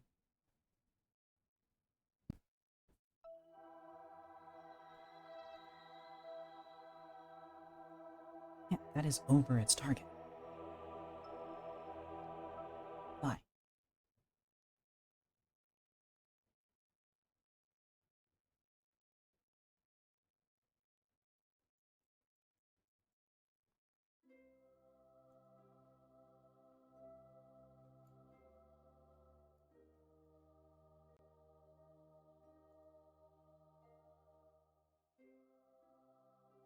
We did it! And we didn't even have to do anything. Our orbit is just naturally just slightly off. And it's just the orbital period is just incorrect enough that Kerbal was able to catch up in its rotation, and we completed this mission. Excellent. Yay! Well, what do you know?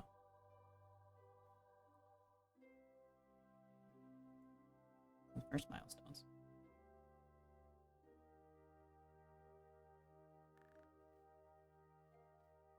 Nice.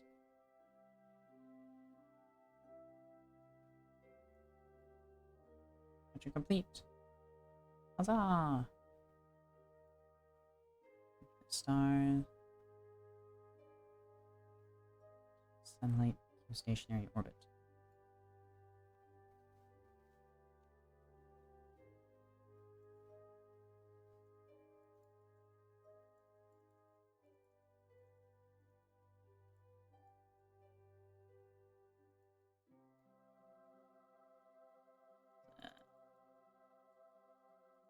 Bottom here?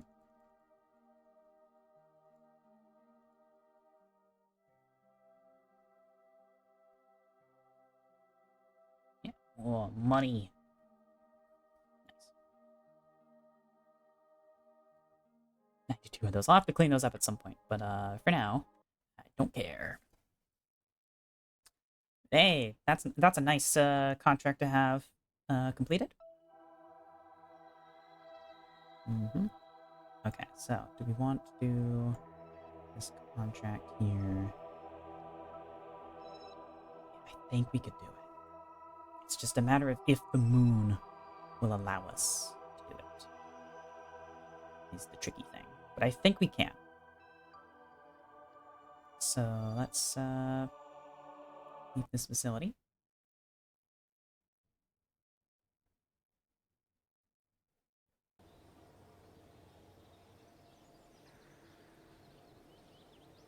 Our money is doing good right now.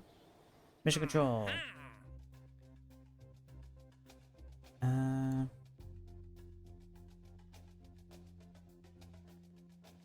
A satellite.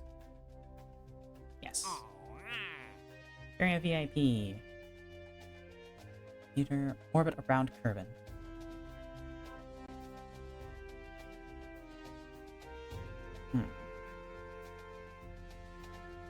1,200, or not 1,200, for, yeah, a little under 1,200. About 11,000 monies. Alright. How much does a Voscott cost?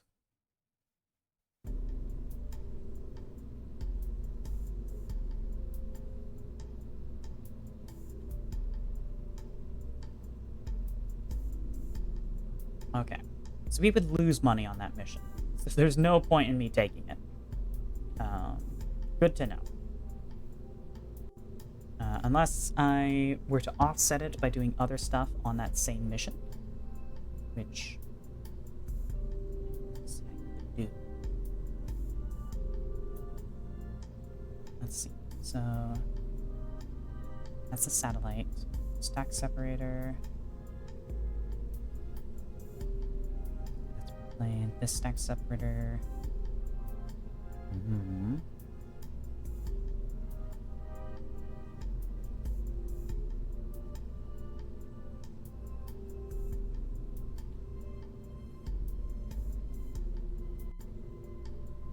Yeah, no, I don't think I can. I don't think so. No, because I don't think these will be. Well, no, I could take a person along with these.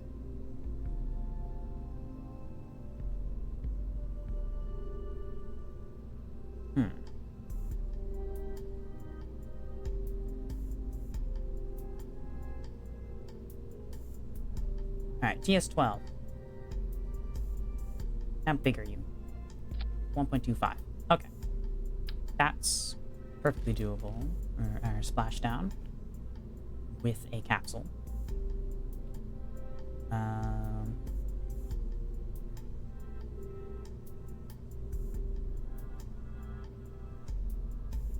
You know what? Yeah. Yeah, we can do that. We can take a tourist. I know I said I would discontinue tourist missions for a while, but I think we're ready.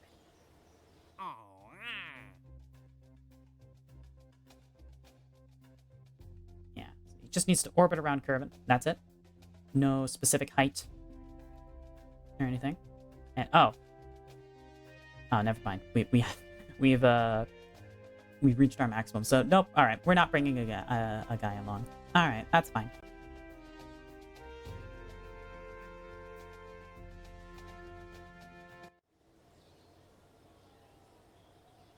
All right, let's start designing the next satellite.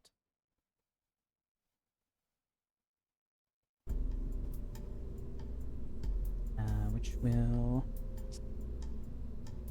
let's see, open up our sats.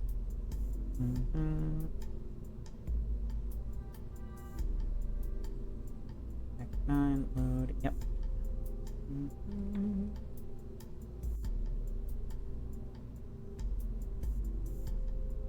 Alright, take you off, because we don't need you anymore. Take you off, because we don't need you anymore. Take you off, because we don't need you anymore.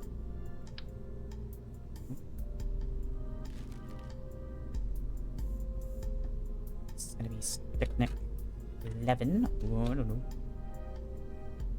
Next. 11.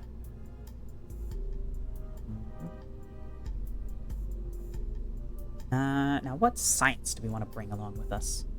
We don't have any science requirements. I don't think there's anything we can actually do science-wise that will really help us along that much. So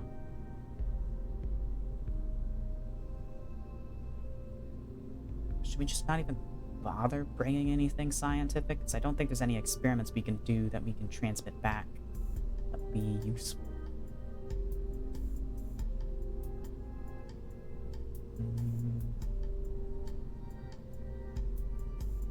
I mean, we haven't used these in space yet, I don't think. I put that on there. Science. Let's do not landed. Let's do high. Visible light camera while flying, well, in space high over Kerbal. Yeah, we could do that.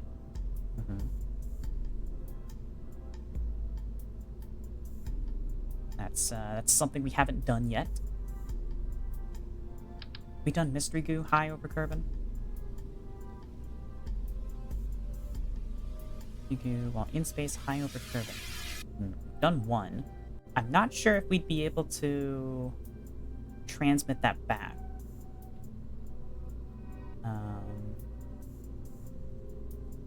I guess there's only one way to find out.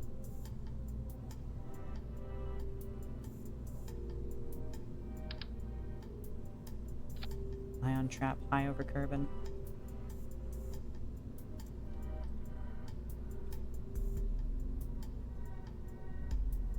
Ion trap.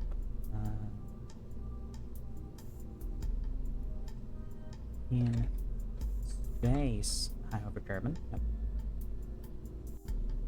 Ion trap. Okay, the ion trap is definitely tapped out. Magnetometer. No, we haven't done that high over Kerbal.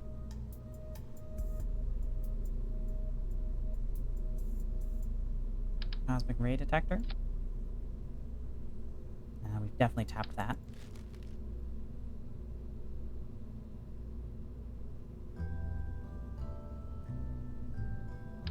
Barometers. That one's fully spent. Okay.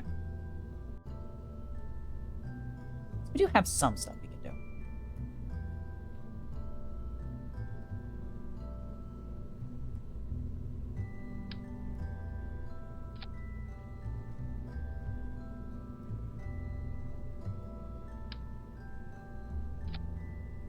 Alright, let's see. What's the mass on you? 0.025. 0.0075. 0.5. 0.5. We're gonna have you directly opposite of the other feller.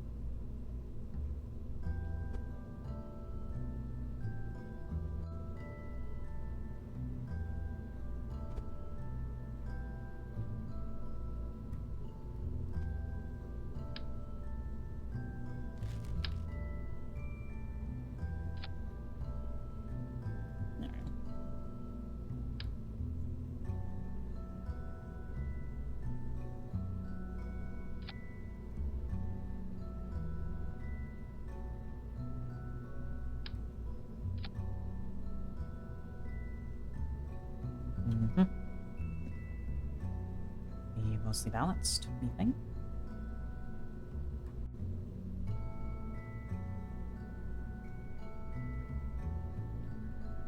Alright, we are going to need more batteries to transmit our data back secretly. So let's go ahead.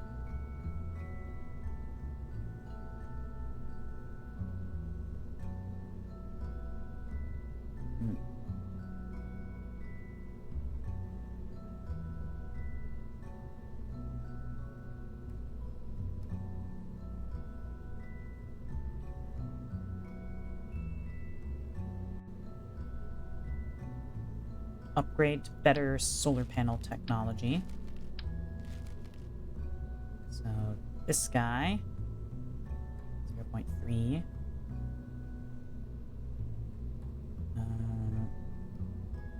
1.6. That's much better. 13.0. That's way better.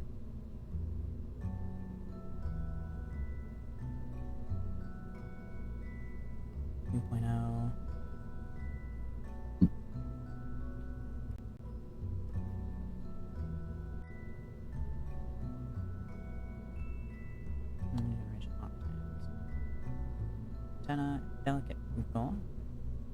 Our first spray into connect technology. Let's get these.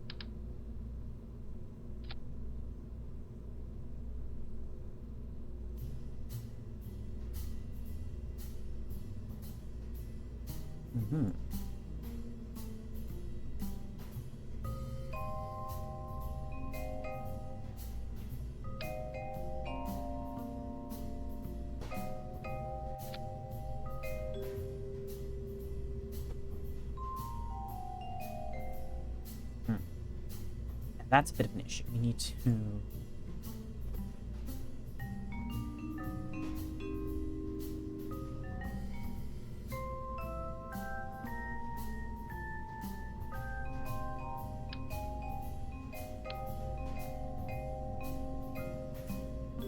Central mount.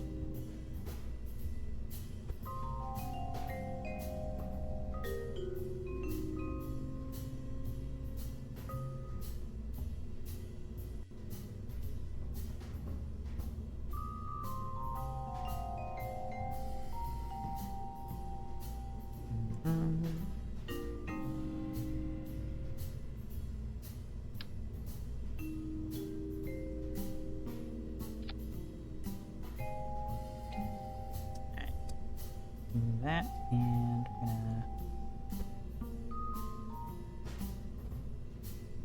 remove from symmetry and rotate you around. Yeah. We need them both to be pointing in the same direction because these do not rotate around. So like the stock panels, you can see it's got a tracking speed. So that means it rotates to track the sun position. These do not rotate to track the sun.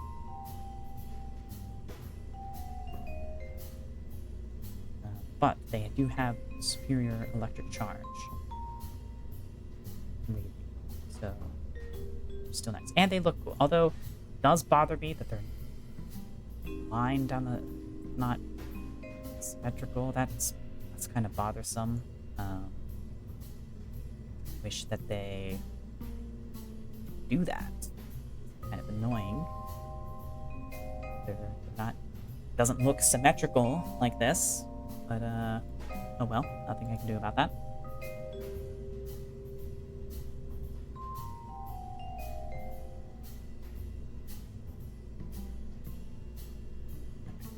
Do need more batteries still, though.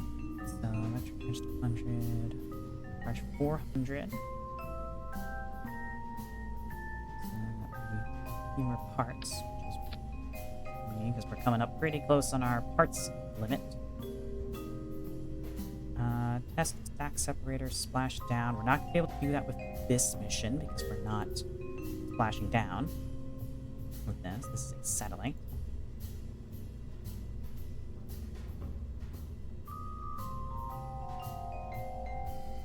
Suborbital trajectory. We can do this one. We just need to, so the TS-18. TS-18. It is.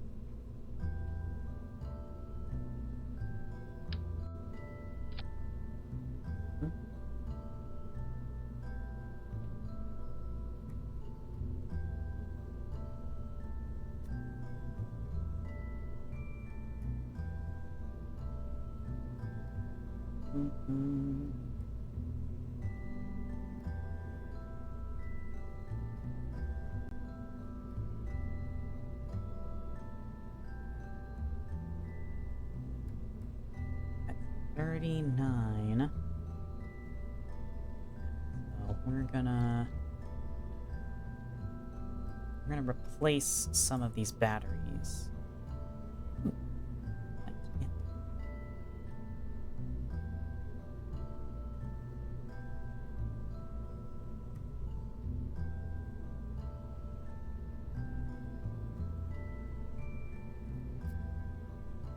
Okay, so we're gonna...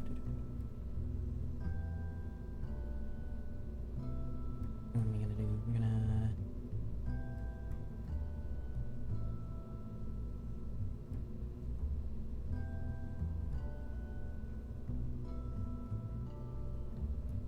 Alright, and this guy removed from symmetry. This one removed from symmetry. Boom. The big boys. Stick those in there.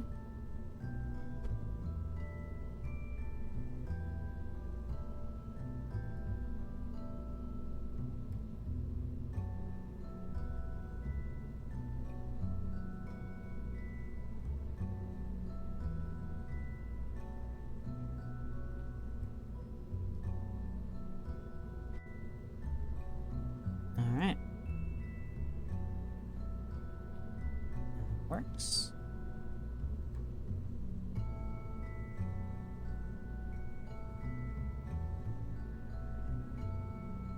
Okay. So now...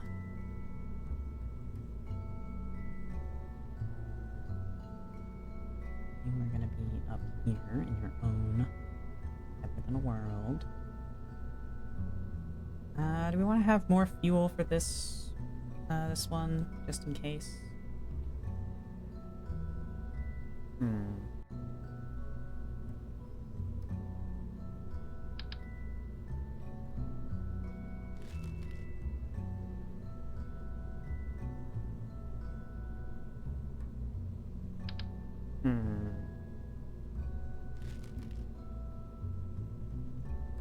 Yeah, the parts budget to do it.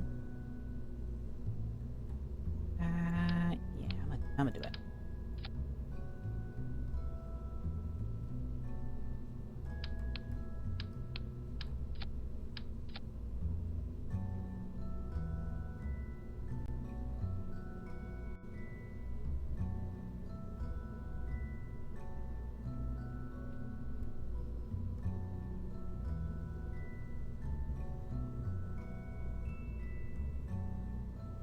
In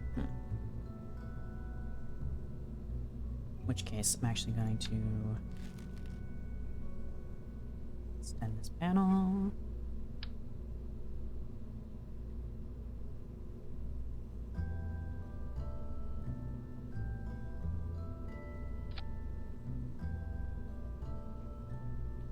Actually, we can do this more efficiently.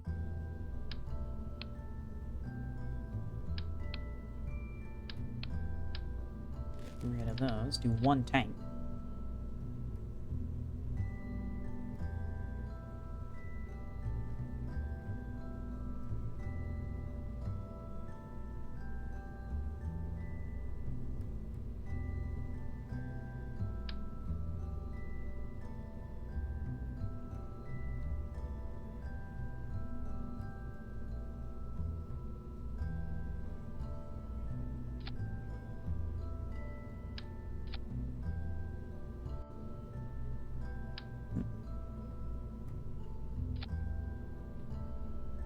Why does it do that?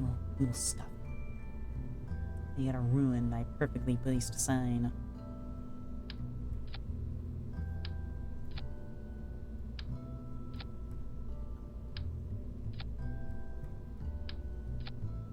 Ah, well. I can deal with that.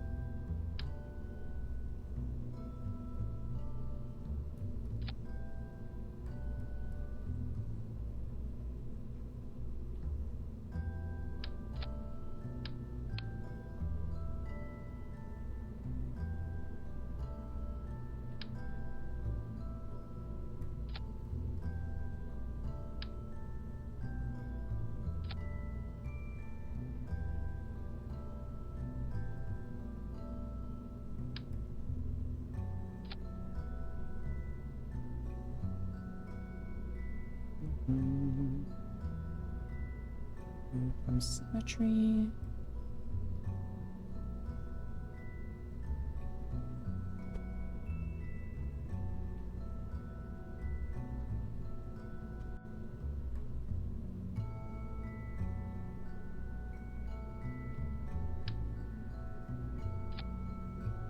All right.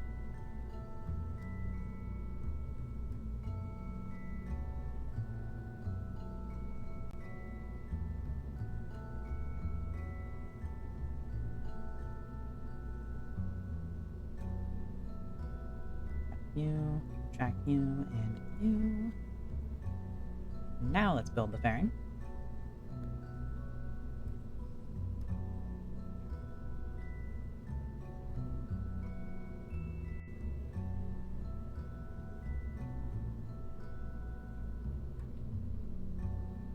And there we go.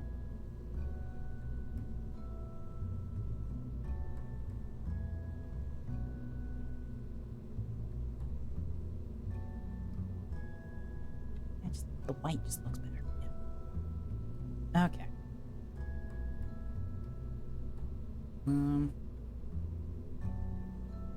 This detaches, that activates. Boom. Boom. We want to activate this only when we want it. Yeah, that should be more than enough delta V for what we need. Probably.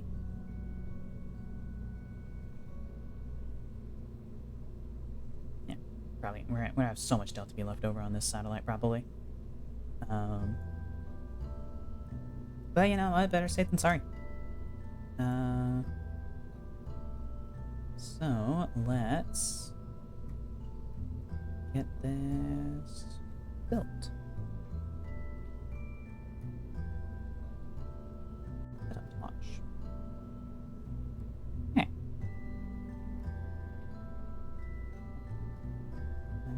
Save.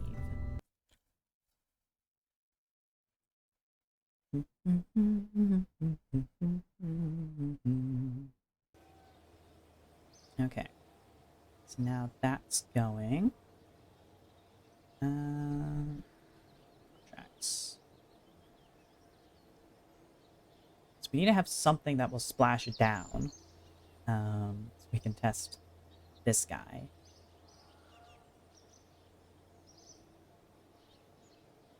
And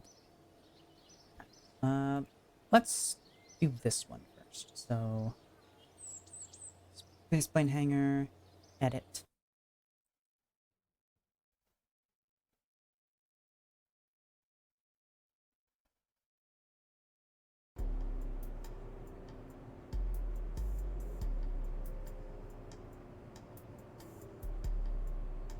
Okay.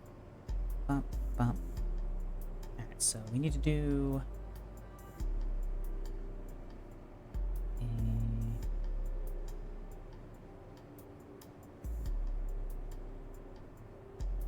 Alright, so firstly, from the mountains, ultraviolet and visible camera, check. Cosmic ray detection.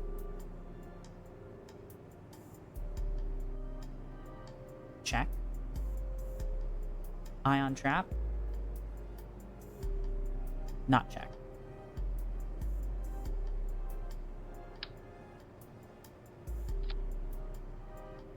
We'll have to remove something. Mystery goo. Check. Okay, now from the shores. Or those are. From the shores, ion trap, seismic scan, and mystery. Okay, so let's get 2 of these. Seismic scan. What does that?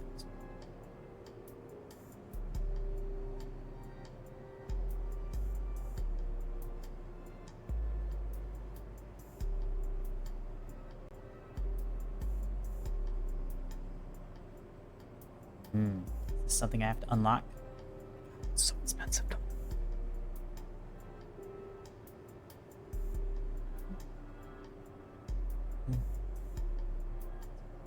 Expensive. Okay, well, this contract got a lot less lucrative, but oh well, we'll be able to slap these onto other things to get more science out of it. At the very least. So, yeah. Should really make a 2-seater plane. So I can have a pilot and a scientist. So I can reset stuff. Should probably do that. Should I build a whole new plane? So I can do that.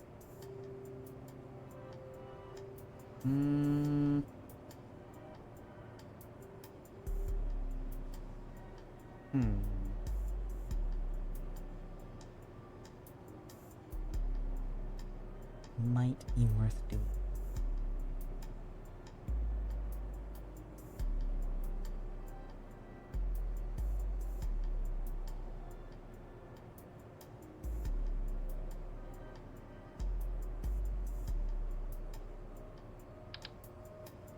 And buffer.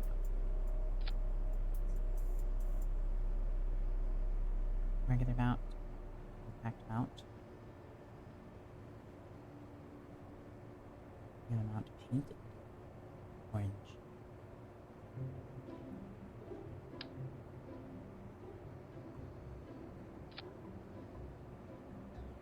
Okay, so that's too many parts.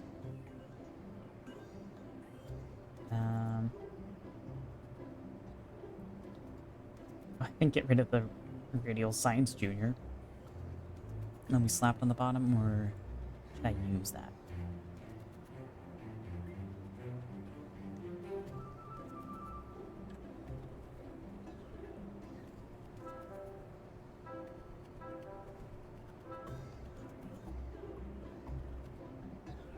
I mean, no, the material study we haven't used in a lot of situations, so...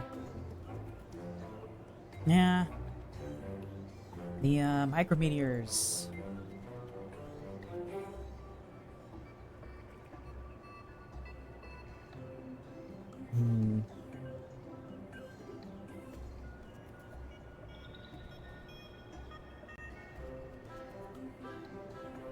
We haven't done that in a lot of places either. Alright. I know that there's something I can remove. Free up part space.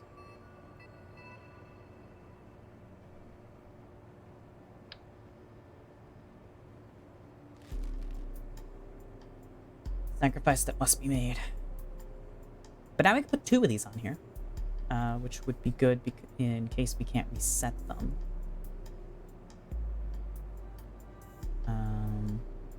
If you want to bring a pilot along instead of a scientist.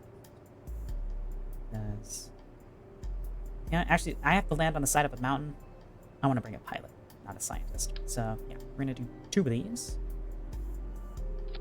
So we can run the experiment twice. Very bulky plane. It's not that big. It's a pretty... all things considered, it's a pretty small plane. It's very stout. Yeah. Alright. That should be good. That'll take us... that'll take us 11 days to complete, but yeah. Alright. Save edits.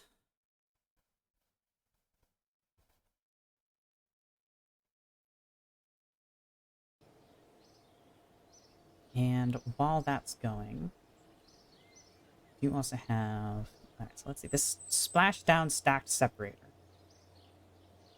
Let's just build something super cheap and easy to do that with.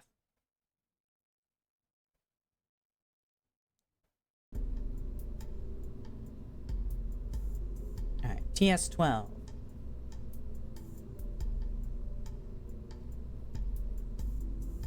TS-12, it's 1.25. Alright, we need to get you into the water.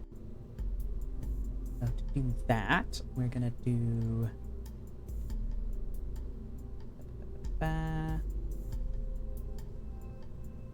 oh, the flea is free.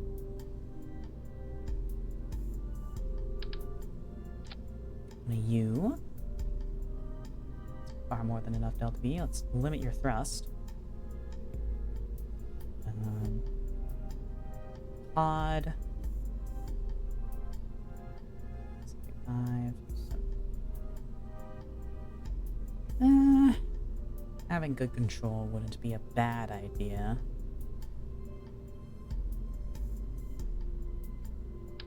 But cheap. We'll do a simulation to make sure that it's controllable. Yeah.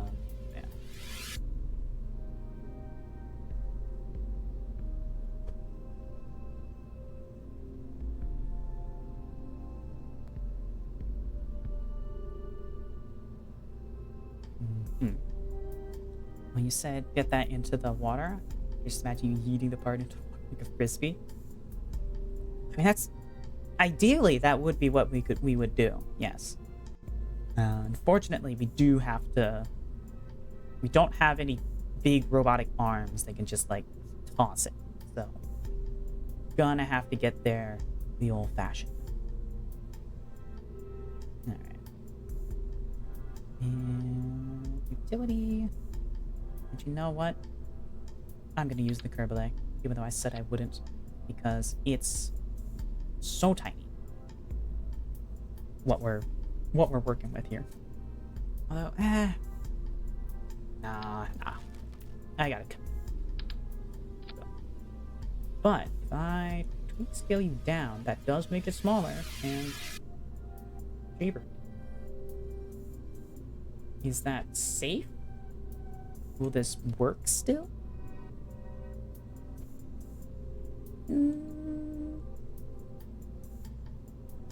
I don't know, but we'll see.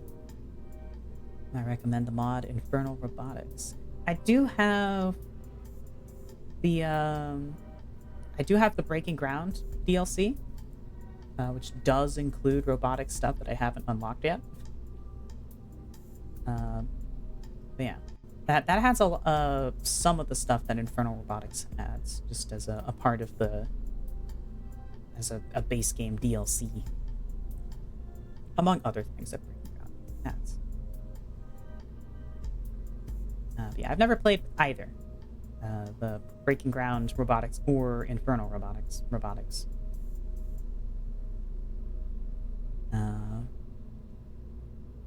But that would also be more expensive than this, probably. Okay, so let's.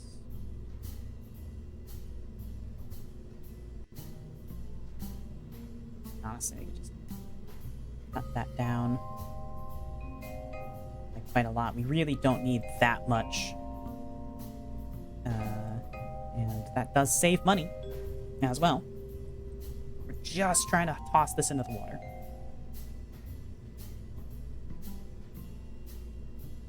So yeah, it just needs to be splashed down. It doesn't need to be in the waters or the shores specifically. So that should be good. Let's just strap some basic fins on it.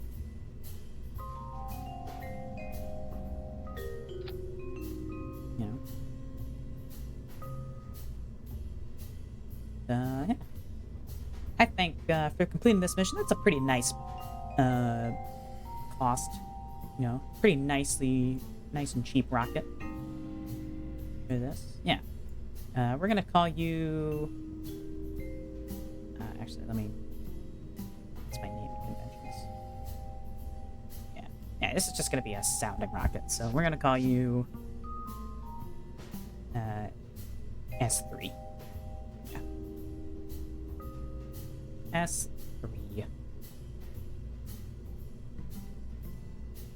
Save. Open.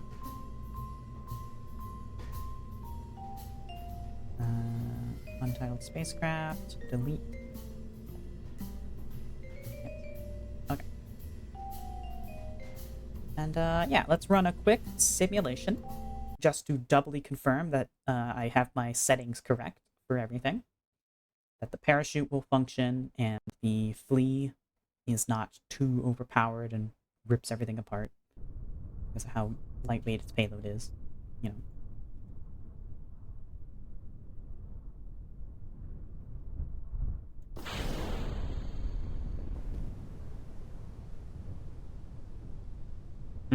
Okay. We're gonna need more fuel for the fleet.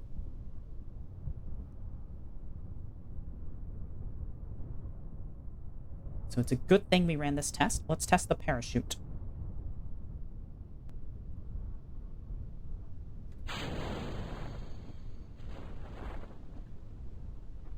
tiny little parachute. How slow are we gonna be going? Oh yeah, that's plenty slow enough. Yep. Alright, terminate simulation. Alright, we're gonna have to put more fuel in, which means the price is gonna go up. So, not nice, but no. What must be done? Let's just double that.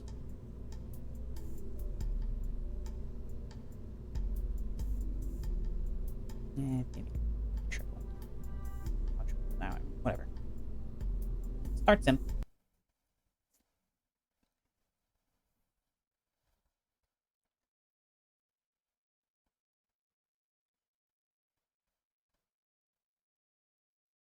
And I'm gonna immediately start pitching over this time.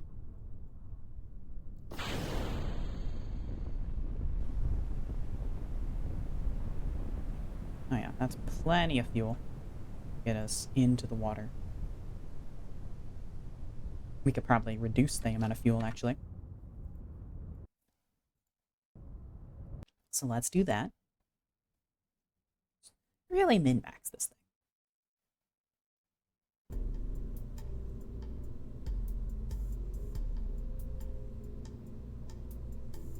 Yes, I believe that one was at 42. Let's do 28.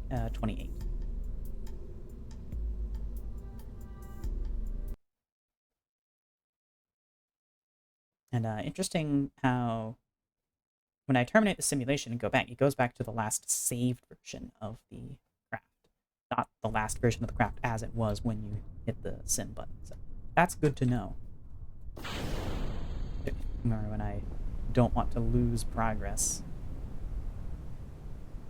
Okay, and that is going to put us in the water. Yep, alright. Terminate.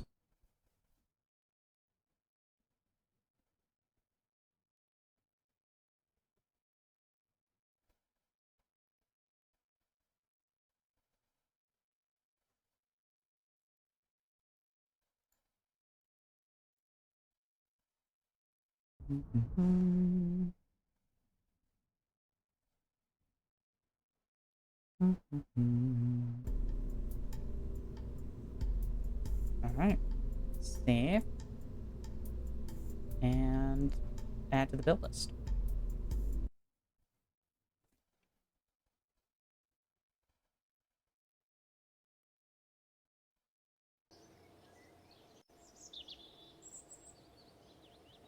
Go to the tracking station before we start fast forwarding. So the first thing that should be ready is the S3.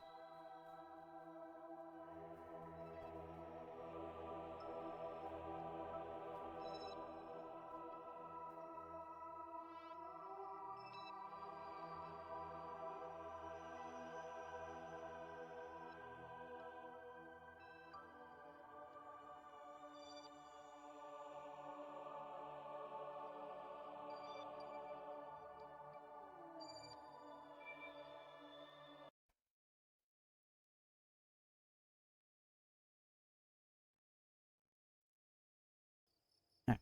This is such an uneventful, unimportant mission. I'm not going to bother waiting for the day. We're just going to launch.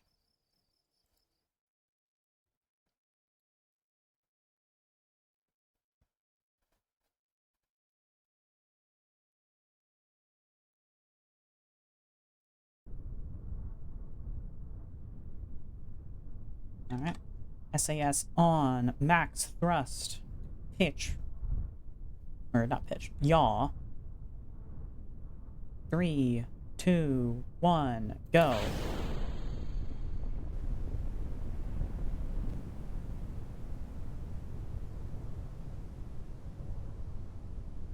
Okay. Almost ruined the entire contract.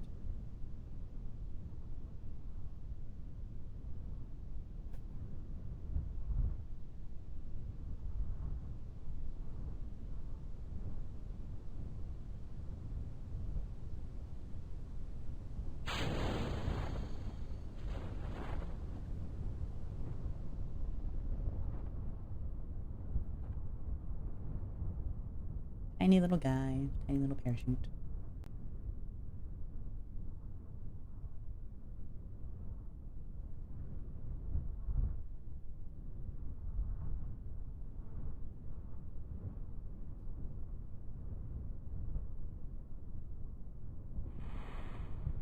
Alright, we are splashed down. Now to test the stack separator.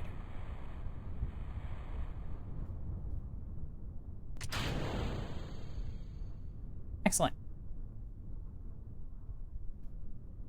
Cover that vessel before it sinks too far for us to recover. Ah, shit, it sunk too far for us to recover. Okay. Well, that's fine.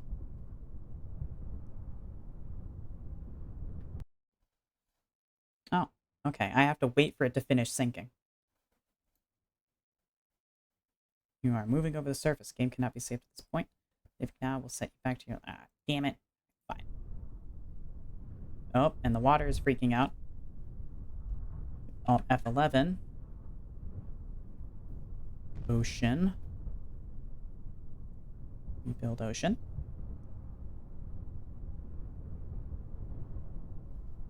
Oh, we can recover. Yay! Just because we were sinking. We were moving while sinking, but once we hit the bottom of the water, we were no longer considered moving over the surface, and could be recovered. Yay. And that we're going to recover too. There we go. Alright. Easy money. Not a lot of money, but easy money. So now we shall wait for this plane.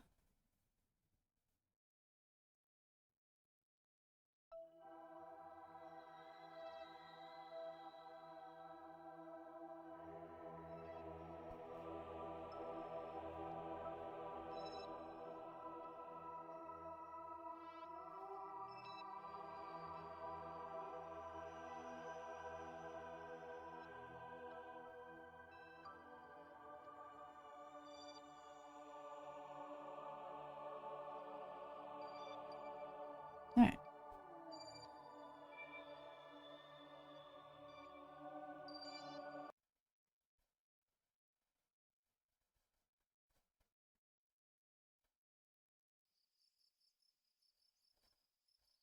Till sunrise.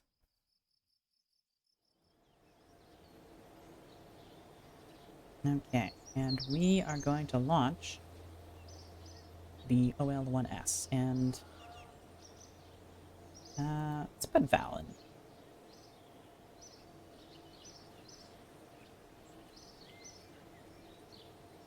Alright, let's launch her. Full tanks. Because I forgot to fill them before, so yeah.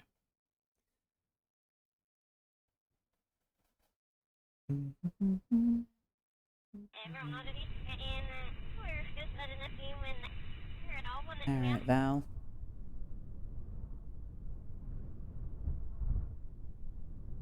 We can do a seismic scan right here, but also a materials study right here. You know what? Sure. The ground here conducts vibrations about as effectively as concrete. You report your findings to the tower. They don't seem very impressed. Material study? Materials are all facing upwards. You hastily turn them sideways. Alright, and cover vessel to the spaceplane hangar.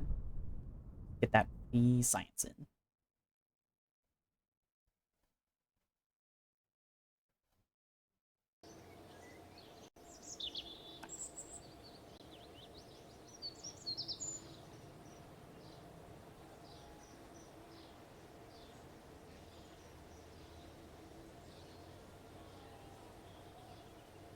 Alright, now for real this time,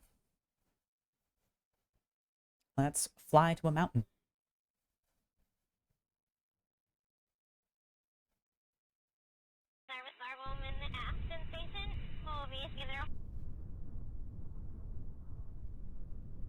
Could fully max these out. Alright, fuck it. Experiment. Keep experiment. That's not even gonna max it out. Scammed!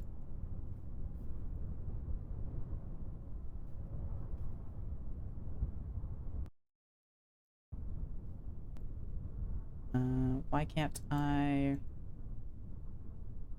recover? I'll just do it from the space center.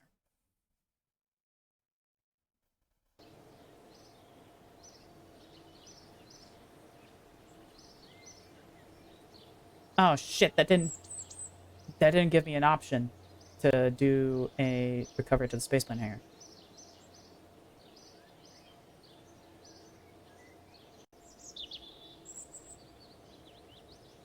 Son of a bitch. Alright, well, we're gonna have to rebuild the fucking plane. They decided to disassemble it when they took it off the launch pad, the runway. That's great. Real good, boys. Space planes take so long to build. I don't upgrade the space plane hangar. Fine. Build. Leave. Rumble. Do I have any upgrades available? I have 2. Alright, you know what? I'm putting them all in the space plane hangar.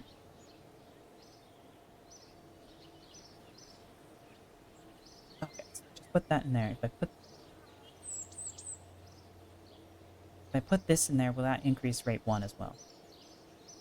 It does not. Okay. So there's no point upgrading rate 2. I should just upgrade rate 1. Good to know. You know what? We're going to put some money in. We're going to spend some science and upgrade rate 1 a little.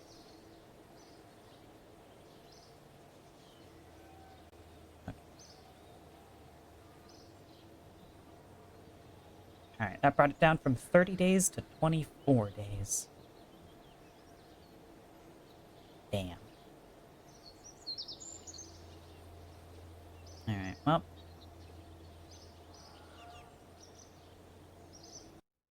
I guess we're putting off that science flight for a bit.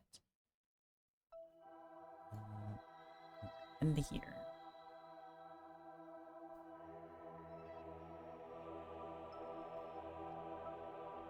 Actually, hold on. This Winter Owl contract could be lucrative.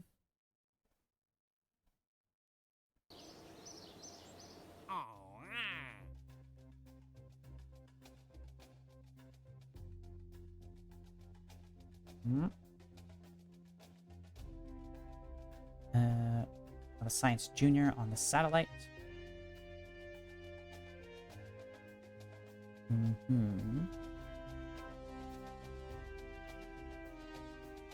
This is totally doable. And it gives us more money. Accept.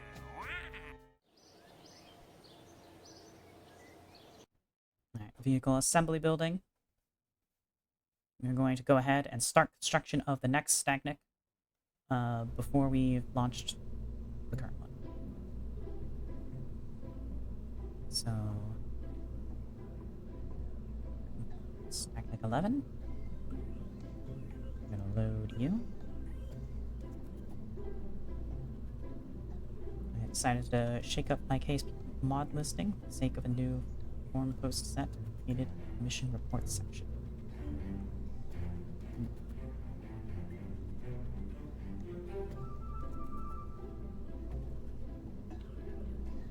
Don't know what that means. I'm going to use the forms for much, if anything, except for looking at details of mods before I install them and searching for answers on problems that I encounter.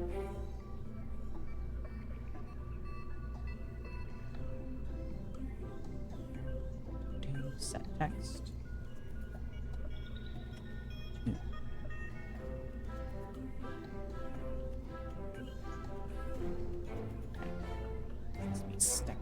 Well, which we are going to remove the visible light monitor and replace it with an ultraviolet one.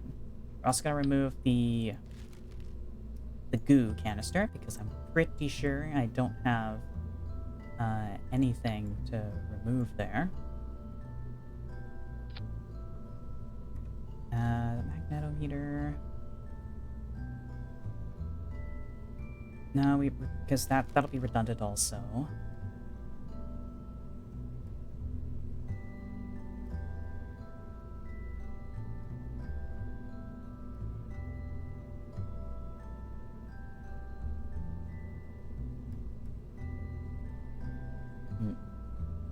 Just another magnetometer. Alright. This one is going to need a science junior on board. So we do have to add that.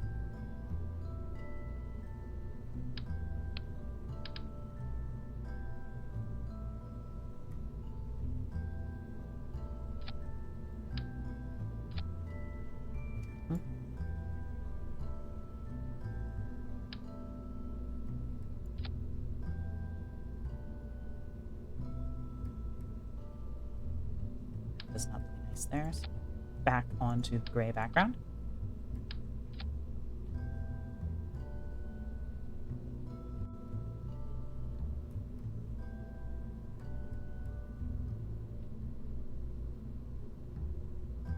That just fits within the existing bearing, so we're not going to bother modifying that either. Looks good. Mm-hmm.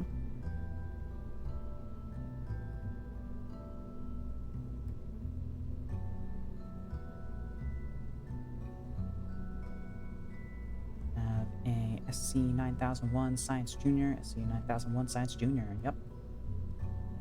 Alright. This should be nice and sufficient.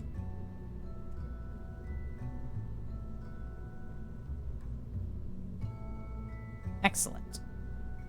Let's save you. Add it to the build list.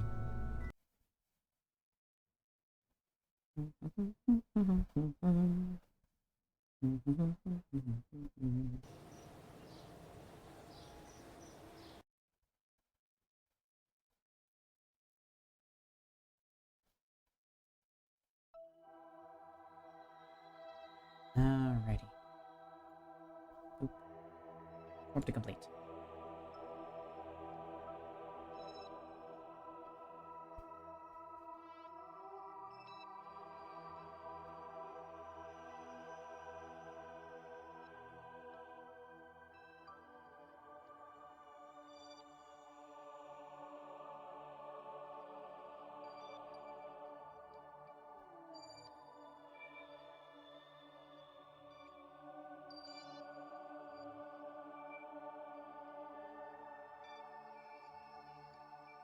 Alrighty. The facility. Is it daytime? No, it is not.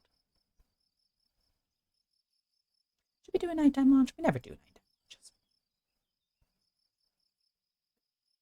Yeah, sure. We'll see if it's as bad, you know. I don't know. The fire could be pretty.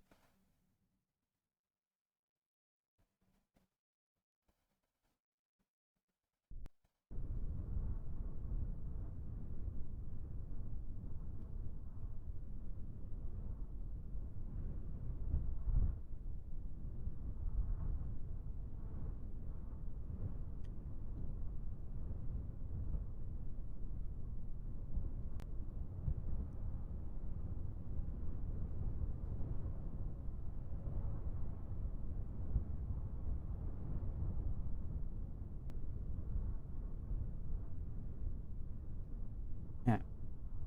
Double check our staging. Alright. 3, 2, 1. Ignition.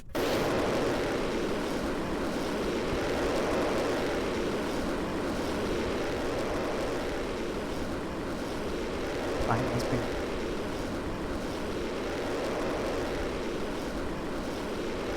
R7, thanks. It's not full R7. Missing half the boosters, but we don't have the parts budget to go with all 4 boosters, and also we don't need it yet. Delta V is not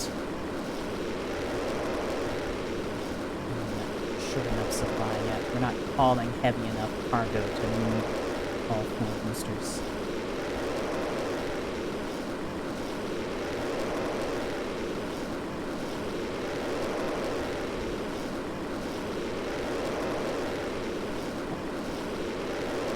Using the Soyuz with no boosters is the worst. Yeah.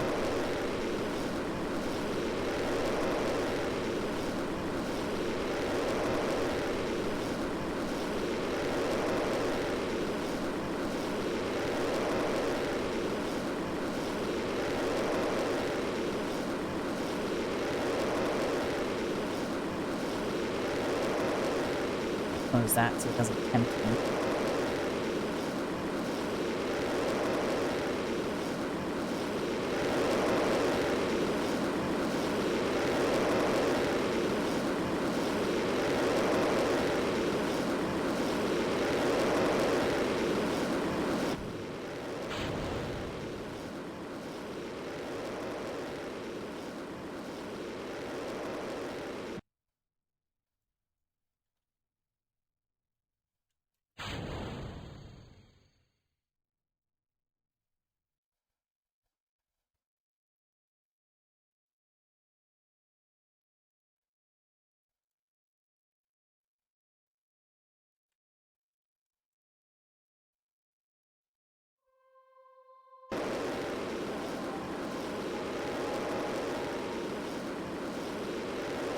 Up.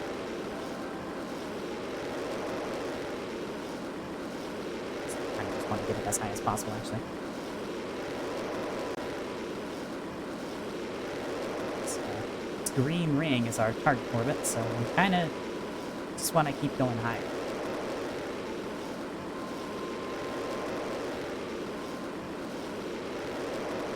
And we'll circularize with our upper stage.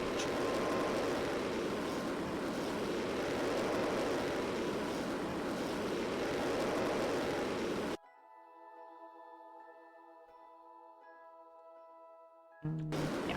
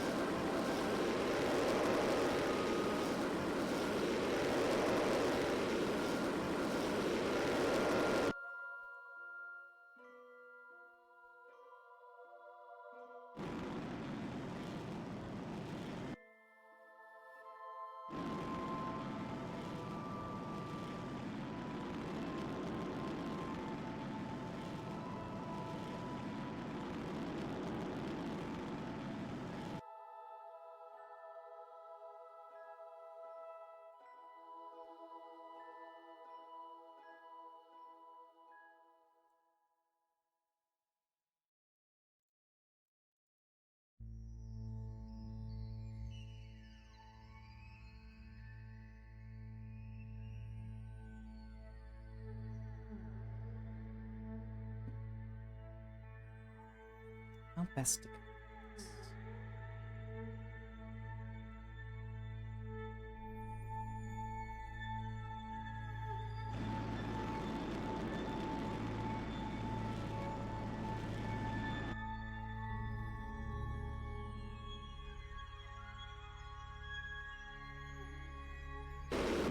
Fuck.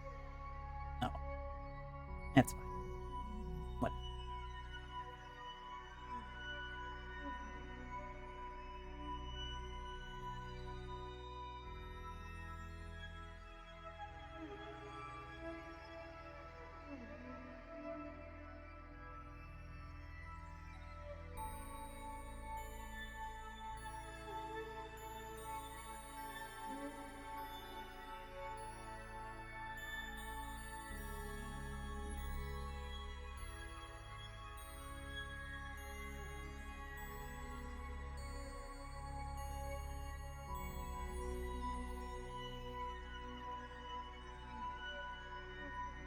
Alright, that'll get us pretty close.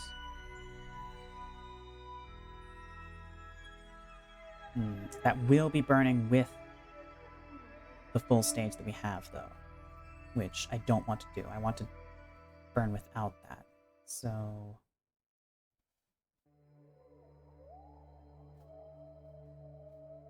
Hmm...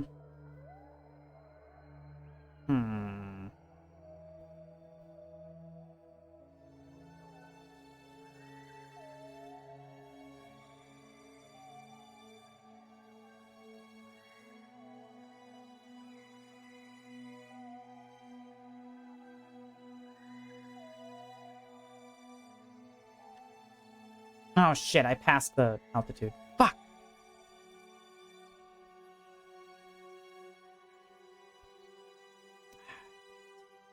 I mean, this has to be suborbital.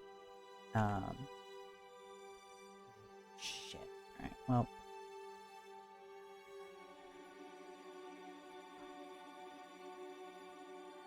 we're not doing this on this mission, so... Alright. That down. Fuck out of here. Space Center, real quick. Let's add that to the other rocket, since we'll have to do it on the next launch. And it...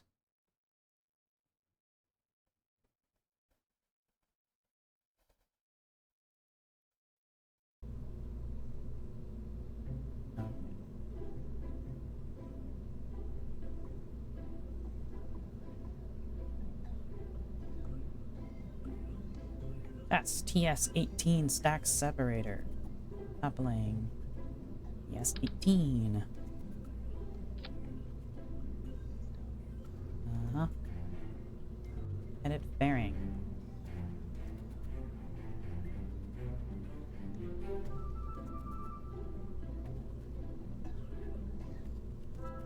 There we go. Alright. Save as.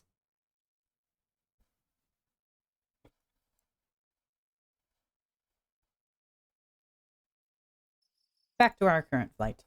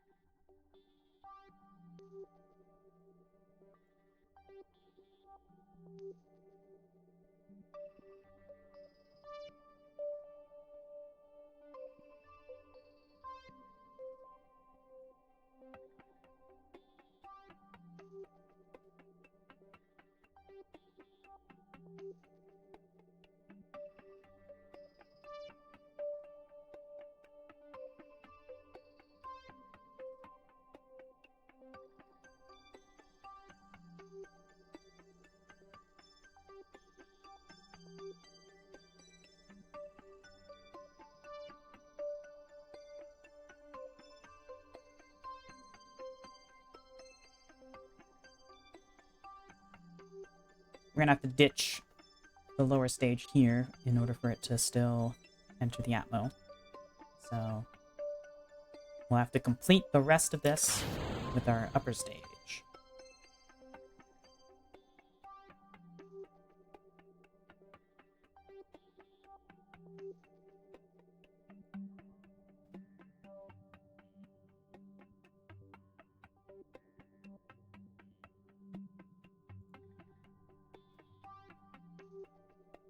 Right, yep, okay. So that's useless. No. I didn't need to include the mystery cube. Good to know. Visible light camera. We should have enough data on for... Let me get that. Actually, yeah, we're not gonna run out of our battery with this, so... Photograph taken. Transmit that.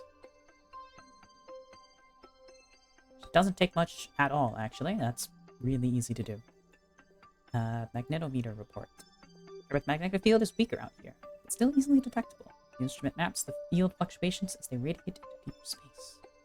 I'm gonna transmit that.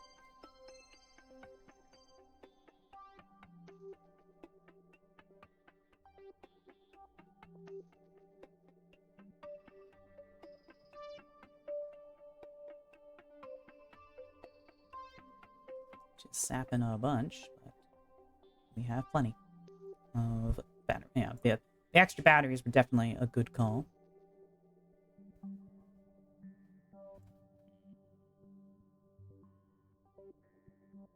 But yeah, we're not going to be able to.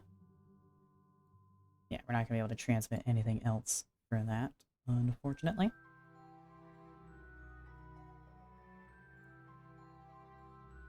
And yeah, that's not going to do it. Alright.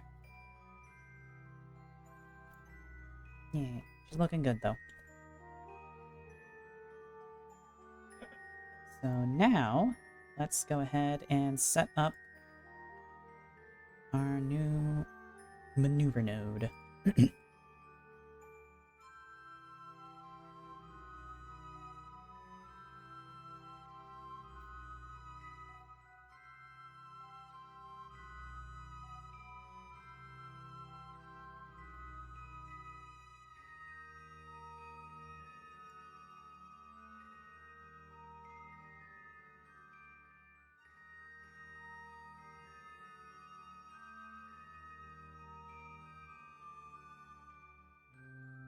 That looks pretty spot on. And then we just have to get the inclination right, which we can do after we have this done. Yeah. That's going to require 1 minute 22 seconds of burning. Okay. Let's get our maneuver. Oh, our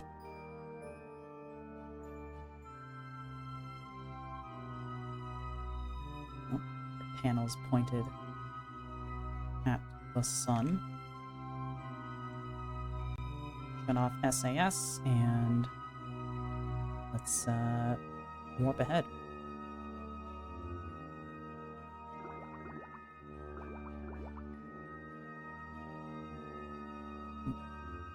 What are those? It was set to stop time warp, but it didn't stop time warp.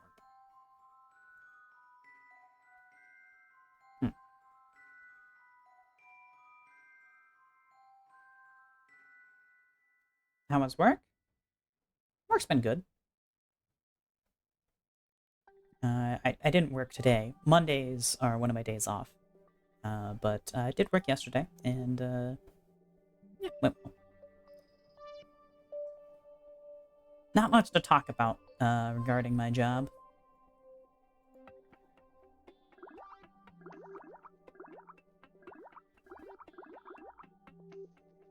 There's no new things to do.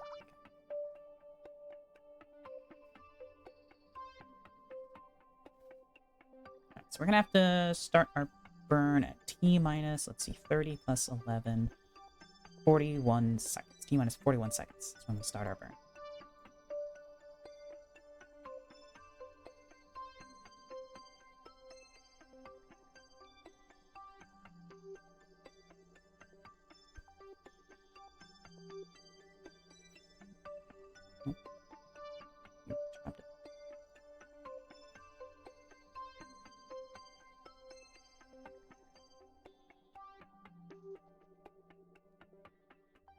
Alright, T minus 41 seconds. We begin our burn. Make sure we are stable on our node. What mods I made a change to was Haptech 2. Decided to go get the fork of it that provides parts for the 1986 dual keel Freedom Space Station. I'm not familiar with that one.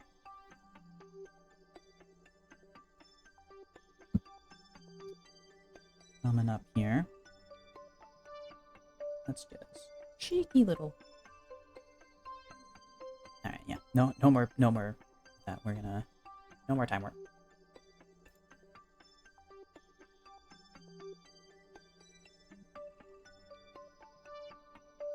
"41 seconds, we begin burn. And burn. And now we're gonna be here a while. Whoa, spinny.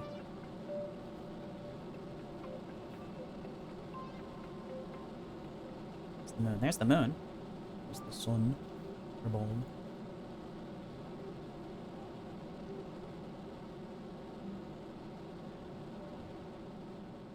Just can't quite get them both in camera at the same, without edges being. No, just barely. Get them both in camera with the edges not cut off. We're approaching the halfway mark. Go ahead and check the map screen. See how she's looking. Looking good so far.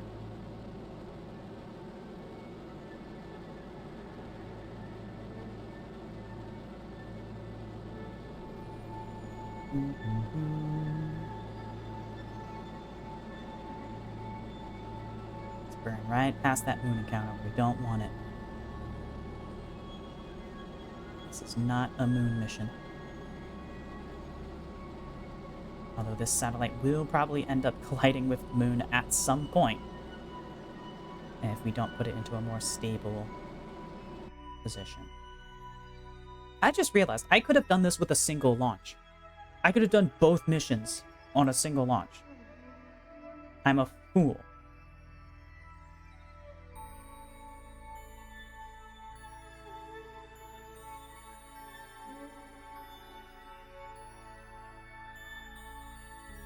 Because I could have settled into this orbit, stabilized for 10 seconds, completed the contract, and then expanded out to this second orbit. There's nothing saying I need to stay in the orbit for more than 10 seconds. But I can't do it with just this single launch because I didn't put Science Junior on this one. Darn. Oh well. It's fine. It's whatever. Alright, so now we just need to get our inclination correct. So for that, I'm going to go to our ascending node. Or actually, we're going to go to our descending node. Because that's what we're going to hit. That's what we're going to hit first next. Add a maneuver.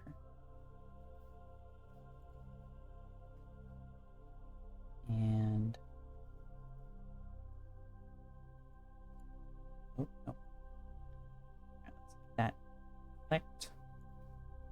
Add maneuver.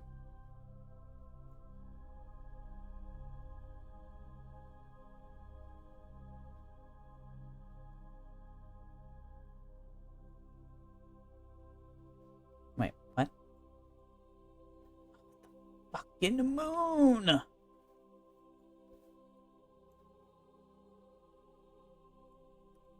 course it's the... We're not going to do that one then. We're going to do the ascending node.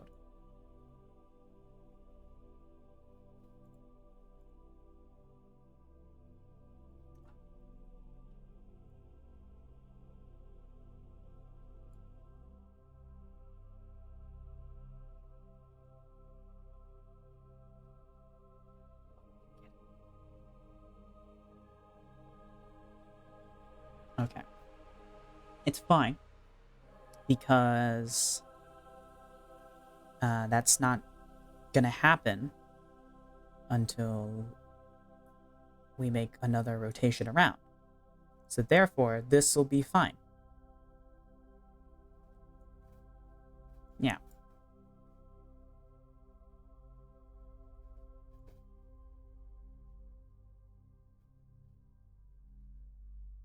Okay.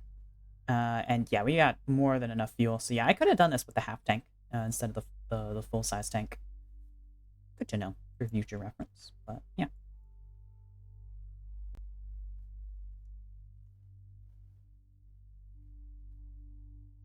We are going to lower our thrust. Get a more precise burn.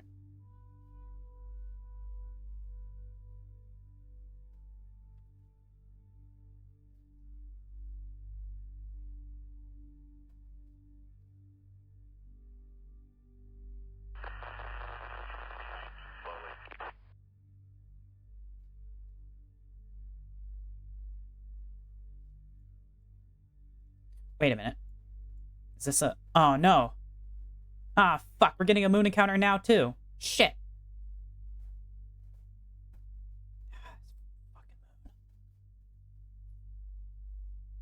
I should have known that this was going to be a bigger problem than I originally gave it credit for. Ugh. Yeah, because this orbit is right on the moon. I should have known.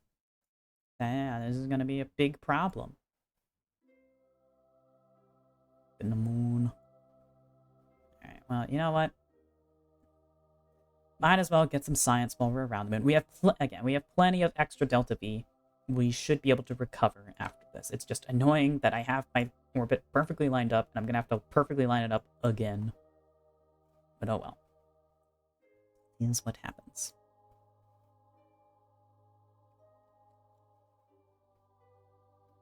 Let's here.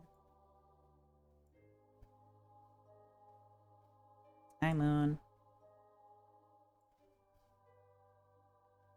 Oh, you know what? We have a visible light camera on this thing. Let's take the first pictures of the dark side of the moon. Yeah, sure, why not? We're here. We can do it. Tune camera. Toggle display window.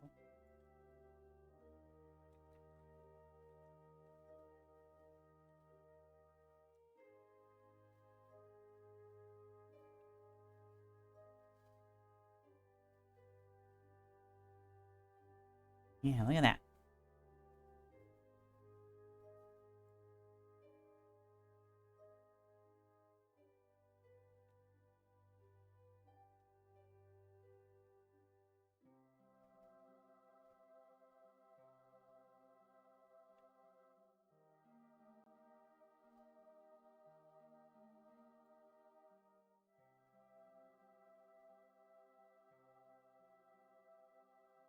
First pictures of the dark side of the moon. I don't know. I don't know what happens to those photos. I hit the button to capture them, but I don't know what happens to them. Log visible light data. We're not able to transmit it right now, but we can keep that, and then when we come back into communications, we can do that. Very tiny window.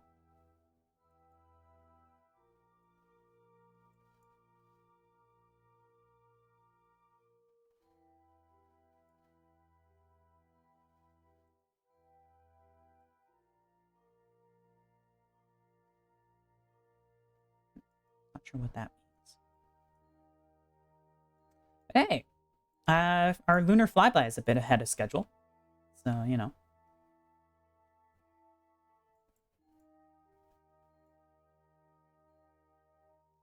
You've measured the interaction between the solar wind and the magnetic field of this body as it deflects charged particles.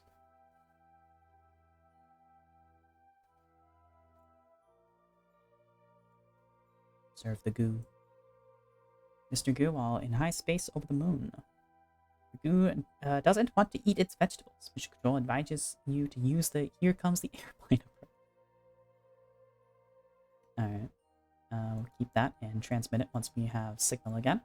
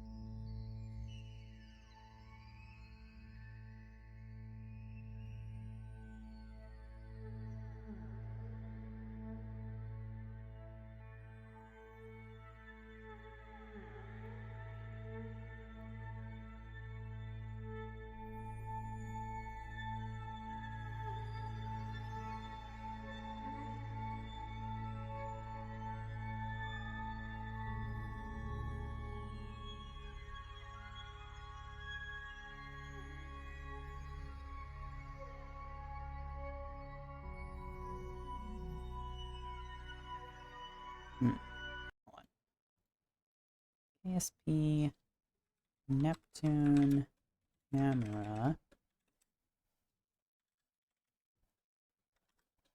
And here it is. Automatically saved to the screenshots folder.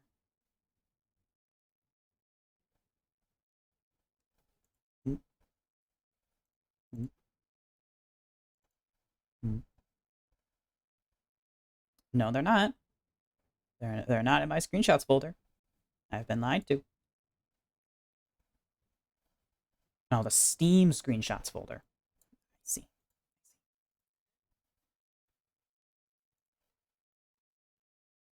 Mm-hmm.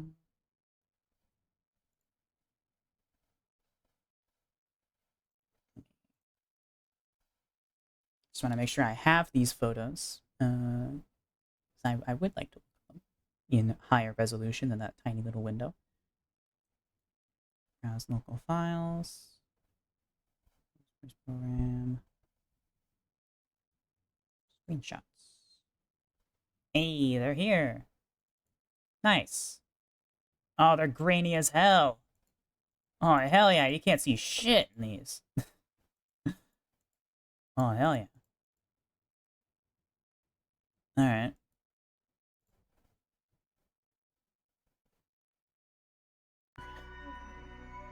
Yep.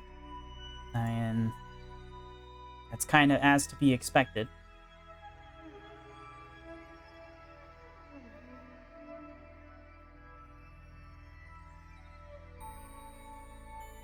Um,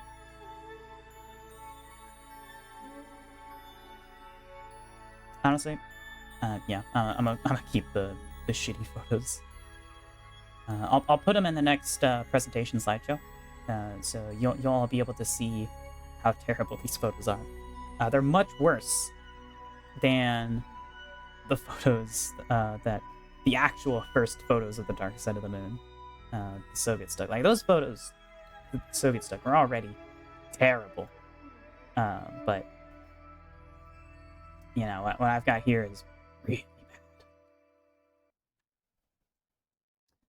bad. Okay, we're gonna get spat out here. Oh yeah, we can start transmitting our stuff now. So let's go ahead and do that. Data transmit. Send our photos back. Review data. I'm gonna transmit you back as well.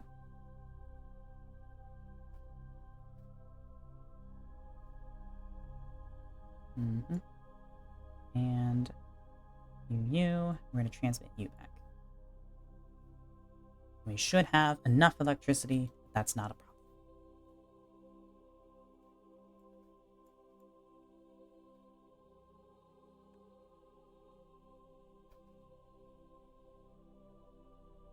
Yep.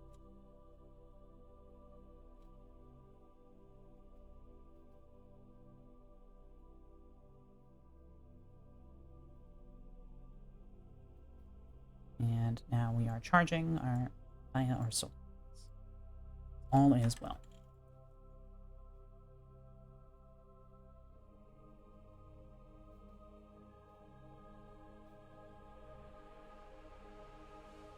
Let's get out of the moon's sphere of influence and back into Kerbin's. Technically, we're within both sphere of influences, but yeah.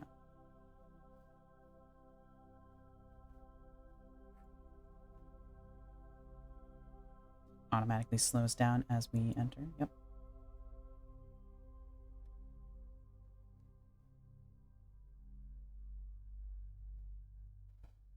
Come on, get us back on it. All right, there we go. All right, let's adjust this orbit again.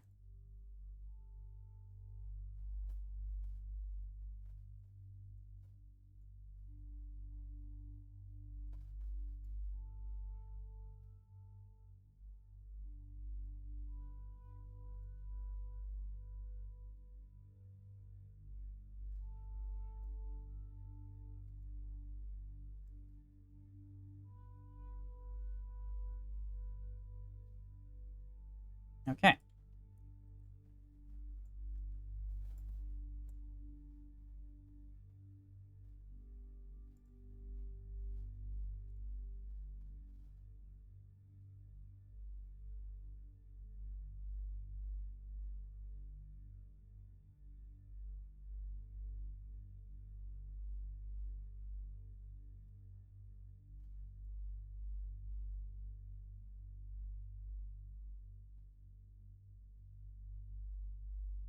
All right. You are good to go there.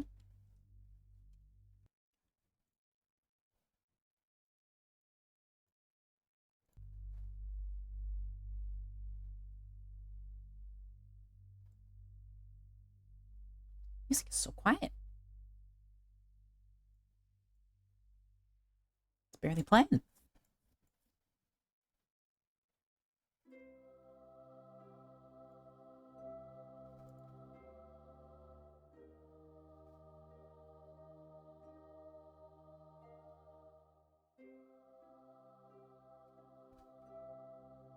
Why are we slowing down? That's why. Warp.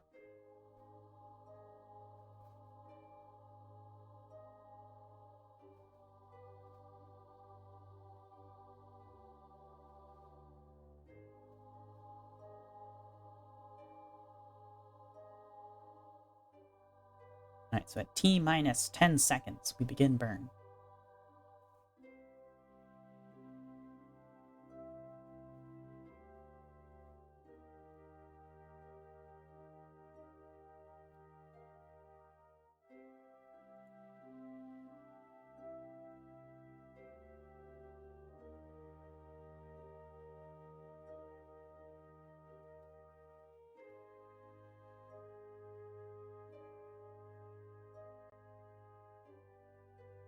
Purchase some long sleeved sun shirts.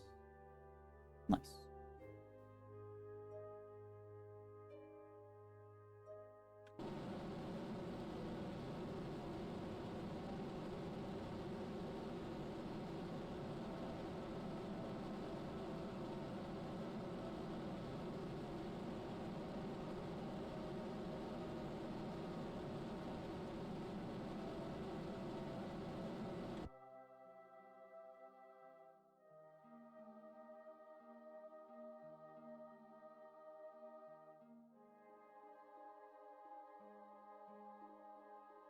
Alright, now please do not intersect with the moon again.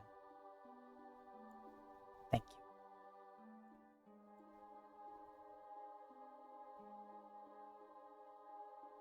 Looks good.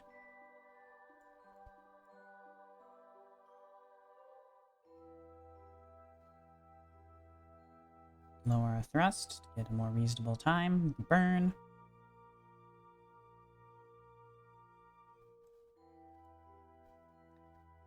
Alrighty.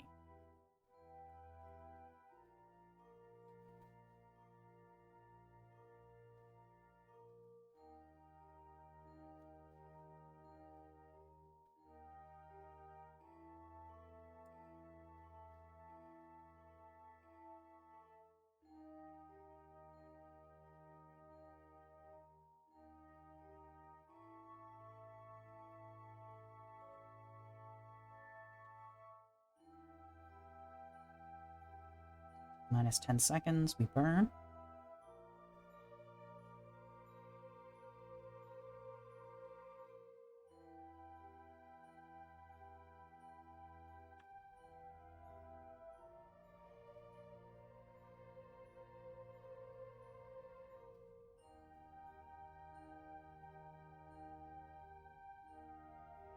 Well, the orbit disappeared. I think we've fulfilled the contract's requirements. Yep, maintain stability for 10 seconds.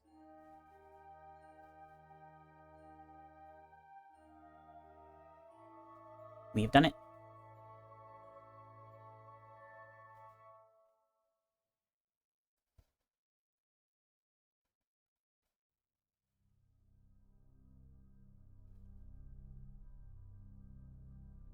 Yippee.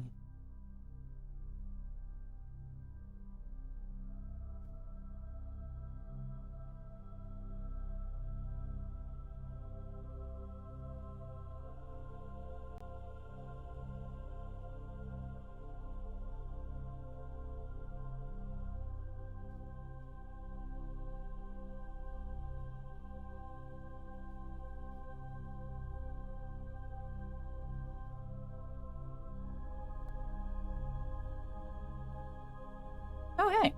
Start exploring the moon. Yeah, we technically completed that, yeah. Ah. Nice.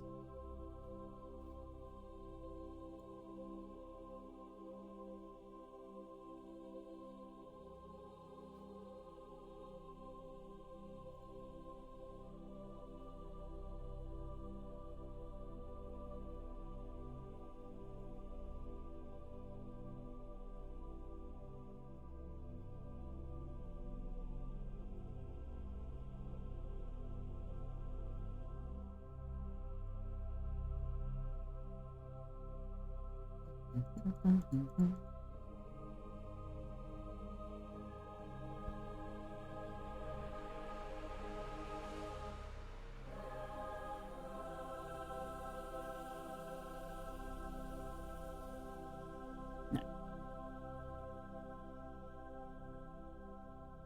Hmm.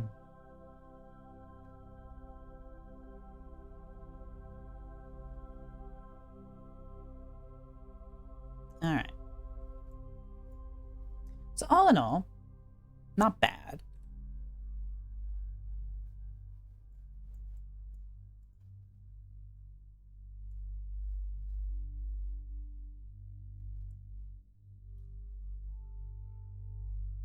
And we know we can reach the moon, sending a pretty hefty probe if we wanted to. We have plenty of Delta V to circularize around the moon using our Rock 4 launch vehicle. So that's good to know. Next time we visit the moon, we'll bring more scientific equipment, and we'll be doing so intentionally. Yeah, this is now a relay, and you know what? Should we rename this in honor of it going around the moon? Feel like I should. So, what was I going to use for the name of my lunar program stuff?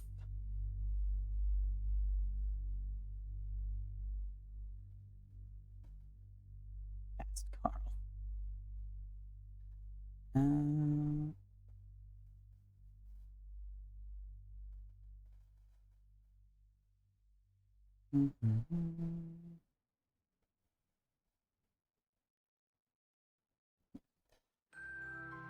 This was no longer Stachnik 11. This is Moonheart 1. And it is a probe, yes. And we'll just ignore the fact that it says Stachnik 11 on the side of it. Don't worry about that. This was definitely intentional to fly around the moon. Yep. That was the purpose of this guy. Alright. Let's go ahead and center into hibernation.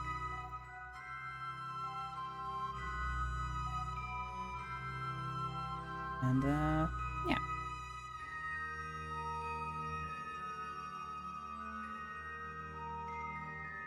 Alright. Back to...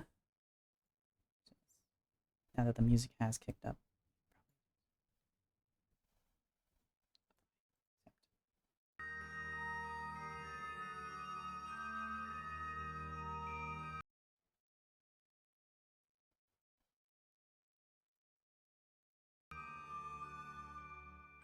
Yeah, that's good. Alright. Back to the Space Center.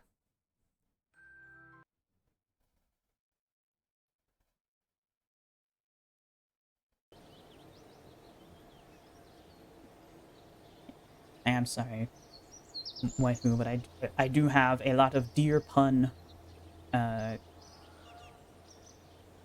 space names lined up.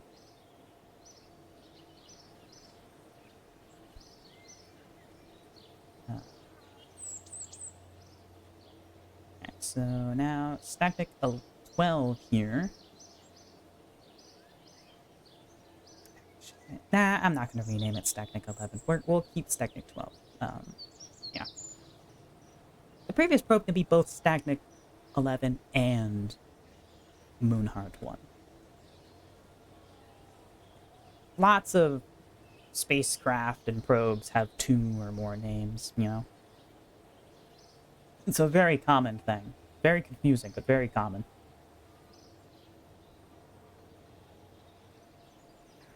Alright.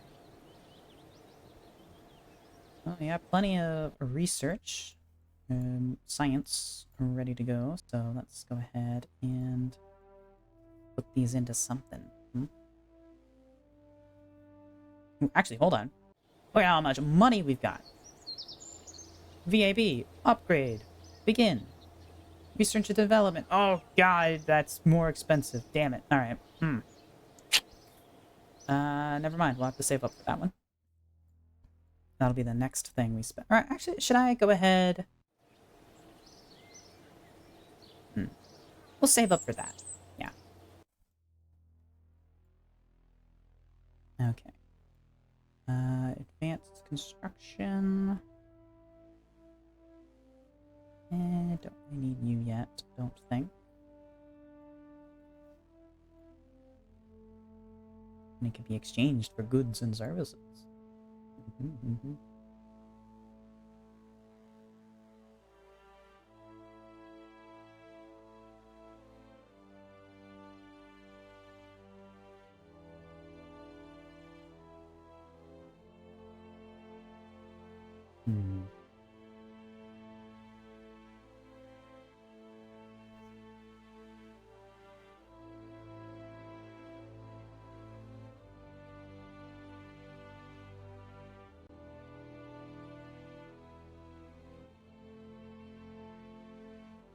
Mew.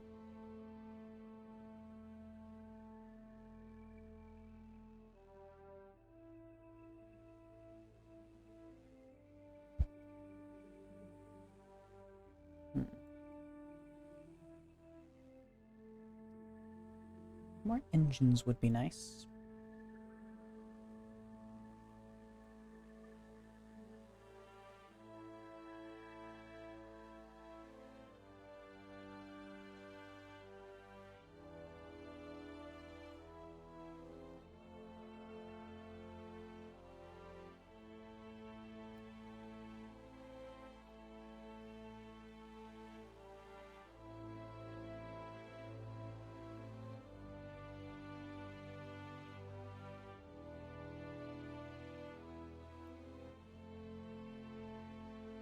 Motorized wheels a pretty big deal.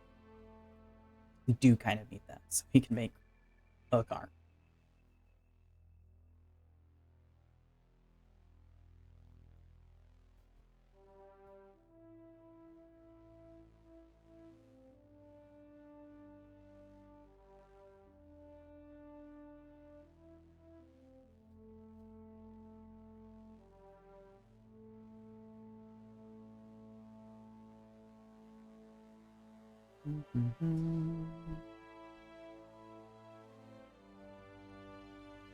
There's plenty of engine plates.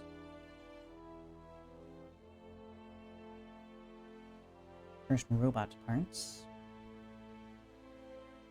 Some helicopter bits. Good measure. It's a vested system. Okay. And how long will... No. Yes, we can only upgrade rate 2 if we upgrade rate 1. But it's not the other way around, so if I just dump my points into this... Yeah, there's no reason to upgrade rate 2. I've been wasting my upgrade points. Oh well. Ah, well. It do be like that. Actually, yeah, hold on, let me double check that. ASP... Construction time... Rates...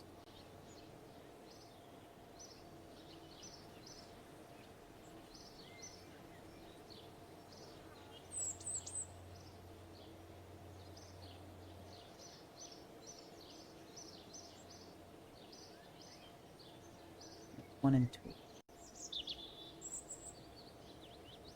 What's the difference? Science.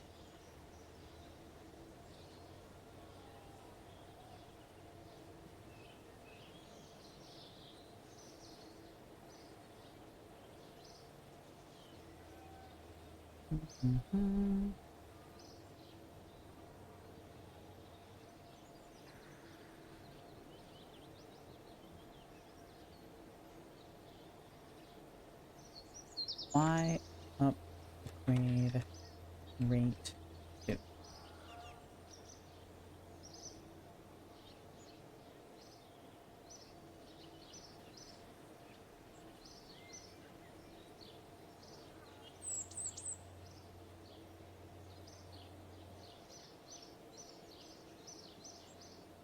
Ah.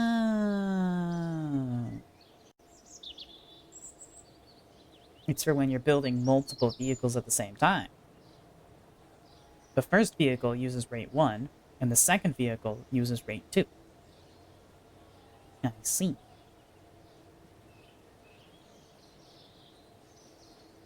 That makes sense. So I guess it wasn't a total waste. I don't build 2 rockets at the same time too frequently, though, so I don't think I'm going to prioritize upgrading in that way, upgrading them both equally going forward. I think I'm going to prioritize rate 1 more so. I generally tend to just build 1 at a time, but sometimes I build 2 at a time. But if I do build 2 at a time, then when the first rocket finishes, it should switch over to rate 1 for the rest of the second rocket's construction time. So, yeah. Anyway. All is well. Mission control. We have 2 extra things we can do. Warp the moon, start exploring Minmus. Mm-hmm.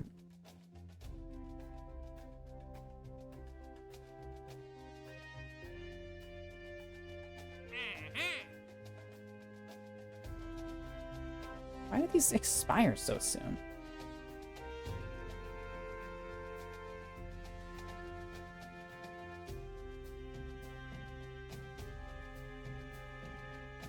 Offer expires 2 days.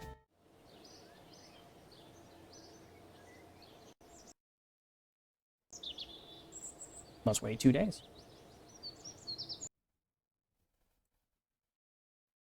See what happens.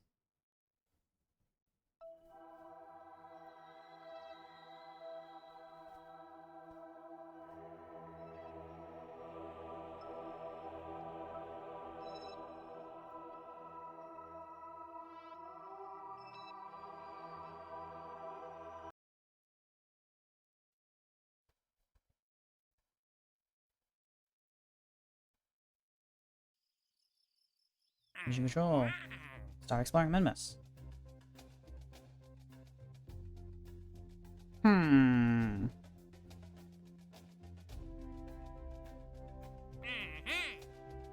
One day, 5 hours.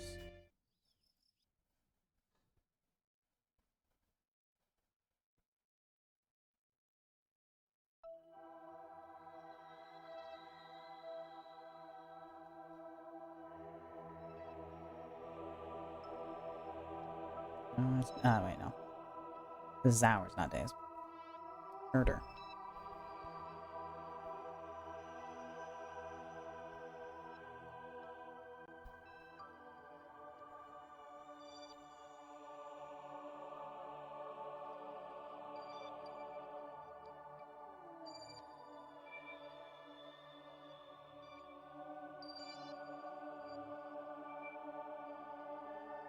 Okay, but this is 5 days.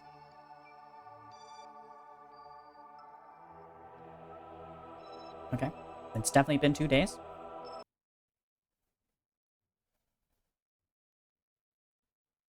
We go back. We check. Start exploring Minmus. Expires over. Okay, so it's lying to me. It doesn't expire. It just keeps recycling. That's good. So I don't have to accept these. Good.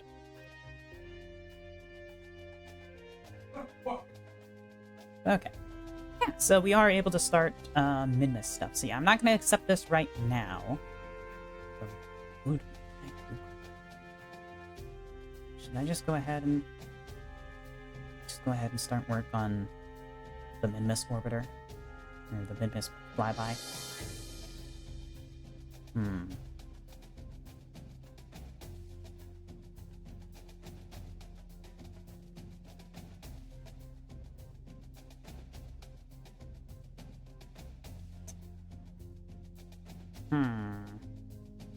Yeah. first rescue mission. Oh. Return safely.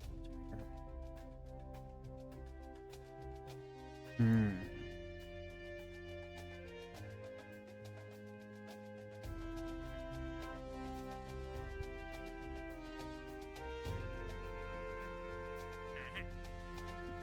Change. Okay, we've got plenty of Delta V, so we can do this.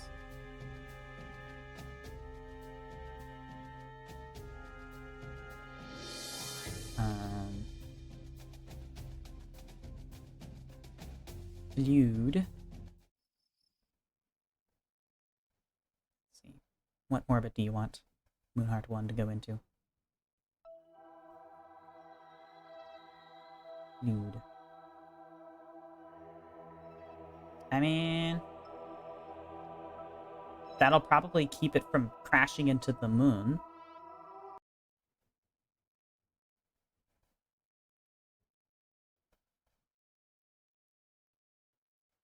So, yeah, I'll take that.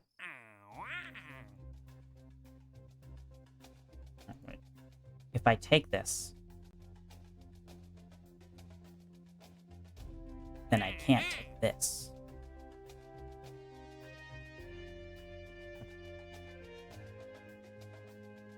This is easier. Much, much easier. Doesn't pay as much, but it's much easier, and it still pays quite a bit.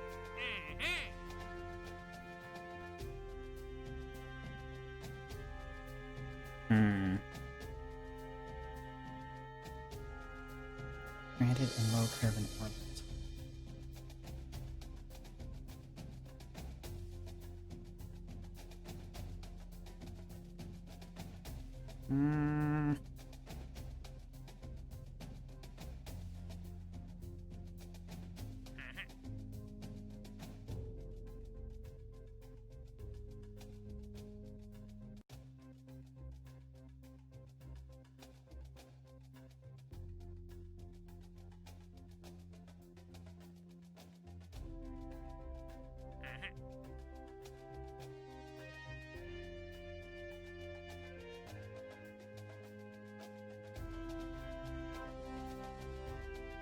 Expires in 5 hours. Expires 1 day.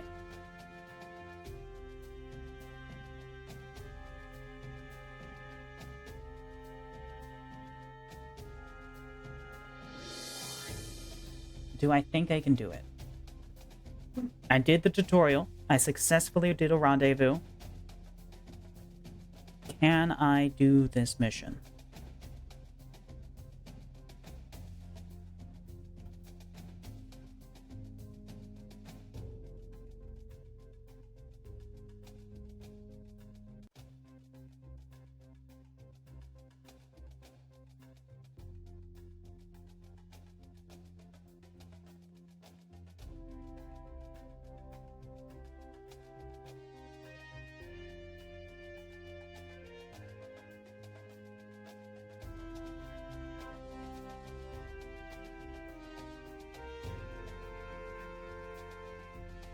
I think I can.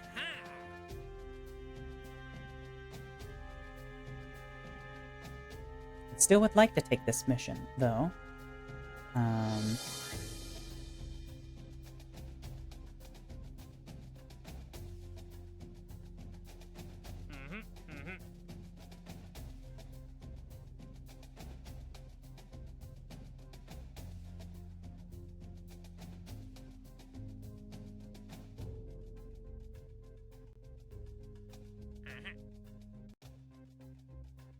Okay, we have a day and 5 hours, so if I go ahead and start... Let's see, because... Yep, this is ready to launch. So if I do this, if I complete that separator, I can hop back to mission control, accept that other mission, and then hop back to stacking 12. So, yeah. Alright, we'll do that. Although before we do anything, let's go ahead and start construction of our rescue craft for that poor Kerbal who is currently stranded. Actually, first of all, let's see. What is this Kerbal's condition? It sounded like from the mission brief, the Kerbal is just in EVA. Tracking station.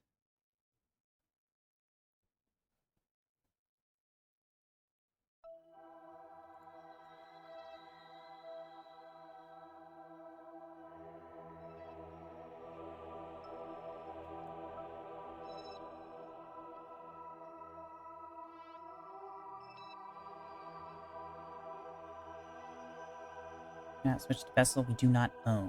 Oh, okay.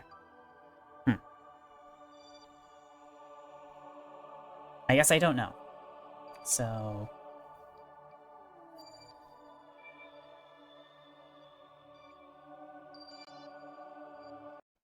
I'm assuming Abro can spacewalk over, but we might have to include a docking port also, just in case. So let's go ahead and get a Voscod ready. Alright, so... Voscard 1.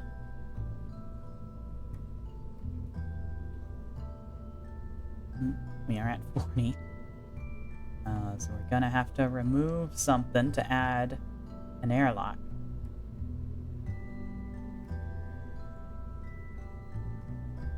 Next, Voscard 2.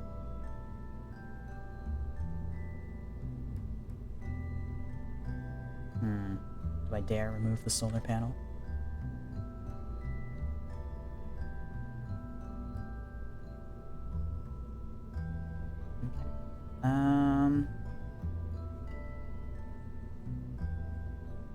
Batteries are probably... Oh, actually, we can replace these two 200 batteries with a single 400 battery. Okay. That's a good one. Right.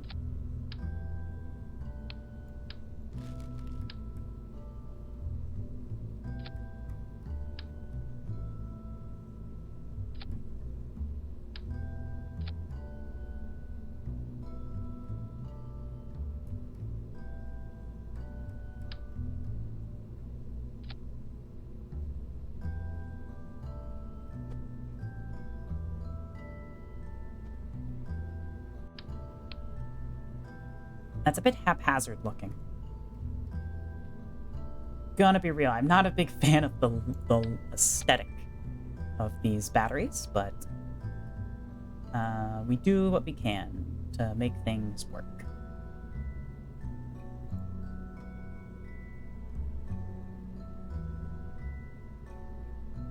Inflatable airlock.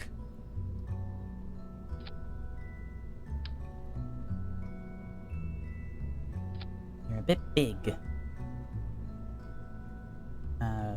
big for this, yeah. Ooh, that's a lot of baubles. We're not gonna...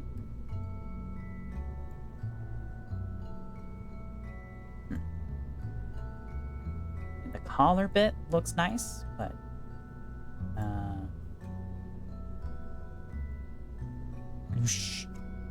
God, it's massive. Holy moly, I did not realize how big this thing is. That is way bigger than the inflatable docking port on the Voscod 2. And there's no ability to shrink it, which is a bit unfortunate. It's massive. I would really like to make it smaller.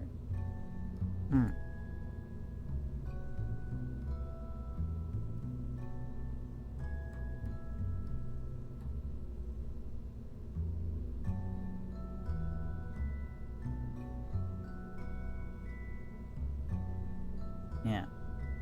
Well, I mean, I know I can make it smaller by deflating it. I mean, like, in terms of the radius of it, it's really big. And kind of ugly because it's so big. I would prefer it to be like the radius of this cylinder instead of being as big as it is. It says it's a 0.625 part. That is not a 0.625 part. That's a 1.5 meter part, if I ever seen one, or 1.25 meter part.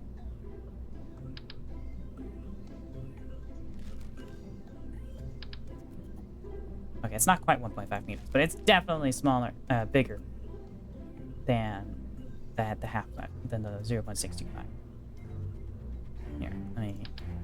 Yeah, it's a way bigger diameter. Ridiculous. You could make it like it's supposed to fit through the fairing. I think that would cause problems. Okay, let's.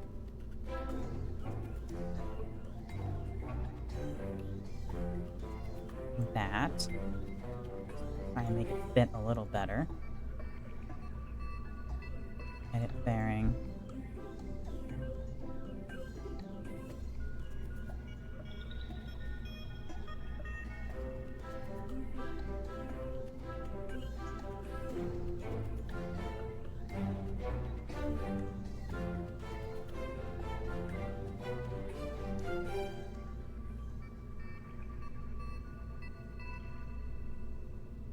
Why am I using this size of coupler?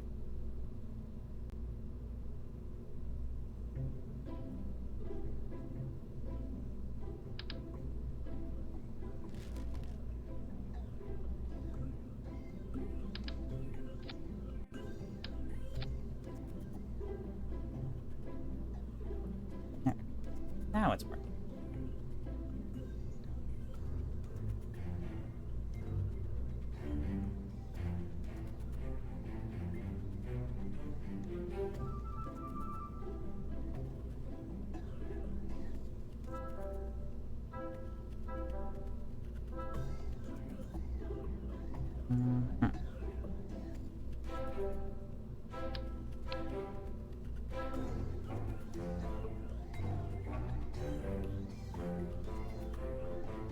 Close enough.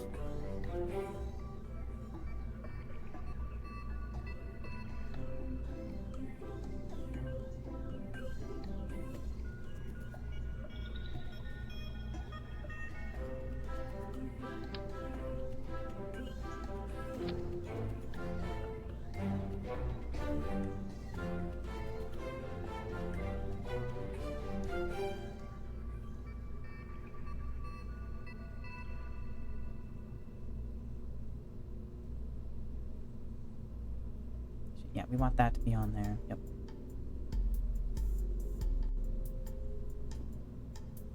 Actually, we want it. That's ugly.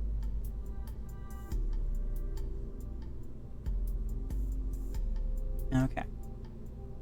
So that just barely fits our part budget.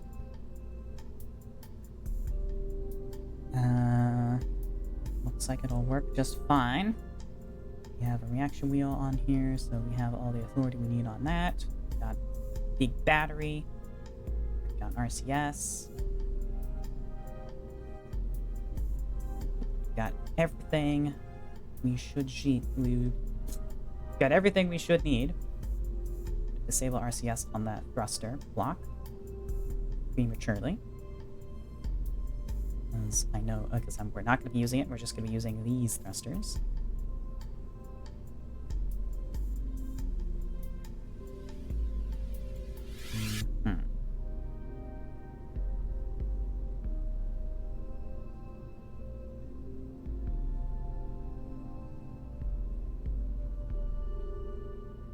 Could make this look a little bit nicer. Swapping out this battery for 2 smaller batteries. I'm doing 3 RCS instead of 4, but I'll embrace the jank. It's fine. We're upgrading to Soyuz style capsules probably by next stream anyways, so it's fine.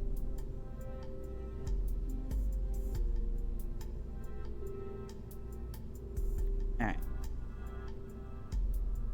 And I assume that Kerbal's not going to run out of snacks.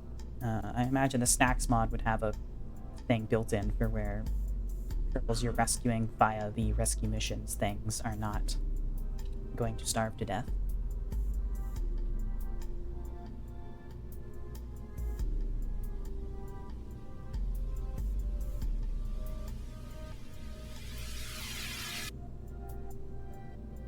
So far, you can push a Vostok design. Yeah. Alright. I think this is a go.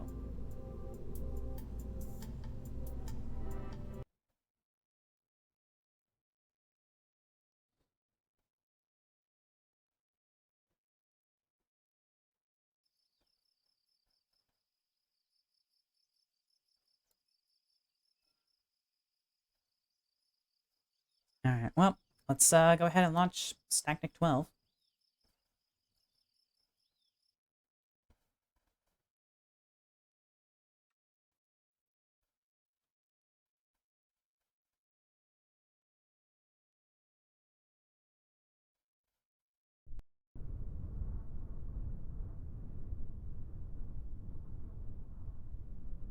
Another night launch. Double check our staging.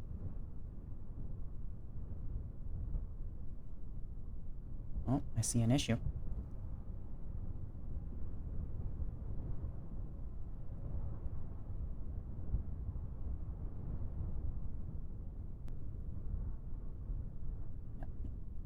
You, your own separate thing.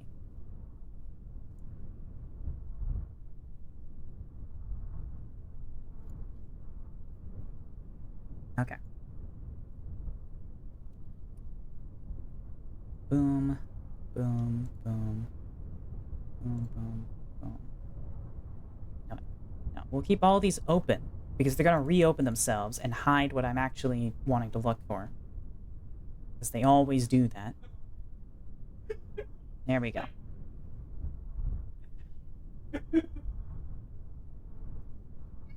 Hi, kitty. Meow, meow, meow. Meow. Meow. Alrighty. Kerbal. Oh. 3's on launch. Been a while since we have one of those.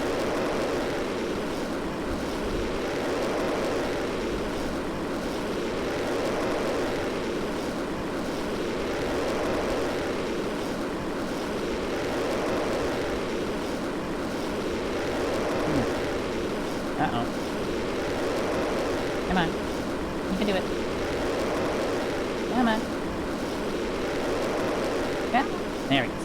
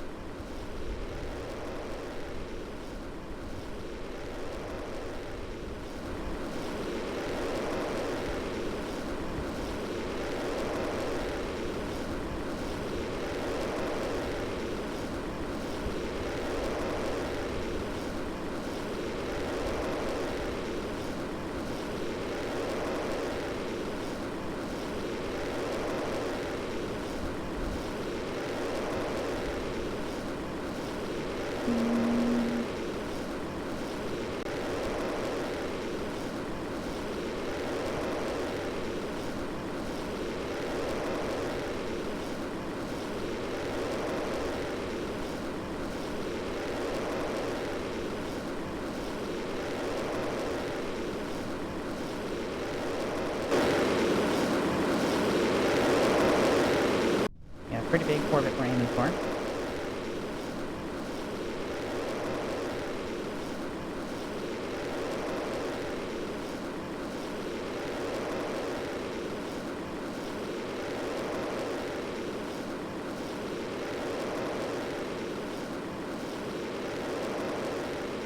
We're just gonna keep on burning.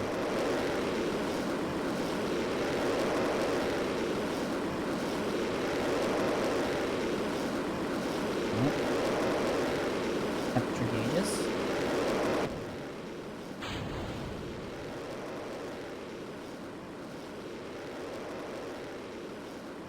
I think we're gonna be fine. Yeah. All is good.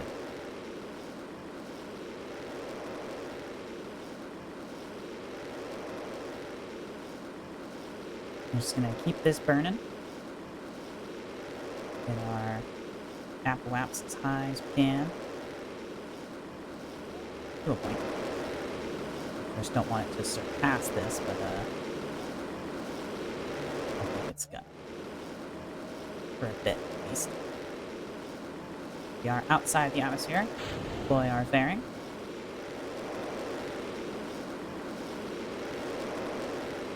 Extend our panels and our communications.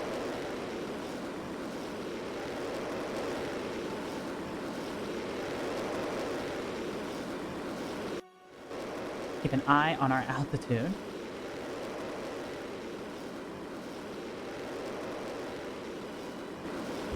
Shit, we burned too hard. That's fine. We can recover from that. For now, though, keep an eye on our altitude.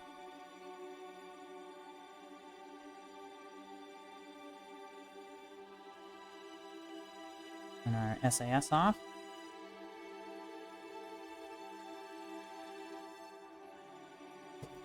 You know what? Let's...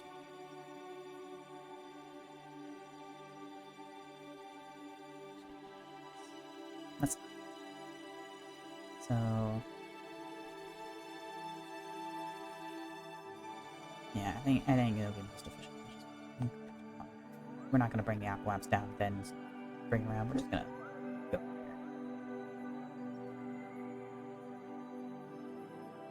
here.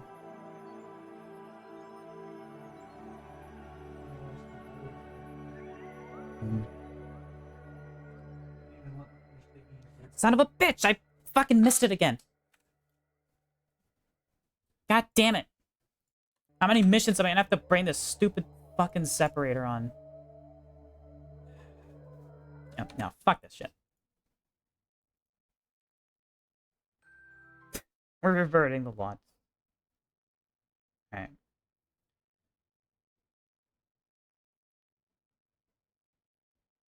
Hi, how are you? Hi, Pixie. Yeah, I'm gonna get this separator's ass, yeah. Ay, ay, ay, ay, ay.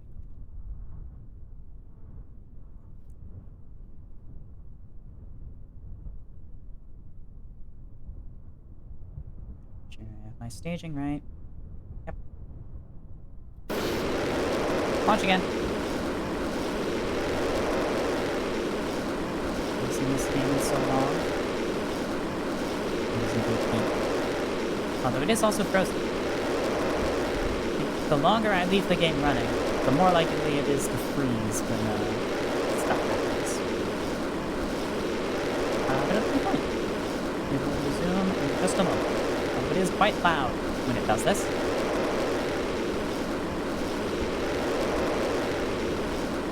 There we go. Let's go ahead. Settings, audio, spacecraft. Let's just lower that again. That's better.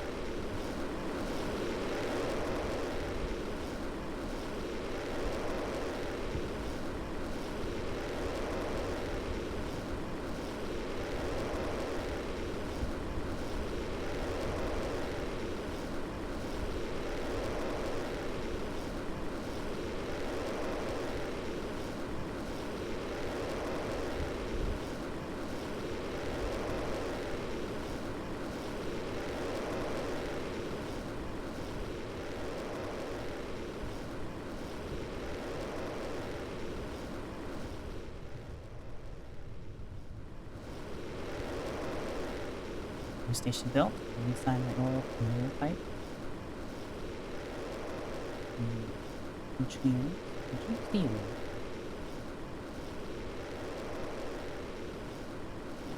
It is getting pretty late. So this is probably going to be the last mission for the night. I am quite hungry. I haven't eaten tonight. I have work tomorrow morning. Dangerous combos we're working on here.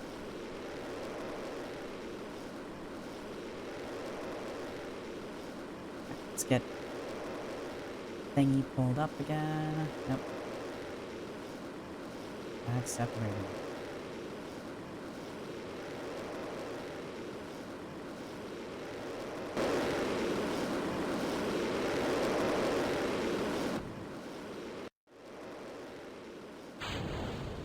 Separate our boosters.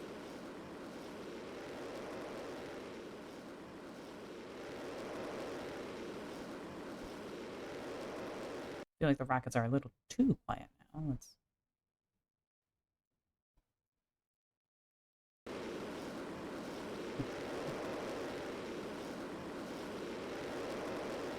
Okay.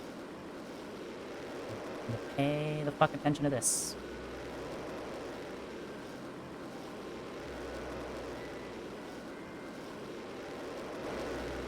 The orbit should hit the desired amount before we cross that apoapse threshold. Before we cross the altitude threshold. I wish I could see my altitude in here. That'd be nice.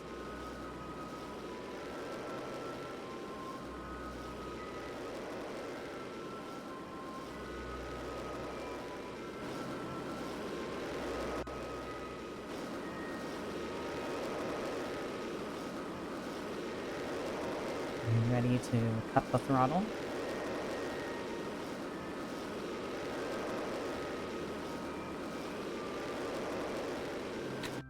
Alright, throttle cut. Head into here, and we're gonna wait. Very patiently.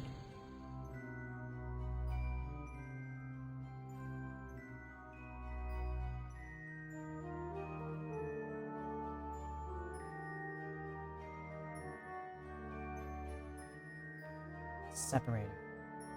As soon as you are in position. Quick save. As soon as you're in position.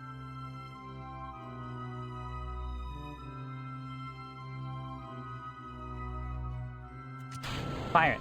Hey! Don't have to lug that thing around anymore. Let's go.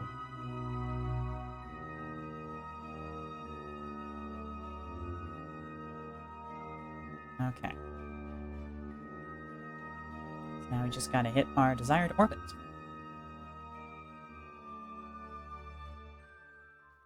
So we'll go ahead and decouple.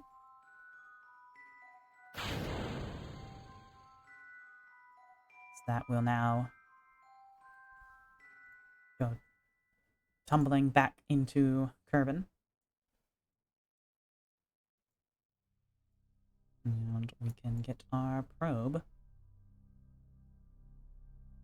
ready to go.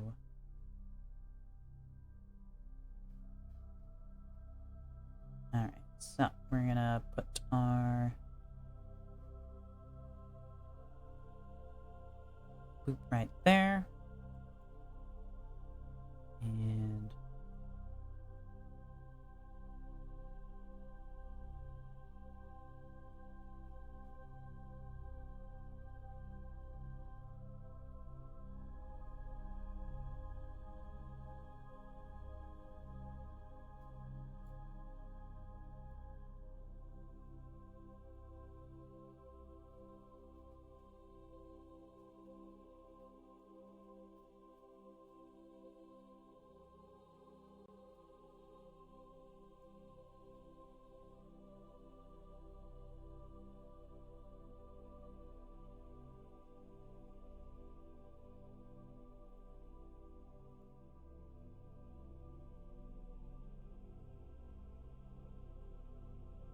gonna be just barely missing the moon again.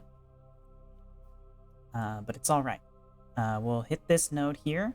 We'll adjust our inclination, and then we won't be hitting the moon again. Let's hit our maneuver node. Sun is approaching from that direction.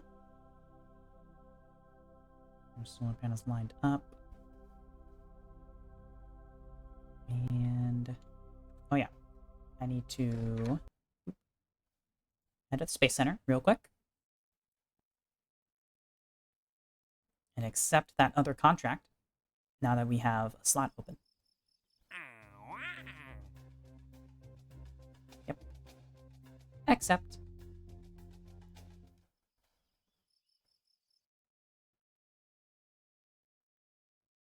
And head back on out.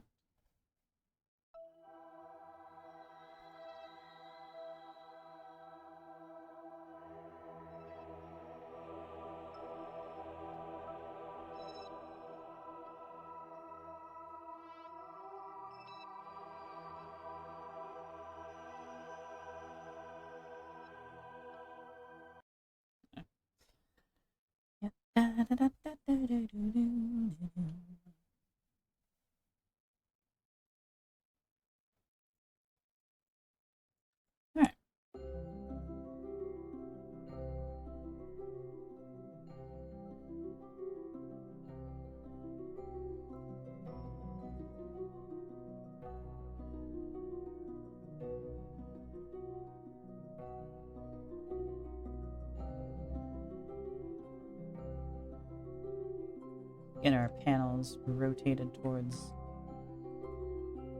the sun. Kerbal.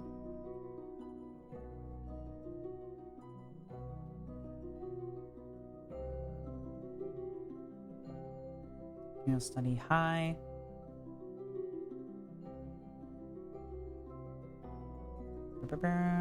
Hey, you glimpse KC out the window as you finish up your lab report. Transmit the data.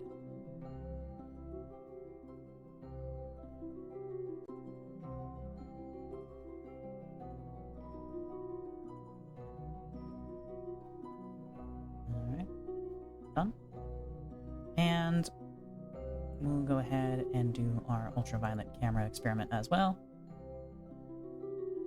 And transmit that. That doesn't take nearly as much to transmit. So, yep. Done. Now we've done our science for this mission. Let's advance.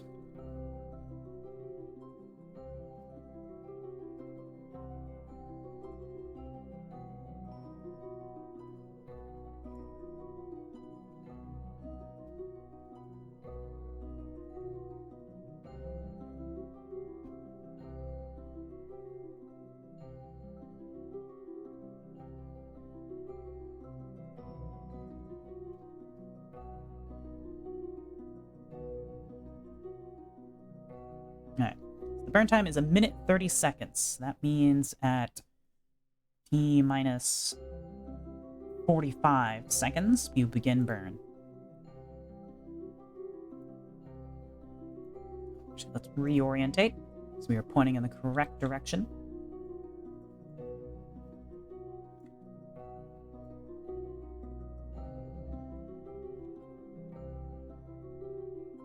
As our solar panels just barely lined up. So we're still filling our batteries with our panels in this position. Now, all right, 45 seconds is approaching.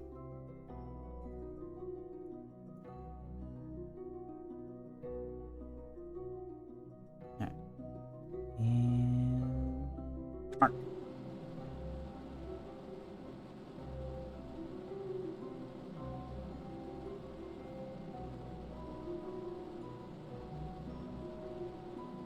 Wait a fucking second. Am I going for the wrong fucking one?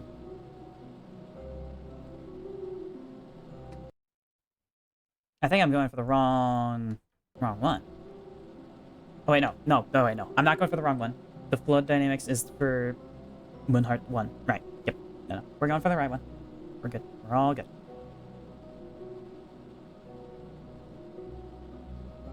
I believe I have successfully updated my dad's new router. This is my custom. Nice. I'm sure he'll appreciate that. I had a chat with my dad today.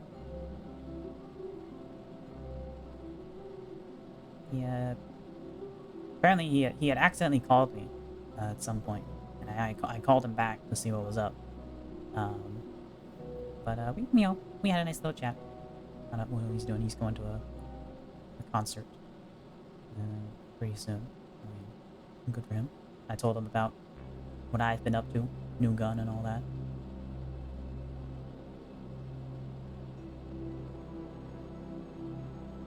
Approaching this, I'll hold my thoughts.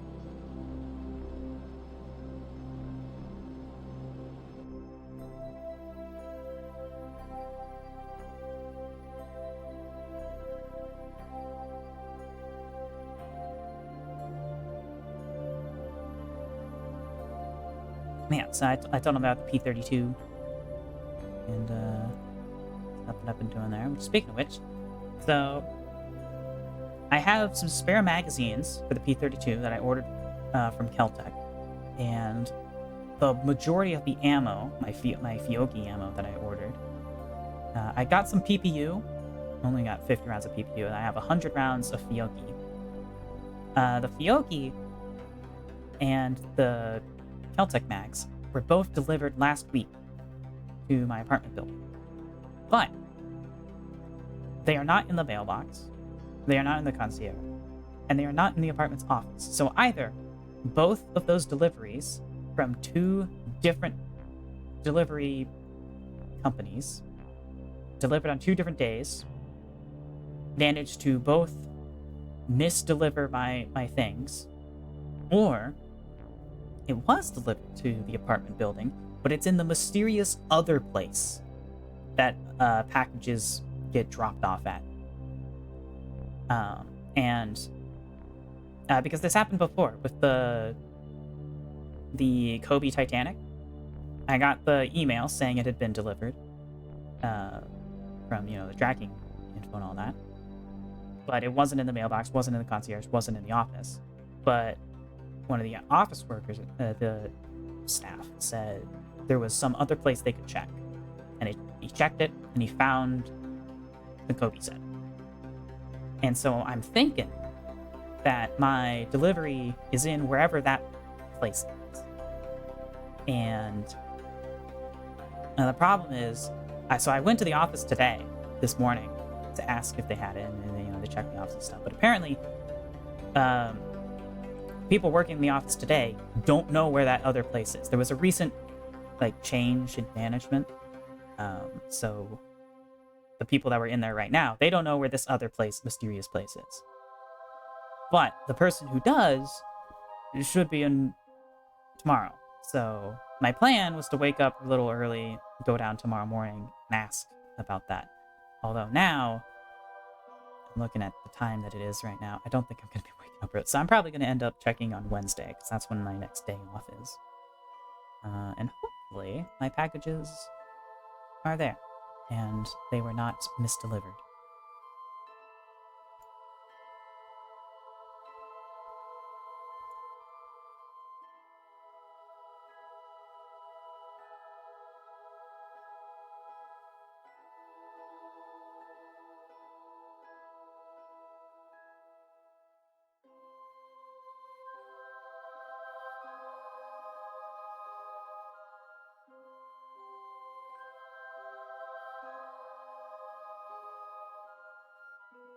That should be perfect. No moon encounter.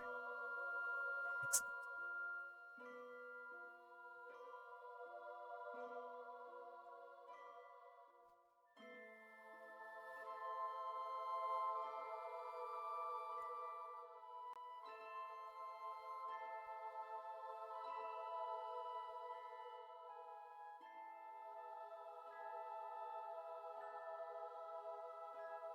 Alright.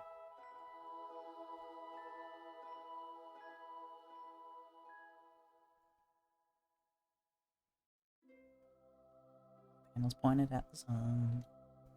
Your daddy. Yeah. And then, so another thing, I bought some Target stands. Because I want to go to a public outdoor range. There's no provided stands there. It's not a place you pay to shoot. It's just a place that people shoot. It is legal shooting land. And it's a big pit, good backstop. Most angles, And so I bought some Target stands. And I wanted to buy Target stands instead of building one, because you could build a Target stands pretty easily. But I don't have a power drill, and I'm lazy, so I didn't want to buy a power drill, and I didn't want to buy lumber and build a thing. So I just bought some stands on Amazon, and they arrived today. And good steel construction, looks good. It's adjustable for different widths of targets and stuff. But I did not read the product description thoroughly enough, because the product description clearly states that it does not include the 1x2 lumber that is needed to hold the targets. Because the actual, the vertical portion of the stand is supposed to be sacrificial wood, because it's going to get shot eventually. At some point, you're going to end up shooting it. I thought it came with the first 2 bits of lumber, It does not, so I'm gonna have to go to a hardware store. The rest of the stand is still pre-built, so it's not that big of a deal. And I missed my mark. Oh well. This probably isn't that big of a deal either. I'm gonna go ahead and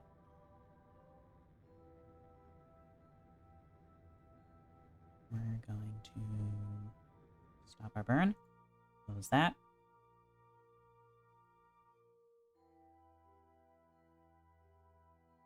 Oh, actually, we're in it. We're close enough. Hey! We did it.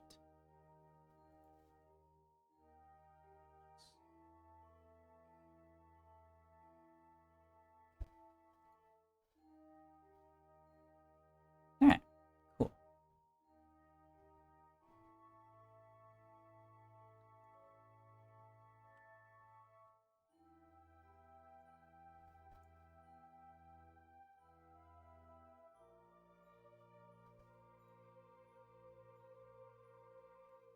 That is Stackneck 12. Nice and successful. Let's go ahead. Boop. We are going to put you into hibernation. Turn off the SAS. And head back to the Space Center. Alright. So, I need to eat some dinner. And then I need to go to bed.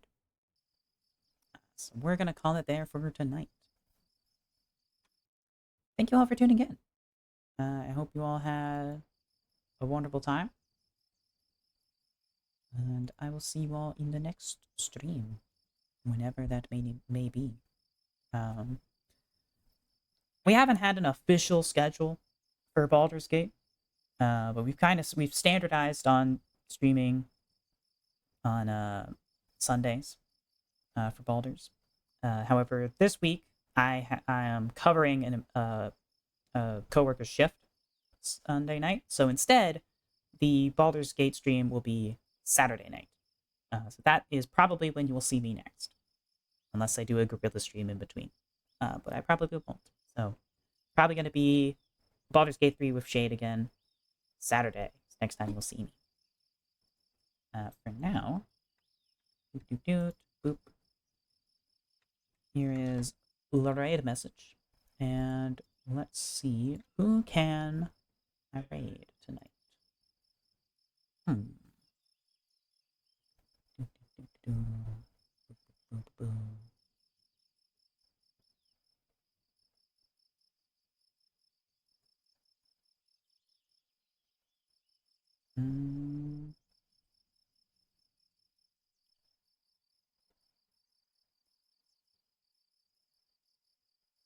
We shall raid Lancy. Yeah. Raid Lancy. What do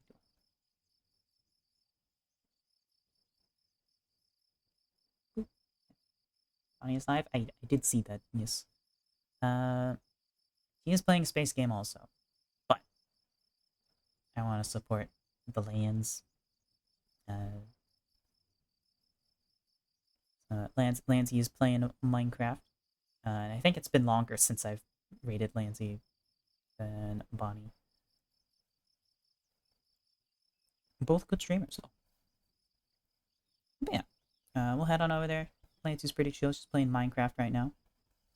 Probably with a bunch. Yeah, I can see from the thumbnail. She's got a bunch of mods installed, as her usual. But yeah, I will see you all in the next one. Bye-bye. Good night. Bye-bye-bye. Bye-bye-bye. Bye-bye. Good night. Bye. Good night. Night waifu. Bye. Night pixie. Night toa. Night batfa. Night potato. Night yohei. Night dogget. Night queen. Good night. Bye-bye.